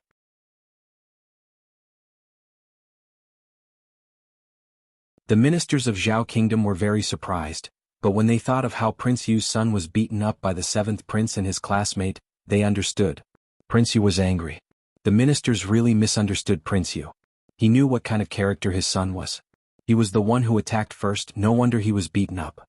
Prince Yu didn't go to the negotiations because he accompanied Princess Yu to the medical center. Be polite to her later, she adopted our son. Minga's illness was also cured by her. Before getting off the carriage, Princess Yu didn't forget to remind Prince Yu. Prince Yu nodded repeatedly. "I'll remember what you said. Don't worry, I won't bully a little girl." Princess Yu thought about it and still wasn't assured, so she reminded him, "You're also not allowed to give her attitude." "Okay." Prince Yu agreed helplessly, "But there's something I have to tell you." "What is it?" Princess Yu looked at him. Prince Yu said, "If we say that Jing Kong is our son, I'm afraid they won't believe us. After all, we don't have any conclusive evidence. Why don't we say that we adopted him first?" Princess Yu felt that there was no need to go through so much trouble. Her son was hers, what evidence did she need? She was the Princess Yu of Liang Kingdom, how could she lie? Prince Yu said, "Listen to me, this is not the Liang Kingdom. The relationship between the two sides is already tense, so it's not easy for us to win their trust." Princess Yu saw that he was serious and hesitated for a moment before nodding. "Okay, I'll listen to you. When we return to the Liang Kingdom." Prince Yu hurriedly said, Immediately announce to the world that you're my son on the genealogy on the jade butterfly. Also bring him to meet the emperor. Only then did Princess Yu smile. The two of them entered the medical hall. The second master greeted Princess Yu. Seeing that she didn't bring that snobbish attendant, he warmly cupped his hands. Madam, you're here. This is my husband. Princess Yu warmly introduced. The second master bowed to her, looked behind them and asked, Your son didn't come? How's his condition? Is he better? Princess Yu nodded. Much better, he doesn't cough much anymore. He's at home. May I ask, is Miss Gu here? The second master said, Yes, she should be done soon. Please wait for a moment, I'll go take a look. Gu Jiao was giving Jiang Shi and 4 drip in his ward. When she heard the second master say that the noble madam was here, Gu Jiao thought about who it was. The second master said, Her son is 10 years old, the one who coughs badly. She came here with her husband, and I suppose they are here to thank you as before. It wasn't that the second master hadn't encountered such a situation before, so he was already very calm. Gu Jiao also thought that the other party was here to thank her, but when she saw them, she realized that they were here to snatch him away.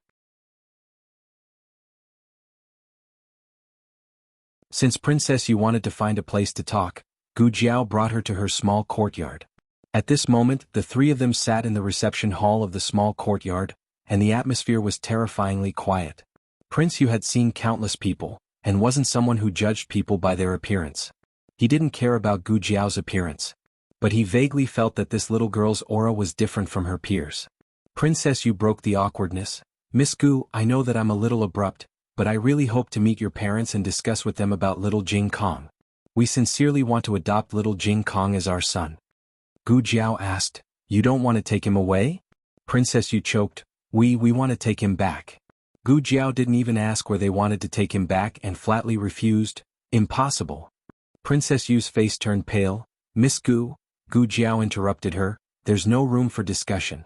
I won't send Jing Kong away. If you really like him and he likes you, you can come and see him. Yes, the premise was that little Jing Kong had to like them. She wouldn't mistreat little Jing Kong. If there's nothing else, please leave. Gu Jiao ordered them to leave. Prince Yu was stunned and did not interrupt for a moment. It was only when Gu Jiao stood up to leave that he stopped and asked, Aren't you going to ask who we are? Gu Jiao looked at him coldly. No one can think about it. Miss Gu.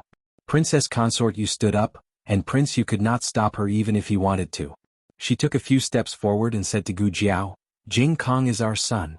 We are his parents. Gu Jiao paused and turned back. Are the people who left him in the temple worthy of being his parents? Princess Yu was so anxious that tears came out of her eyes. It's not like that. Miss Gu, let me explain.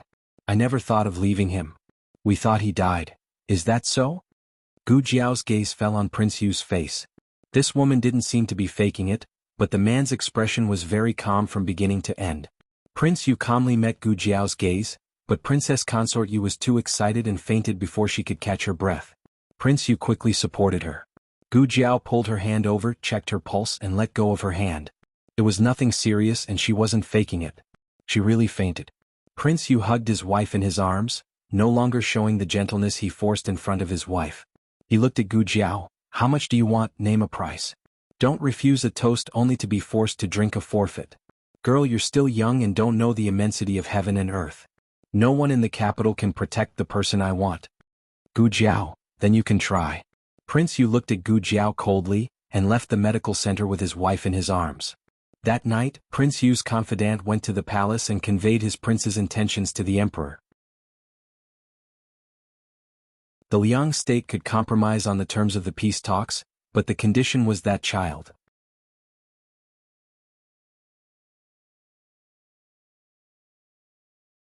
Chapter 243. When the news reached the imperial palace, the emperor was in the imperial study discussing the peace talks between the two countries with several ministers. Zhao and Qin had fought many battles and suffered a great loss. After a few years, the treasury was still half empty. Liang was so powerful that they didn't care about Zhao at all. In this peace talk, Liang's attitude was unyielding and there was no room for compromise.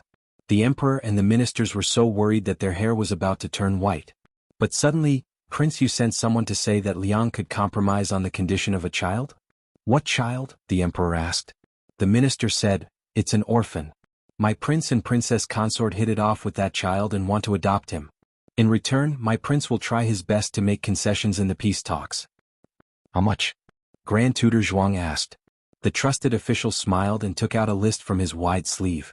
Eunuch Wei walked forward and took the list. After confirming that it wasn't poisonous and had no hidden weapons, he presented it to the emperor. After the emperor looked at it, he gave it to Grand Tutor Zhuang and the others. Grand Tutor Zhuang, Grand Tutor Yuan, and the old ministers all stared at it. They couldn't believe it. The original terms of the negotiations were that Liang would exchange its lime mortar technology for Zhao's bellows technology and glutinous rice mortar technology. They would also open a trade at the border between the two countries and exchange Liang's cheap handicrafts for Zhao's high-quality silk and tea leaves. Now, there was a colored glaze technology. Colored glaze was Liang's unique handicraft. It was exquisite and hard to find. In the 6 countries, only the imperial family had the right to use colored glaze. As for a poor country like Zhao, they couldn't afford it at all. The temptation of this technology was huge. At least they could see Liang's sincerity. It was rumored that Yen also coveted Liang's colored glaze technology but was rejected by Liang. Yen was a superior country and its status wasn't below Liang's. Liang didn't pass on the technology to them but passed it on to Zhao. If this news spread, Yen might be offended. Did Prince Yu know what he was doing? Did he think he could do whatever he wanted just because he was the son of Liang's king? Could it be a trap? An old official asked. The trusted minister laughed sarcastically. My prince's words carry enormous weight. Why would he need to play tricks with you? Are you even worthy? This was like an elephant wanting to crush a bug. All it needed to do was to stomp on it. Was there a need to jump up and down to confuse it, make it dizzy and let its guard down? Everyone thought it made sense. But, just for a child? Everyone could not understand Prince Yu's confusing behavior. The emperor also did not understand. He was not in a hurry to agree. He faintly felt that things were not simple. He let the officials return first and left the trusted officials of the state of Liang for questioning. Why would Prince Yu take a fancy to the orphans of Zhao country? The emperor opened the window and said a few words. The envoy of the Liang kingdom was not afraid that the emperor would demand an exorbitant price after learning the truth. After all, the emperor of the Ren Zhao kingdom was not easily fooled. He repeated the words that Prince Yu had given him. Does your majesty still remember the visit of Prince Yu and his Wang Fei 5 years ago? The emperor nodded. Of course I remember. The emperor said, at that time Wang Fei was pregnant.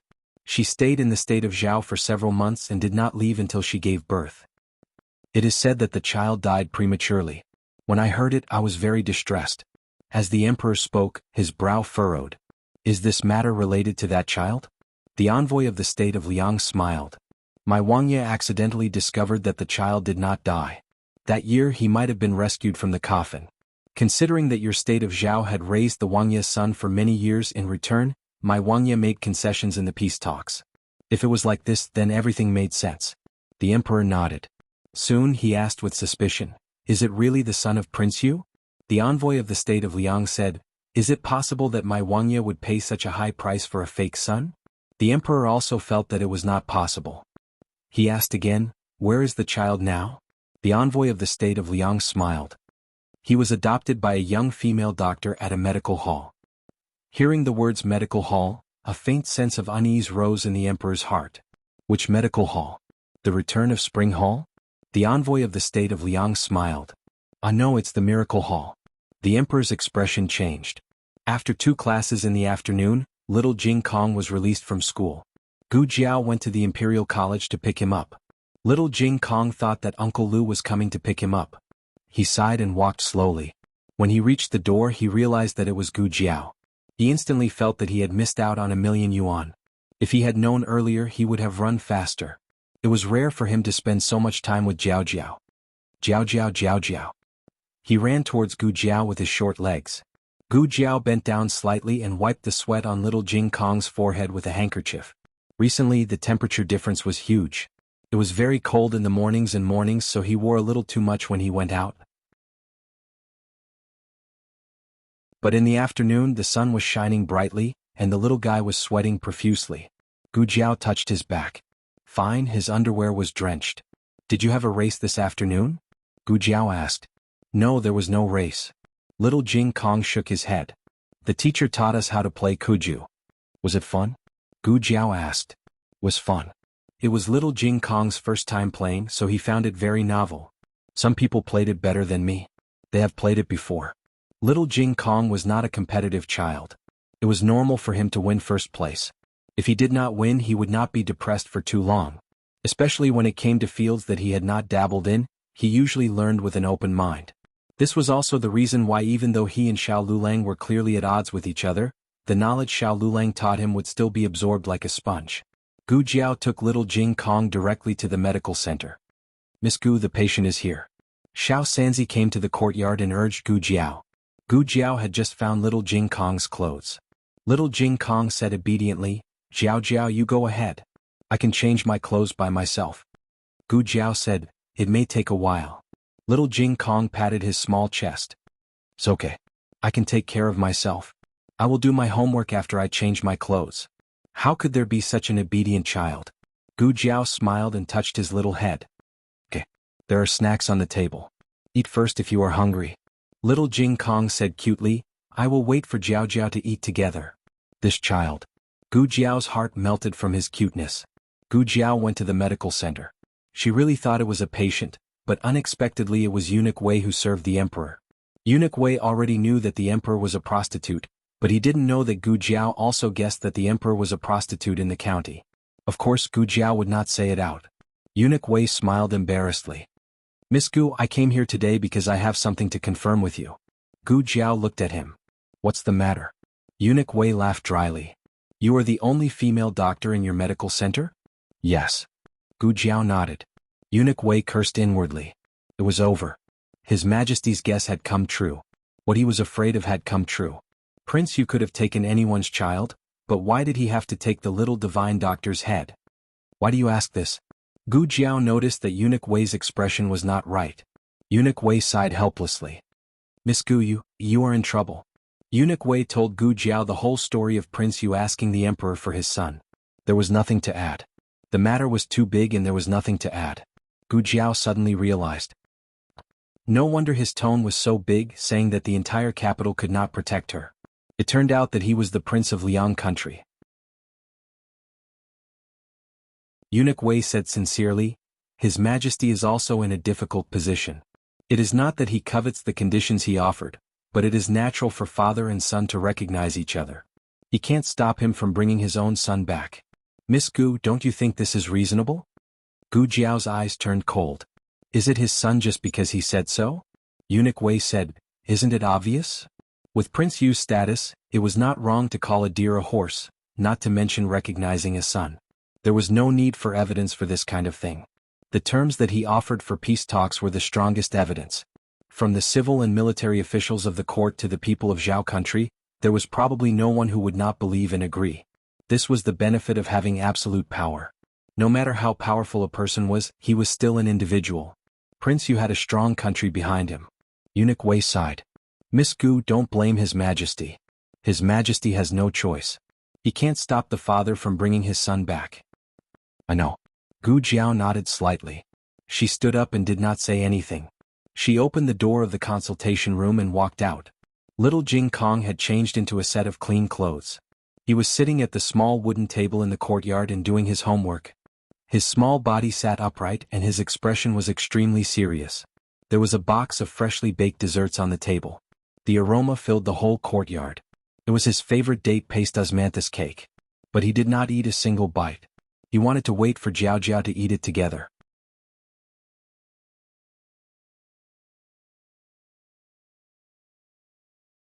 Chapter 244. Ever since the old Marquis returned, Gu Qingfeng hadn't gone out to stir up trouble for a while. Today the old Marquis went out to meet with friends. Gu Qingfeng also took the opportunity to go out and take on a small task to save up the money that Gu Qinglin had squandered away. The new mask that he had ordered last time was robbed by Gu Jiao, so he found someone to make a new one. The half-face mask with peacock feathers and obsidian was eye-catching and coquettish. Gu Qingfeng was very satisfied with the new mask. Today was another happy day. Just as Gu Qingfeng raised his hand to put on the mask in front of the bronze mirror, a small black shadow suddenly appeared in the mirror. Gu Qingfeng was so scared that his hair stood on end. "Ah!" The small black shadow looked at the eye-catching new mask and hooked the corners of its lips into an evil smile. Nyahilu Gu Jiao snatched the peacock mask, threw away the old mask on her face and tried on her new mask. Oh, it looks good. Gu Jiao was very satisfied. Gu Qingfeng, of course it looks good. She didn't even think about how much money he spent to make it. What are you doing here? Gu Qingfeng looked at Gu Jiao with disdain. This girl was getting more and more ridiculous. What did she think his courtyard was? A vegetable garden? She came and went. Gu Jiao looked in the mirror, admiring her new mask as she said, "Didn't you want to take on a job? I'll give you one." Gu Qingfeng remembered the last time he risked his life to barge into the tribute court to exchange test papers for her. In the end he only received 1 copper coin. He laughed and said, "Not interested. The pay is very high." Gu Jiao looked at him from the bronze mirror. "Ah, as if I'd believe you." Gu Qingfeng rolled his eyes. "Still not interested." Gu Jiao thought seriously and took out a banknote. Gu Qingfeng narrowed his eyes. He was a bit surprised and tempted but said calmly, 100 taels is not enough. Gu Jiao took out another banknote. Gu Qingfeng extended 5 fingers. "At least this much." "Okay." Gu Jiao cooperated and took out 3 banknotes. Why was this girl so easy to talk to? Gu Qingfeng, who had been squeezed into a habit, simply couldn't believe that this was real. He held the banknotes in his hands and looked at them over and over again. After confirming that the banknotes were not fake, he looked at her strangely. "You're not asking me to kill people, are you?" Gu Jiao tilted her head and looked at him. Can I?" Gu Qingfeng exploded. "Of course not. He was a bandit, not a bandit. He only stole things and didn't kill people.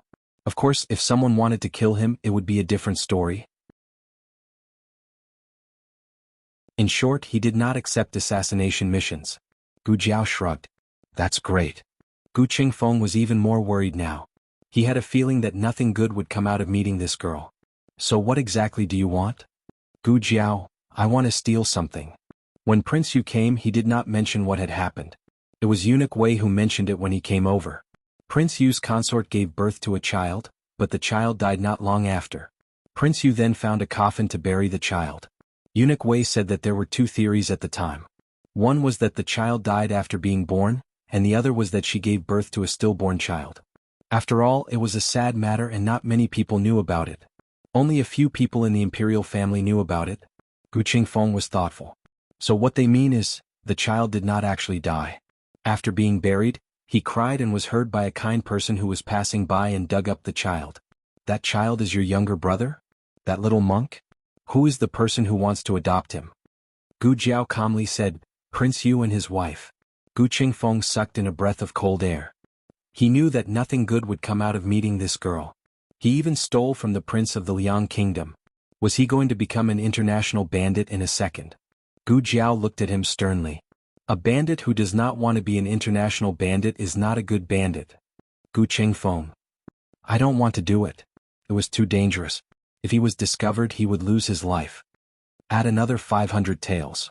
Gu Jiao paused and said, "In addition to curing your younger brother's baldness." Gu Qingfeng, ever since little Jing Kong shaved half of Gu Qinglin's head, that half of Gu Qinglin's hair stopped growing. At first, in order to achieve the same effect, he shaved off the other half, but the other half grew by half an inch. The half shaved by little Jing Kong was still barren. This was a fucking consecrated hand. Gu Qingfeng gritted his teeth and agreed. The two sneaked out of the Marquis's residence. Actually, Gu Qingfeng was still a little afraid of this matter. Along the way he thought of countless ways, such as letting Gu Jiao beg the old Marquis, and then the old Marquis would beg the Emperor. But on second thought, Prince Yu's attitude was too strong. Letting the Emperor offend the Liang Kingdom for an orphan was not a good deal. Zhao Kingdom could not afford to offend the Liang Kingdom. Even if they had better technology and did not want the Liang Kingdom's technology, they could not tell the Liang Kingdom. Zhao Kingdom could not be too high profile, or else it would only be the Liang Kingdom that came to cut their fat meat. If the matter got out of hand, the Jin and Yen kingdoms might come too. This matter could only be started with Prince Yu. But how could it be easy to make Prince Yu give up the idea of acknowledging his son? He even took out the glazing technology, which showed how determined he was. The two walked on the roof. Gu Qingfeng suddenly looked at Gu Jiao. "Hey, I say, you really don't want to consider sending that little guy away? That little guy was really annoying. If his younger brother was like that little guy, he would have gone crazy." Gu Jiao glared at him. "Shut up if you don't want me to kick you out of here." Gu Qingfeng bitterly shut his mouth. The two's goal tonight was very clear, which was to find the place where the child's bones were buried and see if the bones were still there. If they were, it would prove that little Jing Kong was not Prince Yu and his wife's son. The two arrived outside the walls of the imperial garden. Gu Jiao gave Gu Qingfeng a look. Go in. Gu Qingfeng clenched his fists. Why was he always the one to do such dangerous things? Gu Jiao would not go in. Gu Jiao pouted at him. Gu Qingfeng gritted his teeth and climbed over the wall. The imperial gardens were heavily guarded, and Prince Yu's courtyard was surrounded by many hidden guards from the Liang kingdom. However, Gu Qingfeng still managed to sneak into Prince Yu and his wife's courtyard with his excellent qinggong and many years of experience. After about half an hour he came out. How is it? Gu Jiao looked at him. Gu Qingfeng wiped the sweat from his forehead. It's on the eastern grassy slope in the south of the city. Gu Jiao coldly said, lead the way. Gu Qingfeng speechlessly glanced at her. You're not going to ask me how I found out? I'm not going to ask. Gu Qingfeng, who wanted to show off. He would tell her even if she didn't ask. The more she didn't want to hear, the more he wanted to talk. I went to check the soles of Prince Yu's shoes. Prince Yu must be like us. To prove the child's identity, the first thing we have to do is investigate the place where the bones were buried. I found yellow clay and red moss under the soles of the shoes of Prince Yu and his two guards. You've seen a lot of green moss but rarely red moss. Other than that, there are also pine needles. The only place that fits this landform is the eastern grassy slope in the south of the city. Gu Jiao, oh. Aren't you surprised by this young master's intelligence? Horse grass slope wasn't too far away, and the two of them were fast. They arrived in just over an hour. Prince Yu probably didn't want anyone to find this place, so he purposely destroyed all traces of the scene before leaving. However, this couldn't escape Gu Jiao and Gu Qingfeng's eyes. The two of them quickly found some clues. It should be around here. Gu Qingfeng looked around as he spoke. Generally speaking, the color of the ground that had been moved would be different from the nearby ground. It was very easy to distinguish, but when they looked around they didn't see any difference. Suddenly, Gu Jiao's gaze fell on a pile of shrubbery. She walked over and pushed the shrubbery aside, revealing a large stone inside. Move the stone away, Gu Jiao said. Gu Qingfeng walked over and used all his strength to move the stone away. It was obvious that there was new soil under the stone. It was darker and moister than the nearby soil. Gu Jiao held the lantern and took out a small shovel from the small basket on her back. She threw it to him. Dig. Gu Qingfeng, did he come here to do manual labor? Gu Qingfeng sweated profusely as he dug for a quarter of an hour before he finally dug out a small coffin. Gu Qingfeng looked at the coffin and hopped back to the ground. Dig, dig, dig. I dug it out, you do it? Gu Jiao cast a sidelong glance at him. You're afraid of ghosts? Gu Qingfeng confidently said, Who said I'm afraid of ghosts? I'm just tired. I can't do all the work by myself. A grown man still afraid of ghosts, hee. Gu Jiao jumped down and used her dagger to pry open the nails of the coffin one by one. When she reached the last nail, Gu Jiao hid behind Gu Qingfeng. Gu Jiao. Gu Jiao opened the coffin and looked inside. She said to Gu Qingfeng, Look. Gu Qingfeng turned his face away. I won't look. No, look. I won't look. I won't look. I won't look even if I die. Gu Jiao grabbed him from behind and forced him to look at the coffin. Gu Qingfeng only took one look and was stunned.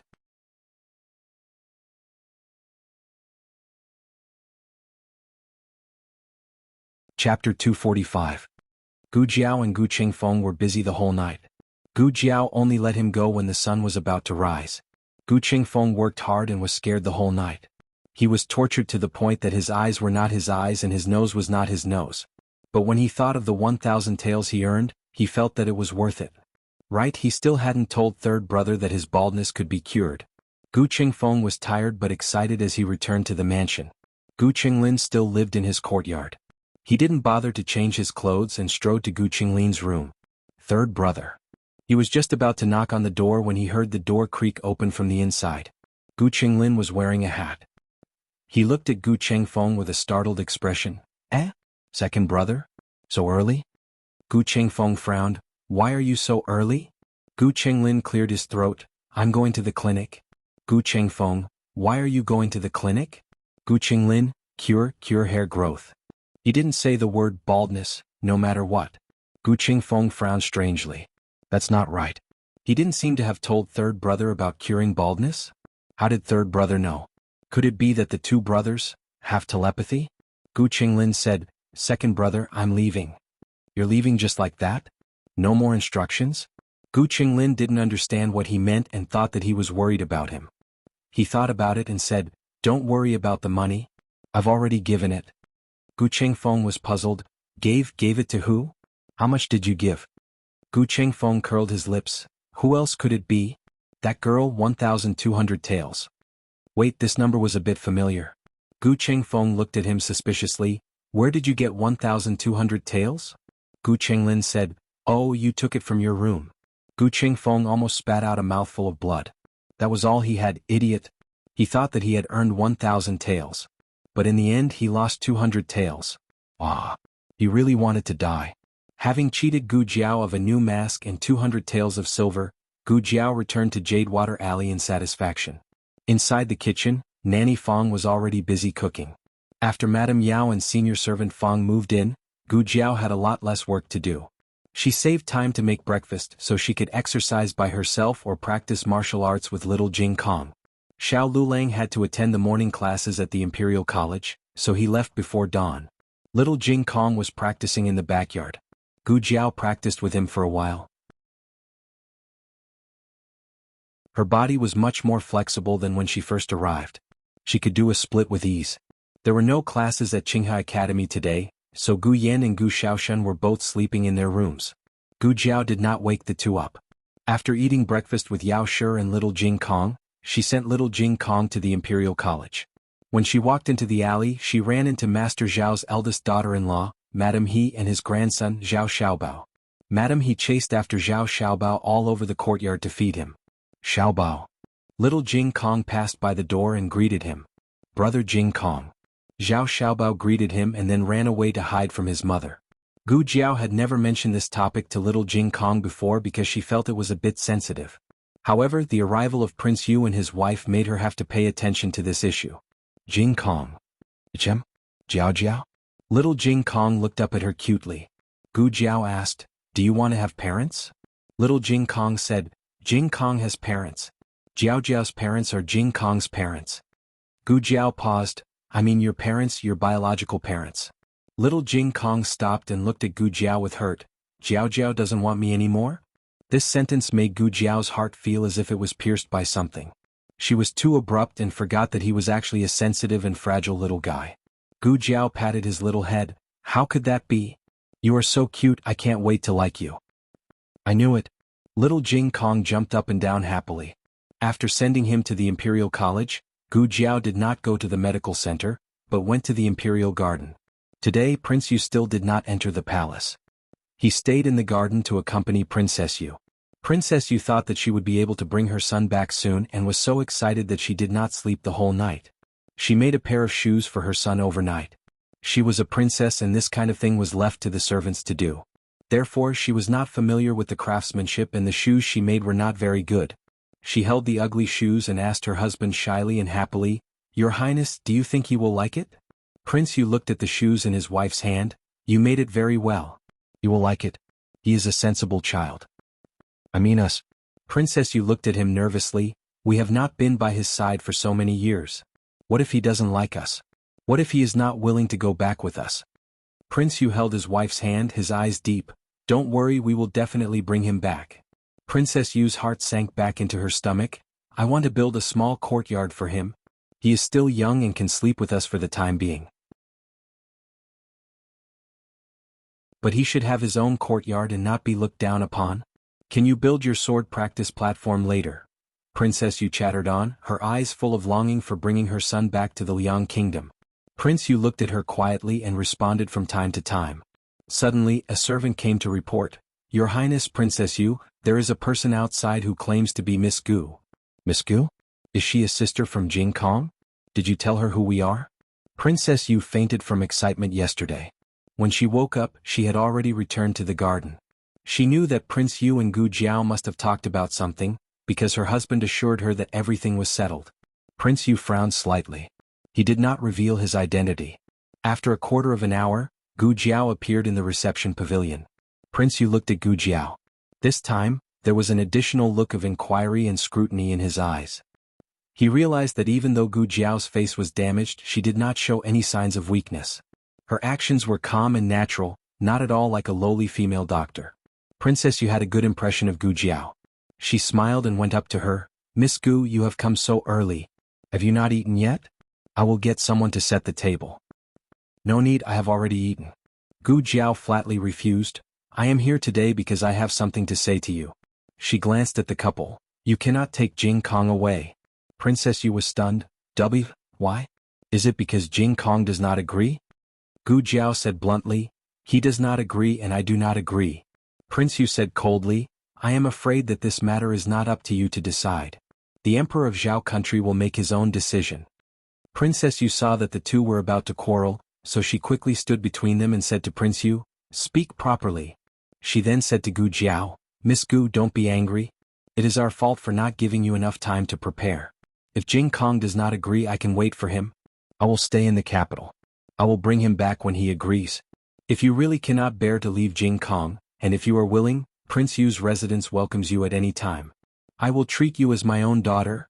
This was the biggest concession that Princess Yu could make. She could wait. If her son did not agree for a day, she would wait for a day. If her son did not agree for a year, she would wait for a year. But she would not give up. Because that was her son and she was a mother. Gu Jiao paused, then looked at Princess Yu and said, You do not have to wait. Princess Yu's eyes lit up. You agree? Gu Jiao shook her head. As if realizing what Gu Jiao was about to say, Prince Yu's expression changed and he said sternly, Shut up. How could Gu Jiao be frightened by him? Gu Jiao said to Princess Yu, Jing Kong is not your son, so you do not have to wait. Princess Yu hurriedly shook her head. No, he is my son. He is.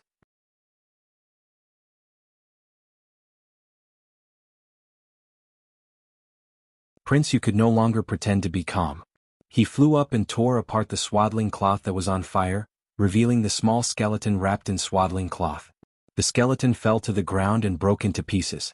Prince Yu's entire face was twisted in anger and pain. He did not bother to find trouble with Gu Jiao. He took off his clothes to wrap up the skeleton, but when he touched it, he suddenly felt that something was wrong. Wait, this was not a real bone. It was wood. That's right, this was the result of Gu Jiao and Gu Qingfeng's hard work for an entire night. Although the two's craftsmanship was not as good as Gu Xiaoxuan's, they still made it very well. At first glance there were not many flaws. It was just that the process of making it was very troublesome. Gu Qingfeng was also afraid of ghosts and almost died from fright several times. Gu Jiao did not touch the things in the wooden coffin. Even the swaddling cloth was stolen from the cloth store by Gu Qingfeng. The two made a little change. Prince Yu finally realized that he had been tricked by the girl in front of him. How dare this girl? Even the Emperor of Zhao country did not dare. Prince Yu still wanted to hide something, but it was too late. Princess Consort Yu was not a fool. How could she not see what Prince Yu's disregard for his own safety meant? Her entire person was like a winter flower that quickly withered. In an instant, her eyes lost all light. Her body swayed and she almost fell to the ground. Prince Yu threw away the wooden skeleton in his hand and quickly walked over to support the tottering Princess Consort Yu. This is not a child's skeleton. It's made of wood. Don't be sad. Listen to my explanation. Princess Consort Yu's tears fell down in large droplets. Gu Jiao had already done what needed to be done. The rest was up to the two of them. Princess Consort Yu was very innocent, but her tragedy was not caused by Gu Jiao. The person who should reflect was Prince Yu. After experiencing great hope, the despair that Princess Consort Yu endured was unbearable. It was as if she had experienced the pain of losing a child again. She curled herself up in her room and cried herself hoarse. When Ming-Er opened his eyes, he heard his mother crying. Ever since he could remember, he had never seen his mother so sad. He put on his shoes and ran out. At the end of the corridor, he saw his Lord Father standing outside anxiously. What happened in Jing Kong was my fault. I shouldn't have done that. It's all my fault. Jing Kong? The younger brother who was going to be recognized? We still have Ming-Er. Even if you don't think for yourself, think for Ming-Er. What did Lord Father mean? What did he mean by still having him? Did he not have a younger brother? Was his younger brother not willing to go back with him? That's great. Without a younger brother, his mother would be his alone again. His older brothers and sisters had grown up. They had long stopped fighting with him for his mother. But why couldn't he be happy? His mother was sad and he was also sad. Ming-Er's nose was sour. He wiped the tears in his eyes, gritted his teeth, turned around and ran out.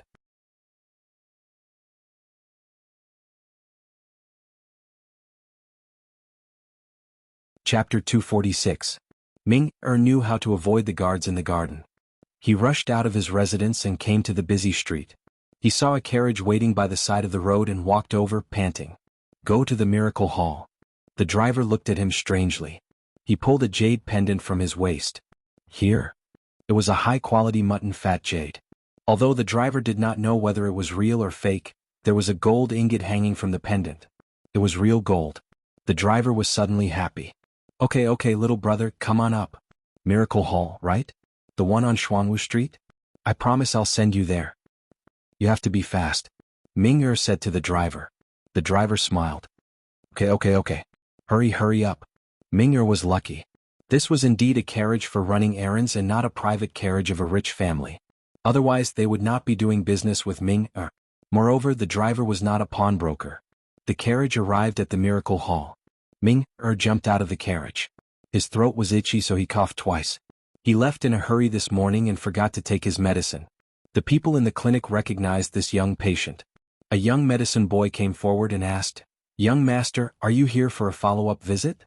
Where are your parents?" Ming-er did not answer his question. Instead, he asked seriously, "Where is Jing Kong?" He was the son of a prince and the grandson of the king. He had the aura of a royal family. When he became serious, the medicine boy was stunned.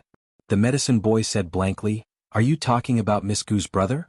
He did not come to the clinic. He must have gone to school." "Where does he go to school?" Ming-er asked again. "The Imperial College," the medicine boy said. "How do I get to the Imperial College?" Ming-er asked. "Go forward. You can see the cloth store in front. Go west and you will reach it." As soon as the medicine boy finished speaking, Ming-er ran out. The medicine boy scratched his head and was confused. Ming-er went to the Imperial College. The Imperial College was not over yet. He could not enter. He used his identity as the envoy of the Liang Kingdom, but no one believed him. He could only wait at the door.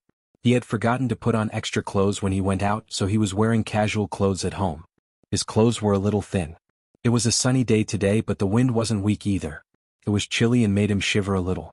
He paced back and forth at the entrance, sometimes squatting under a tree to look at the ants, sometimes looking up to count the leaves on the tree. He didn't know how much time had passed, but the Imperial College was finally dismissed. The gate was opened and a large number of Imperial College students filed out. He plunged into the crowd and went against the flow into the Imperial College. As long as one had a mouth, it wouldn't be hard to find basic knowledge.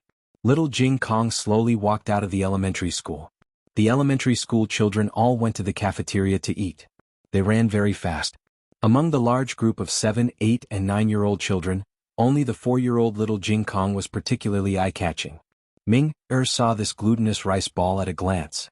Her little face was serious and cute. Did mother like this?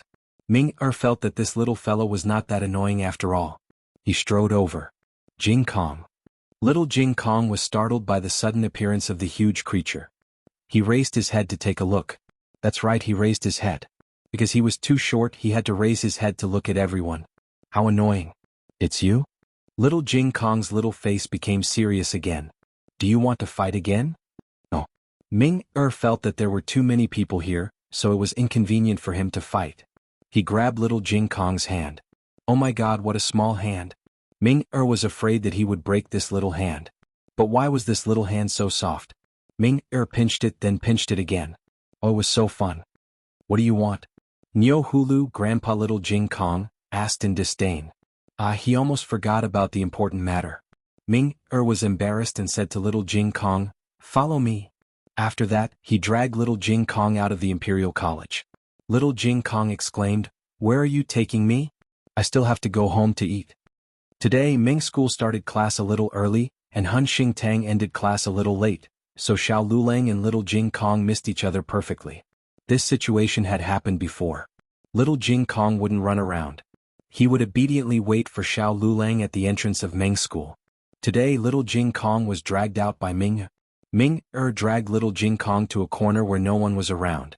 She said to him solemnly and hesitantly, "All right, maybe what I'm going to say next will be hard for you to accept, but I swear that every word I say is true."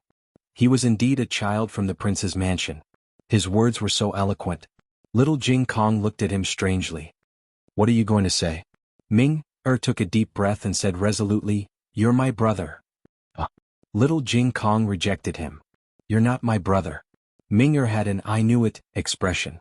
See, you don't believe me. But I'm really your brother. My mother is your mother. You've seen her. Don't you like her? Little Jing Kong and Princess Yu had met twice. The first time was at the medical center and the second time was at the palace. Princess Yu was a very kind madam. Like Yao, little Jing Kong liked her. But somehow little Jing Kong felt that Ming-er's like was not what he understood. Little Jing Kong was in a dilemma. Ming-er took another deep breath and made the next decision with difficulty. I was wrong in the palace. I shouldn't have lost my temper at you. I shouldn't have pushed you. Don't refuse to go back with us because of this. Mother is very sad. She even cried. Children's thoughts were always simple. Ming-er felt that Princess Yu was the best mother in the world. If she liked her, her brother must like her too. Her brother didn't want to go back because of her. Then she would apologize to him. Ming-er held little Jing Kong's hand and promised, I won't bully you anymore. I'll protect you. The prince's mansion is very good. It has a very big courtyard, a lot of delicious food and many servants and horses. I can teach you how to ride a horse. I can also teach you how to shoot an arrow. Come back with me. Seeing that little Jing Kong didn't speak, he said again, Every child has a father and mother. You should be with your father and mother. Mother didn't abandon you on purpose. She thought something happened to you. Now she and father have come back to look for you. If you don't want to acknowledge them, mother will continue to be sad. Little Jing Kong thought seriously for a moment and said to Ming-er, But I want to be with Jiao Jiao. Ming-er was surprised. Jiao Jiao is not your mother. Who was Jiao Jiao? Ming-er had said everything that needed to be said, but mother was still crying in the courtyard. Ming-er couldn't wait for Jing Kong to nod. She directly pulled Jing Kong to the direction of the Imperial Garden. He remembered the way he came and also remembered that it wouldn't take long to get there by carriage. But he underestimated the speed of the carriage and overestimated the speed of walking. They were sweating profusely. Little Jing Kong looked at him speechlessly. Where are you taking me? Ming-er held his hand with one hand and used the other to wipe the sweat on his forehead. He held his hand tightly, afraid that he would lose his younger brother. Ming-er's luck seemed to have run out. They walked to a deserted street. Suddenly, a well-dressed middle-aged man came over. He had a kind face and a kind smile. He looked like a good person. He stopped in front of Ming-er and little Jing Kong and said with a kind smile, Little brother, where are you going? Why aren't your parents with you? Did you get separated from your parents? Ming-er looked at him vigilantly. It's none of your business. Back off. The young master from the imperial residence was used to ordering people around. Naturally, he wouldn't take a commoner seriously. His orders were always effective. He didn't know that it was because he was always followed by the imperial residence's guards. Now that he was alone with a 4-year-old child, he instantly lost all of his deterrence. After all, no matter how fierce a cub was, it was still a cub. No adult sheep would be afraid of a tiger cub. The middle-aged man smiled. Instead of backing off, he reached out his hand to touch little Jing Kong's head. Don't touch my brother. Ming-er slapped his hand away decisively. Little Jing Kong suddenly pointed across the street. Uncle, someone is calling you over there. The middle-aged man turned his head to look. Little Jing Kong took the opportunity to grab Ming-er and run away. They ran until they reached a crowded place. Ming-er was out of breath. Little Jing Kong had a good physique and didn't pant too much. Why are we running? Ming-er asked weakly. That's a trafficker, little Jing Kong said. A trafficker is a human trafficker. He will kidnap children. Ming-er was puzzled. How do you know? Little Jing Kong said, I guessed. When he was walking chickens in the countryside, the villagers always liked to joke with him, saying that he was too young to be taken away by a trafficker. Jiao Jiao also taught him not to talk to strangers casually. Ming-er looked back. The man didn't seem to catch up with them, but he was still a little scared. Then let's go. They continued to walk forward. Unfortunately, Ming-er's good luck had already run out on the way here. The middle-aged man whom they had avoided finally caught up with them. In public, he actually walked up to the two of them angrily and picked up little Jing Kong. Then he slapped Ming-er to the ground. He pointed at Ming-er and scolded, What kind of brother are you? I just said a few words to you and you ran away with your brother, right? Don't you know that your brother is still sick? How did I give birth to such a bastard like you? Ming'er was furious. Nonsense. You're not my father. The middle-aged man pointed at his nose. Fine, fine, fine. Bastard, you don't even recognize your father now. I'll kill you. I'll kill you. People surrounded them. A woman cried and rushed over, protecting Ming'er in her arms. Master, don't hit the child. It's all my fault. I didn't take good care of him. Go away. Ming'er struggled. Big drops of tears fell from the woman's eyes. She was truly anxious. Son, don't be stubborn with your father anymore. Your father forced you to go to school for your own good. Ming'er shouted angrily, Go away. You're not my mother. The man slapped Ming'er again and Ming'er fainted. How is she not your mother? She's your stepmother. She's your mother. It turned out that stepmother and biological father had such a relationship. No wonder this child kept saying that he didn't recognize them. He probably hated his stepmother and even his biological father. This kind of thing was not rare, so no one suspected that it was fake. The middle-aged man kicked the woman a few more times. Every kick landed on the woman's body. This way the show was even more real. Ming'er's struggle was seen as rebellion in the eyes of the crowd. Ming'er's heart was filled with endless anger, and he felt deeply afraid and helpless with Yi. If he had known, he wouldn't have come out by himself. He was abducted by the pawnbroker, and so was his younger brother. The two of them would never see their mother again. In the end, the middle-aged man carried little Jing Kong, and the woman supported Ming'er, who was already weak, and left the scene. No one would report this kind of family matter to the authorities, so the crowd quickly dispersed. The two of them came to a secluded courtyard, and threw the two children into the house. The middle-aged man wanted to use some drugs on the little one, but the little one was scared silly from the beginning. He didn't even know how to cry, so the middle-aged man didn't want to bother. After all, the knockout drug was very expensive, and it could easily harm the body. Such a small child was very delicate, and if he didn't wake up, they would lose a lot of money. Master, these two children are good. The woman changed her weak and dazzling image in front of others, and showed a sarcastic and proud look. The middle-aged man looked at the two children lying on the ground with satisfaction, and said with a smirk, Yes, it's been a long time since I got such high-quality goods. They can definitely be sold at a good price. Where's old Lou? The woman said, He went to prepare the carriage. We'll send them out of town in a while. The middle-aged man looked at the two coldly and said, Let's change their clothes first. Shave their heads too. Okay. The woman went to another room to prepare clothes and a razor. The man closed the door of the two children's room, and walked to the front yard. He poked his head out to look around and then closed the door vigilantly. The fear in little Jing Kong's eyes disappeared. He crawled to Ming'er, pushed his arm and whispered, Brother Ming'er, wake up.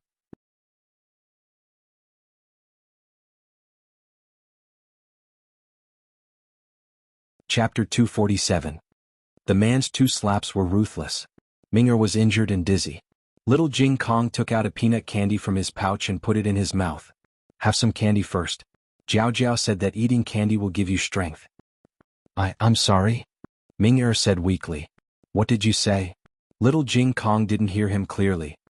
He leaned close to Ming'er's mouth, wanting to hear what he said. At this moment, the woman came over with a razor and clothes. At the same time, a few men's voices could be heard from the front yard. There were more than 3 bad guys. The woman went into the house. Little Jing Kong had to give up on waking Brother Ming'er. The little one looked obedient and didn't get beaten or tortured. He was very clean. The woman grabbed him and shaved his head. Little Jing Kong felt like he had nothing to live for. The hair that he worked so hard to grow out was gone just like that. Jiao Jiao said that he would be able to prune his hair in a month. After the woman shaved little Jing Kong's head, she changed little Jing Kong into a poor child's clothes. To be honest, the child didn't cry or make a fuss. Other than being a little timid, he was actually quite likable. For a moment, the woman wanted to keep the child and raise him so that he could take care of her and her master. However, she shook her head when she thought about her master's attitude. Forget it. The money was more important. Besides, he wouldn't agree anyway. The woman shaved the children's heads and changed their clothes. Then she applied some yellow powder on their faces to make them look malnourished and emaciated. She also drew some spots on their faces with cinnabar. They looked completely different from before.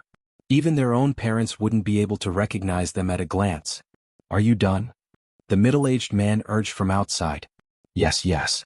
The woman walked out and asked, Do you want to give them some medicine? The middle-aged man looked at the two people in the house. Just now he had used too much force and injured the child. He was worried that the child would die from the medicine. As for the little one, he was scared silly.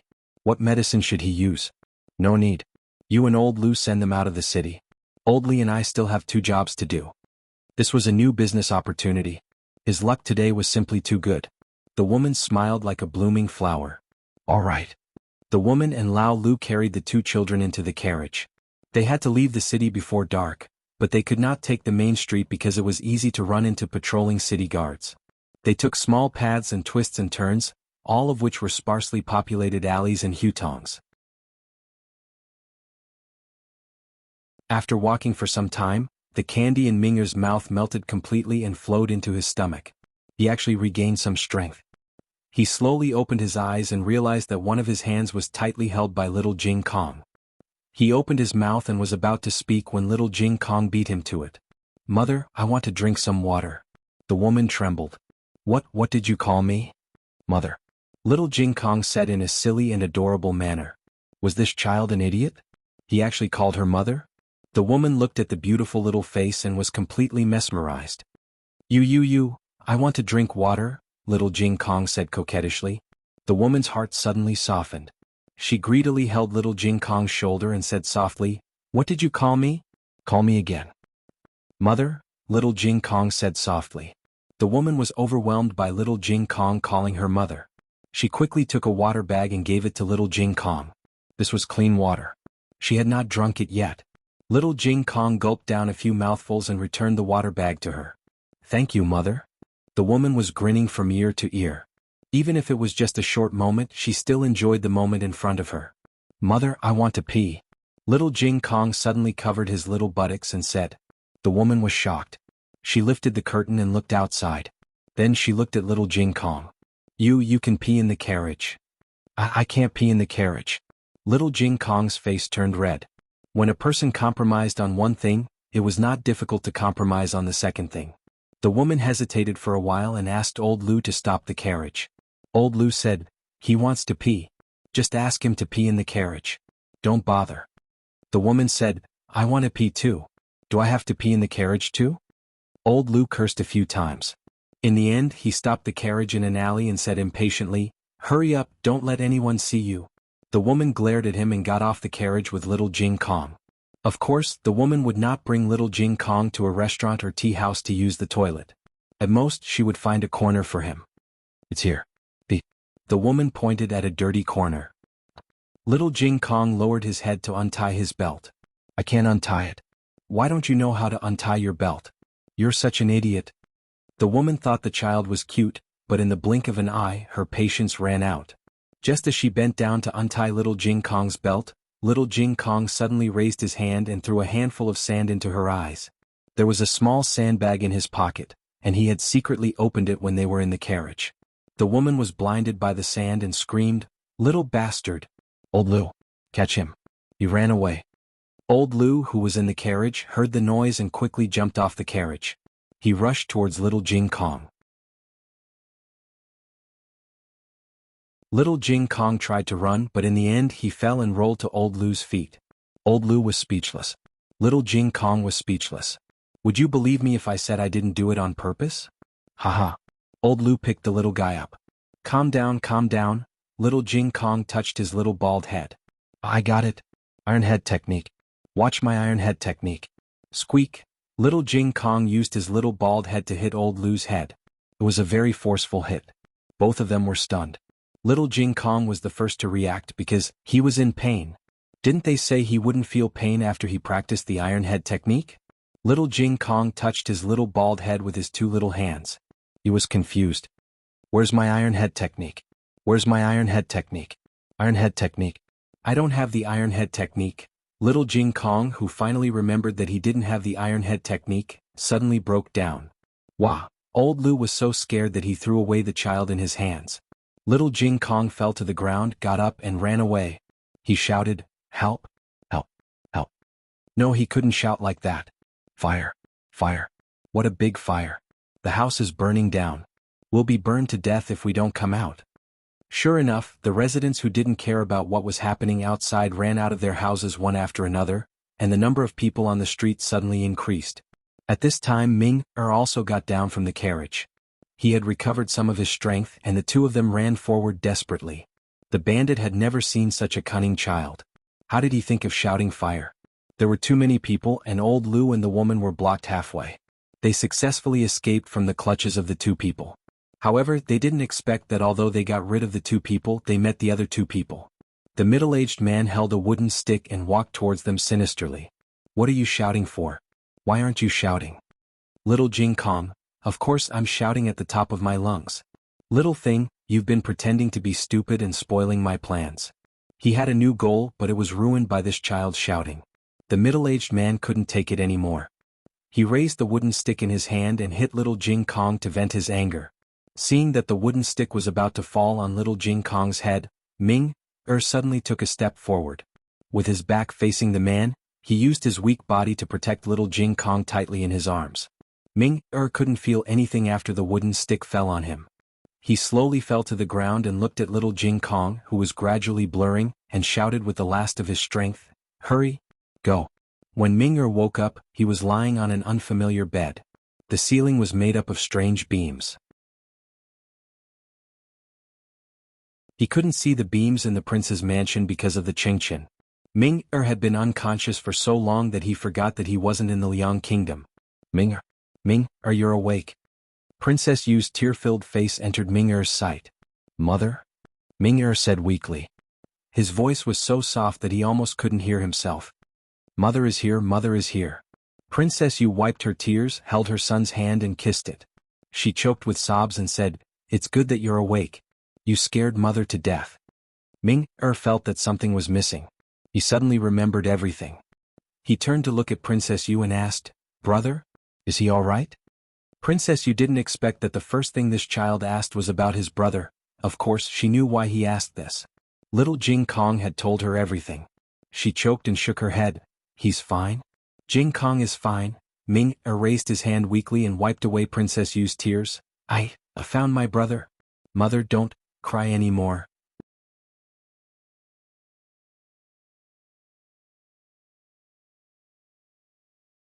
Chapter 248. The novel will be updated faster. There are all kinds of novels that can't be found on the internet. In the next room, Gu Jiao was treating little Jing Kong's injuries. He didn't have any injuries on his body, but his heart was hurt. His hair, which he had grown for several months, was gone. He was so sad that he kept twitching. He couldn't show it in front of others, but when he was in Gu Jiao's arms, he couldn't bear it anymore. His little body curled into a ball and his little head drooped. He pressed his little head with his two little hands and said with tears in his eyes, my hair is gone again." Gu Jiao said, "It will grow back. I'll make a few more sesame pills for you to eat later. I'll also wash your hair with Chinese knotweed to make your hair grow faster." Okay. Little Jing Kong nodded coquettishly. Gu Jiao looked at his little bald head and asked, "Does it still hurt?" The little guy actually used the iron head skill, which he had never practiced before. It really scared her to death. "It hurts. I need to blow on it." Little Jing Kong patted his little bald head. Gu Jiao gently blew on his head. Little Jing Kong lay in Gu Jiao's arms and buried his little head in her neck. He was so happy that he kept bubbling. Gu Jiao remembered the scene when she brought the little guy back to the medical center. At that time, the little guy didn't know that Ming-er misunderstood their relationship and thought that he was really Princess Yu's son. He said to Princess Yu seriously and embarrassedly, "I'm sorry. Although you're my mother, I still can't go back with you. I want to be with Jiao Jiao. Jiao Jiao took care of me and I also want to be like Gu Jiao." In the end, who was the one who saved who? Gu Jiao kissed the little guy's little bald head. "Jiao Jiao, did you just kiss me?" The little guy asked softly with a hint of expectation. "Yeah, I kissed you." Gu Jiao nodded. Little Jing Kong was so shy that he grabbed Gu Jiao's clothes and buried his head in Gu Jiao's arms, turning himself into a little mimosa. In another room of the clinic, Prince Yu and Xiao Lulang were thanking Lu Yixing, the hero of this incident. Lu Yixing happened to be nearby when Ming-er was knocked down by the stick. Lu Yixing didn't know Ming-er, but he had seen little Jing Kong and Gu Jiao together from afar. He was afraid that even Gu Jiao didn't know about this. Lu Yixing was a weak scholar. It was impossible for him to beat some beggars, but he was Lu Yixing. With just one sentence, "I, Lu Yixing, am here," half of the people in the capital wanted to come and beat him up. He pointed at the middle-aged man and the beggar called Old Li, "These are my sworn brothers. With them here you can forget about hurting me." Then the beggar was beaten up. Lu Yixing brought the two children back to the clinic. This was the whole story of the incident. Xiao Lulang and Prince Yu had only heard of Lu Yixing, but had never seen him before. They only knew that he was a descendant of noble consort Lu's mother's family. He was implicated by noble consort Lu and her family, so his life in the capital was difficult. They didn't expect that the two children would be saved by him. Prince Yu personally presented a gift of thanks. "Thank you, young Master Lu, for saving my son. I hope young Master Lu will accept this small gift of thanks." Lu Yixing was short on money, so he didn't refuse and accepted it generously. Prince Yu was very satisfied. He didn't like to owe people favors. Since the other party accepted the gift, it meant that the other party had the same intention. He couldn't help but look at the other party. "I heard about your situation in the capital. Are you willing to go to the country of Liang?" The Lu family had colluded with the country of Qin, not the country of Liang. Lu Yixing and Prince Yu's residence did not have such a sensitive political relationship. Even if there was, with Prince Yu's ability he could still protect Lu Yixing. Lu Yixing said, "Thank you, Prince, for your kindness. For the time being, I don't want to leave." Lu Yixing did not beat around the bush no matter what he said or did. In this aspect he was much better than those hypocritical and polite young people. Prince Yu did not ask Lu Yixing. With his situation like this, what was there in the capital for him to stay? After saying a few words of gratitude, Prince Yu went to the next room to visit Ming. Thus, only Xiao Lulang and Lu Yixing were left in the room. Xiao Lulang naturally wanted to express his gratitude. He had recently earned some money from writing articles for others and had planned to give it to Gu Jiao. Now, it was not a bad idea to use it as a reward. Other than the reward, he also took 2 books that Elder Feng had left for him and put them in a brocade box. However, he did not expect that Lu Yixing would not accept it. "Why?" Xiao Lulang looked at him in confusion. Lu Yixing looked at Xiao Lulang and said, "When Dr. Gu treats me, she either receives less or no treatment. I owe Dr. Gu a favor and cannot accept your gift." Xiao Lulang looked at Lu Yixing again. Other than his pale complexion, he had handsome features, red lips and white teeth. He really had a good appearance.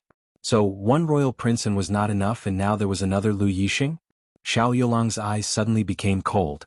Lu Yixing, Ming'er's injury was a little serious. When the rod hit him, it almost broke his spine. Although his spine was saved, his spleen was ruptured. After little Jing Kong fell asleep in Gu Jiao's arms, Gu Jiao put little Jing Kong on the bed and covered him with a blanket. Then she turned to the next room to check on Ming'er.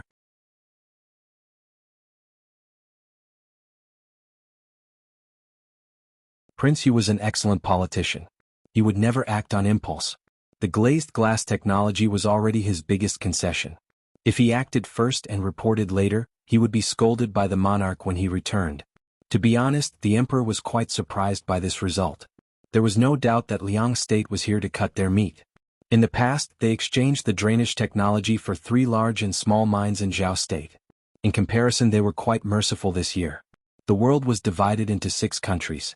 Yan State, Liang State and Jin State were the upper countries, while Zhao State, Qin State and Zhao State were the lower countries. In fact, there was Tujue State, but the 6 countries did not recognize it as a country. Qin State had a good relationship with Jin State in recent years, and its relationship with the other countries was not too bad. Zhao State could not break its relationship with Liang State, or it would become isolated and helpless. At the end of April, the envoy from Liang State also finished his trip in the capital. The emperor personally sent the envoy from Liang State off in the throne room, and then the crown prince and Marquis Xianping sent the envoy out of the capital. Before leaving, Ming-er went to the medical center. He had already removed the stitches. Although he could not jump around, he recovered quickly, and it was not a problem for him to move around on the ground. He came to say goodbye to his little brother. "If you go to Liang State in the future, remember to find me at Prince Yu's mansion. I will treat you to delicious food."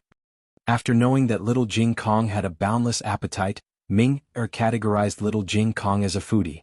"Little Jing Kong, actually the real foodie in the family is my great-aunt. This is for you." Ming-er gave his favorite scimitar to little Jing Kong. This was not an ordinary scimitar. It was a gift he caught during the catch ceremony. The people of Liang State valued the catch ceremony very much, and they would not give it away easily. Little Jing Kong was actually a little confused. He was a scholar, why would he need a scimitar? He would not need it in the future. But since it was a gift from Ming-Er, he happily accepted it, and then planned to give Ming-Er a gift in return. In order to avoid the same situation as Ming-Er, he opened his small box and let Ming-Er choose by himself. You can pick whatever you like. Little Jing Kong's things were in a mess. Gu Jiao cleaned it up, but it was messed up by little Jing Kong after a few days. For Ming-Er, who was used to using gold, silver, and jade, it was like a big car accident scene. Ming-Er suddenly sympathized with his little brother. His little brother's family was too poor, and he could not even afford a decent toy. When he returned to the country, he would definitely send his little brother the best toy.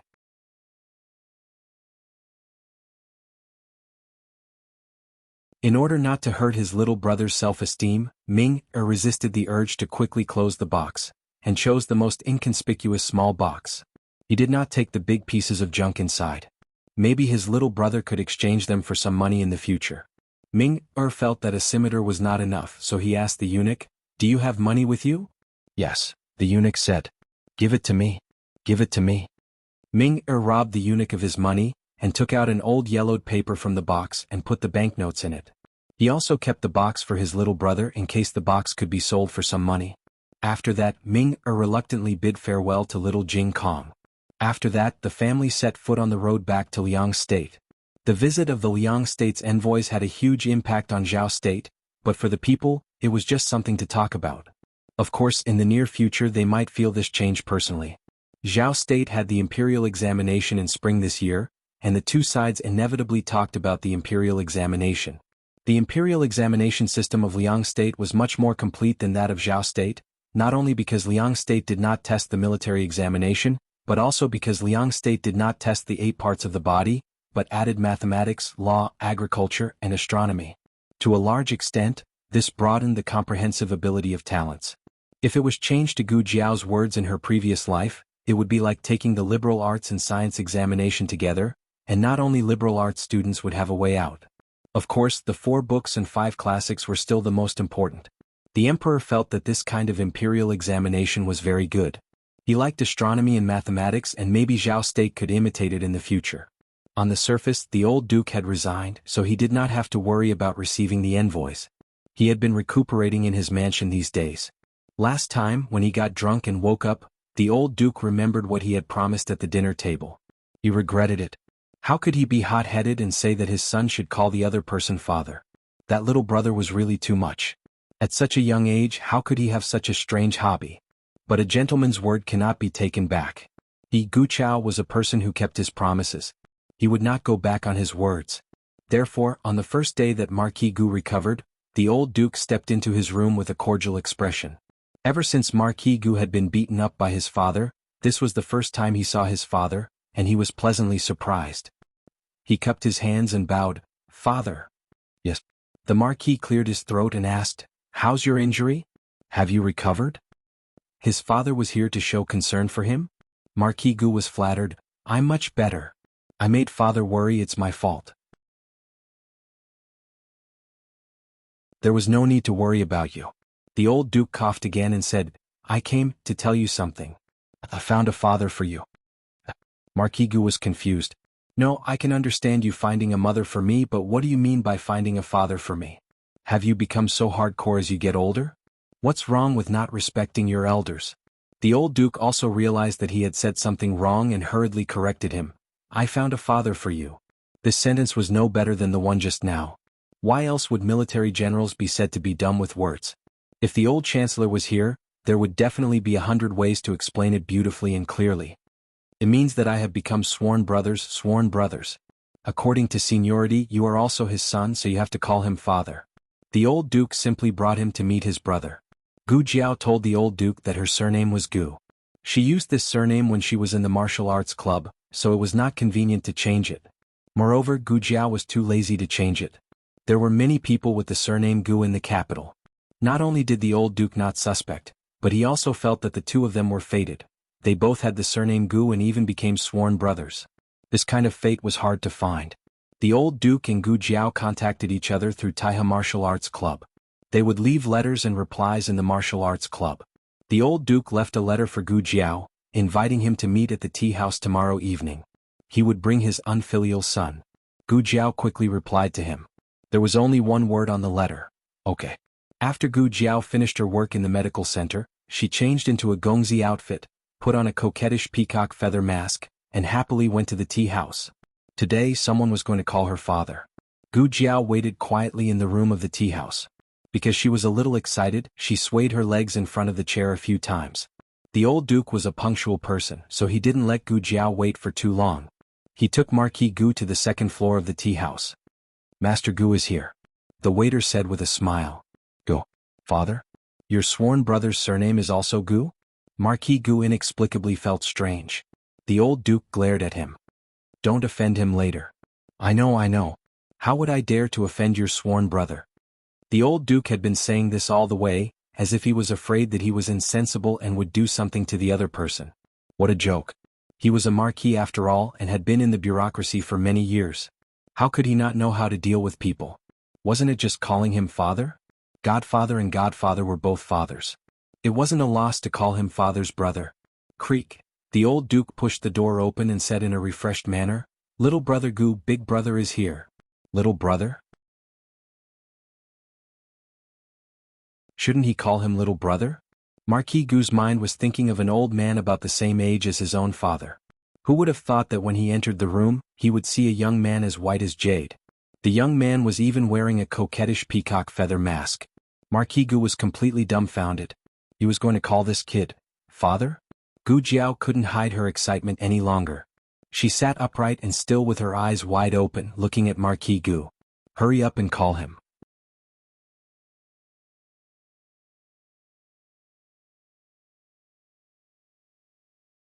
Chapter 249. Marquis Gu must not call him that. How old is this kid? Don't judge him by his mask, his eyes, hands, and even his figure revealed his age. He's about the same age as Yen. How can I call him father? His father is really too much. It's one thing to become sworn brothers at such an old age, but how did he get his own son involved? Did he really just pick him up? Otherwise, how could he cheat his son's father? What Marquis Gu didn't know was that not only did he have a father who cheated his son, he also had a daughter who cheated her father. Call him father. Old Marquis Gu reminded him with false bravado. Actually, he also knew that he went overboard. How could he let his son call his brother father? At most he would call him uncle. But it was still the same sentence. He had already agreed. He was a person who cared about face, so he could only cheat his son. I won't. It was too embarrassing. Marquis Gu was also a person with integrity. His father cared about face, so did he? If he said he wouldn't call him father, he wouldn't call him father even if he was beaten to death.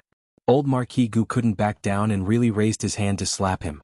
It was simply too natural for a father to hit his son. Marquis Gu closed his eyes. Fine, hit me. I'll let you hit me. Call me father, I lose. However, Gu Jiao stopped the old marquis and used a charcoal pencil to write on a small piece of paper. Don't. Listen. Slowly. As a father, you have to be patient. Gu Jiao wrote a few more words and showed them to Marquis Gu. Come eat dinner. Marquis Gu glanced at the messy words and the corner of his mouth twitched. He seemed to understand how his father became sworn brothers with the other party. Just based on this ugly character, it was simply the same as the men of the Gu family. In the Gu family, even someone as outstanding as Gu Changqing could write indescribably with a brush. So his father must have found a sense of intimacy with the other party's calligraphy? But then again he couldn't speak? Was he a little mute? Marquis Gu sized him up. The mask covered half of his face, but judging from his eyes and chin, he should be an exquisite young man. What a pity. Marquis Gu sat down beside him. Now that her status was different, Gu Jiao looked at Marquis Gu differently from before. She showed great interest in Marquis Gu. She looked at Marquis Gu like an old father. Marquis Gu felt his hair stand on end. Is it really okay for a teenager like you to look at people like that? The dishes were quickly served. Marquis Gu was shocked. Why were they all his favorite dishes? Marquis Gu peeled a prawn. Gu Jiao showed a gratified and praising expression. Marquis Gu, no, I'm just peeling a prawn. Is it necessary? I'm not a retard. Then Marquis Gu began to eat. Gu Jiao didn't say anything during the whole process, but Marquis Gu felt that her eyes were like this. Look, look. He ate prawns. He knew how to eat prawns. Look, look. He ate fish. He knew how to spit thorns. This was just Marquis Gu's imagination. He felt that she didn't mean that, but what was the meaning of her excited expression? You want to eat? Marquis Gu held the peeled prawn and asked Gu Jiao. He didn't want to ask, but he felt his hair stand on end from her gaze. Gu Jiao nodded. Marquis Gu put the prawn in her bowl. Gu Jiao tilted her head proudly. Marquis Gu seemed to read another sentence from her small eyes. Wow, so filial. Marquis Gu was shocked by his own conjecture. Stop your brain. Stop your brain. The old Marquis met an acquaintance and went out to greet him. Only the two of them were left in the room. Gu Jiao didn't give up on the idea of making him call her father. She wrote with a charcoal pencil. Call. Father. Give. Red. Packet. Marquis Gu peeled the prawn. Haha, if you call me father, I'll give you a red packet. Gu Jiao thought for a while and wrote, give. More. Or less. Marquis Gu. Gu Jiao wrote again, I don't study. Good. Writing. Not. Good. How. Do. Pronounce. This. Word. The word was written crookedly. Marquis Gu tried his best to make out the outline. He frowned and said uncertainly, drop? Gu Jiao, yes. Marquis Gu. What kind of sly little thing was this? Wait, there was something wrong with the voice. It seemed to be a little girl? Marquis Gu's body trembled as he suddenly looked at Gu Jiao. Gu Jiao touched her fingers. She was too excited just now and accidentally answered. Marquis Gu looked her up and down, not letting go of a single strand of her hair. You are? Gu Jiao shook her head decisively. I'm not. Marquis Gu stood up suddenly. You are? Gu Jiao punched him. Marquis Gu had a panda eye and he covered his left eye. In this moment of distraction, Gu Jiao rushed out of the door. Marquis Gu took a while to recover. This familiar strength, this familiar formula. Why was it so similar to that stinky girl? Although Marquis Gu didn't have any evidence, he felt that there was no other person in the world who was so daring other than that stinky girl. In order to confirm his guess, Marquis Gu didn't care if his father was still in the tea house receiving guests and chased after her with large strides. How could his body, which had been recuperating for half a month, be compared to Gu Jiao who trained every day? He lost her in a short while. He went to the medical hall. Gu Jiao wasn't there. Not there? Very well. He immediately went to Jade Water Alley. He wanted to see where that girl could hide this time. The courtyard door was left ajar. He angrily walked in. Just as he was about to yell for that stinky girl to get out here, he saw Yao Shi wearing a loose yellow dress and sitting on a rattan chair in the front yard embroidering. After not seeing her for a long time, Yao Shi's face had become rounder and her complexion was ruddier. She wasn't fat, but she looked much more beautiful. Marquis Gu was immediately stunned. Senior servant Fang was the first to notice him and bowed. Marquis. Yao Shi slowly turned her face. Perhaps it was because she was comfortable here, but the gloominess between her brows had disappeared.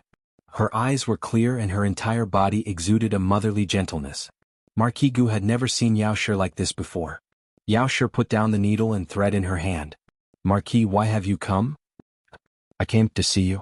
Marquis Gu walked forward and said. Yao Shi pointed at the stool to the side.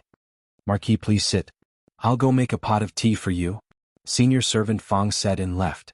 Marquis Gu looked at Yao Shi and could not move his eyes away. He held Yao Shi's hand.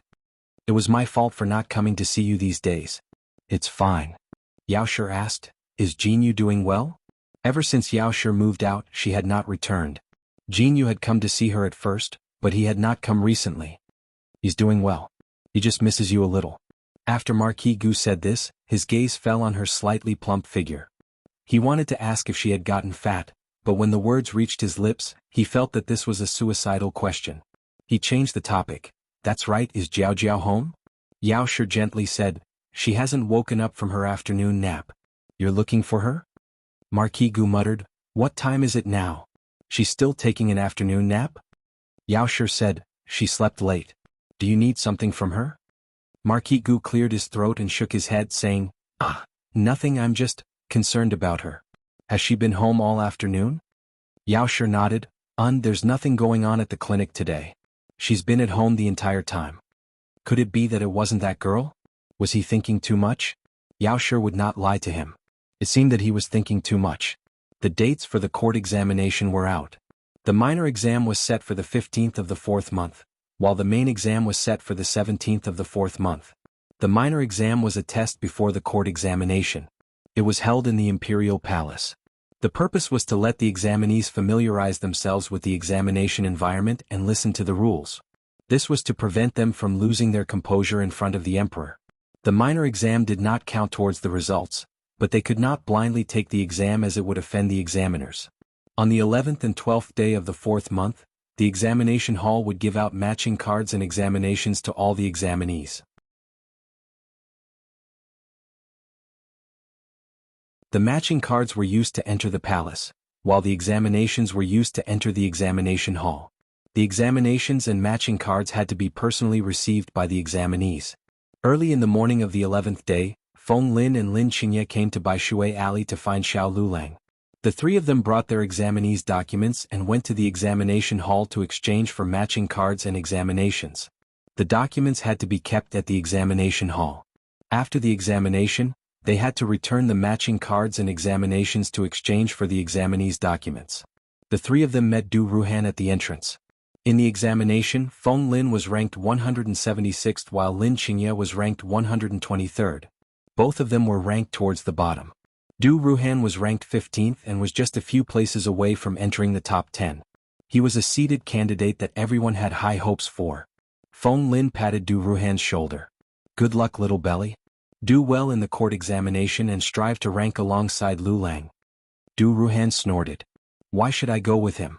Can't I rank on my own? Also, what's wrong with the two of you? Don't you want to rank on the imperial examination?" Du Ruhan's aptitude was considered to be one of the best in the capital. Otherwise, Zhuang Xinji would not have personally spent time and effort to teach him. Feng Lin and Lin Qingye were both hardworking geniuses. If they had not met a formidable teacher like Xiao Lulang, the two of them might not even be able to pass the examination. Rank on the imperial examination? The two of them should just forget about it. Du Ruhan saw that the two of them did not have much fighting spirit and hurriedly said, all right, let's not talk about this anymore. Let's go and line up. Let's see if the four of us can line up together." Although they could not cheat if they lined up together, it was still a psychological comfort in this unfamiliar and dignified environment. Xiao Lulang did not say anything and silently lined up behind the three of them. "Lulang, come to the front," Feng Lin said. Du Ruhan snorted. "You only know how to spoil him." Lin Qingye also took a step back to make room for Xiao Lulang. Du Ruhan's mouth twitched. The examination numbers were the same as the court examination, and the seats were the same as well. When the four of them received their examination tickets, they saw two people sitting together. It was Du Ruhan and Xiao Lulang. HTML Genius memorized this website's address in a second. www.zhhbqg.com Bikuj mobile reading website. zhhbqg.com. You're tuning in to the Han Li's Wuxia Adventures YouTube channel. We're so grateful for your support and don't forget to subscribe to join us on this incredible journey through captivating stories. Your generosity through donations truly makes a world of difference, as it's the primary source of revenue that allows me to expand and enhance this channel for you. Thank you from the bottom of my heart for being a part of this adventure.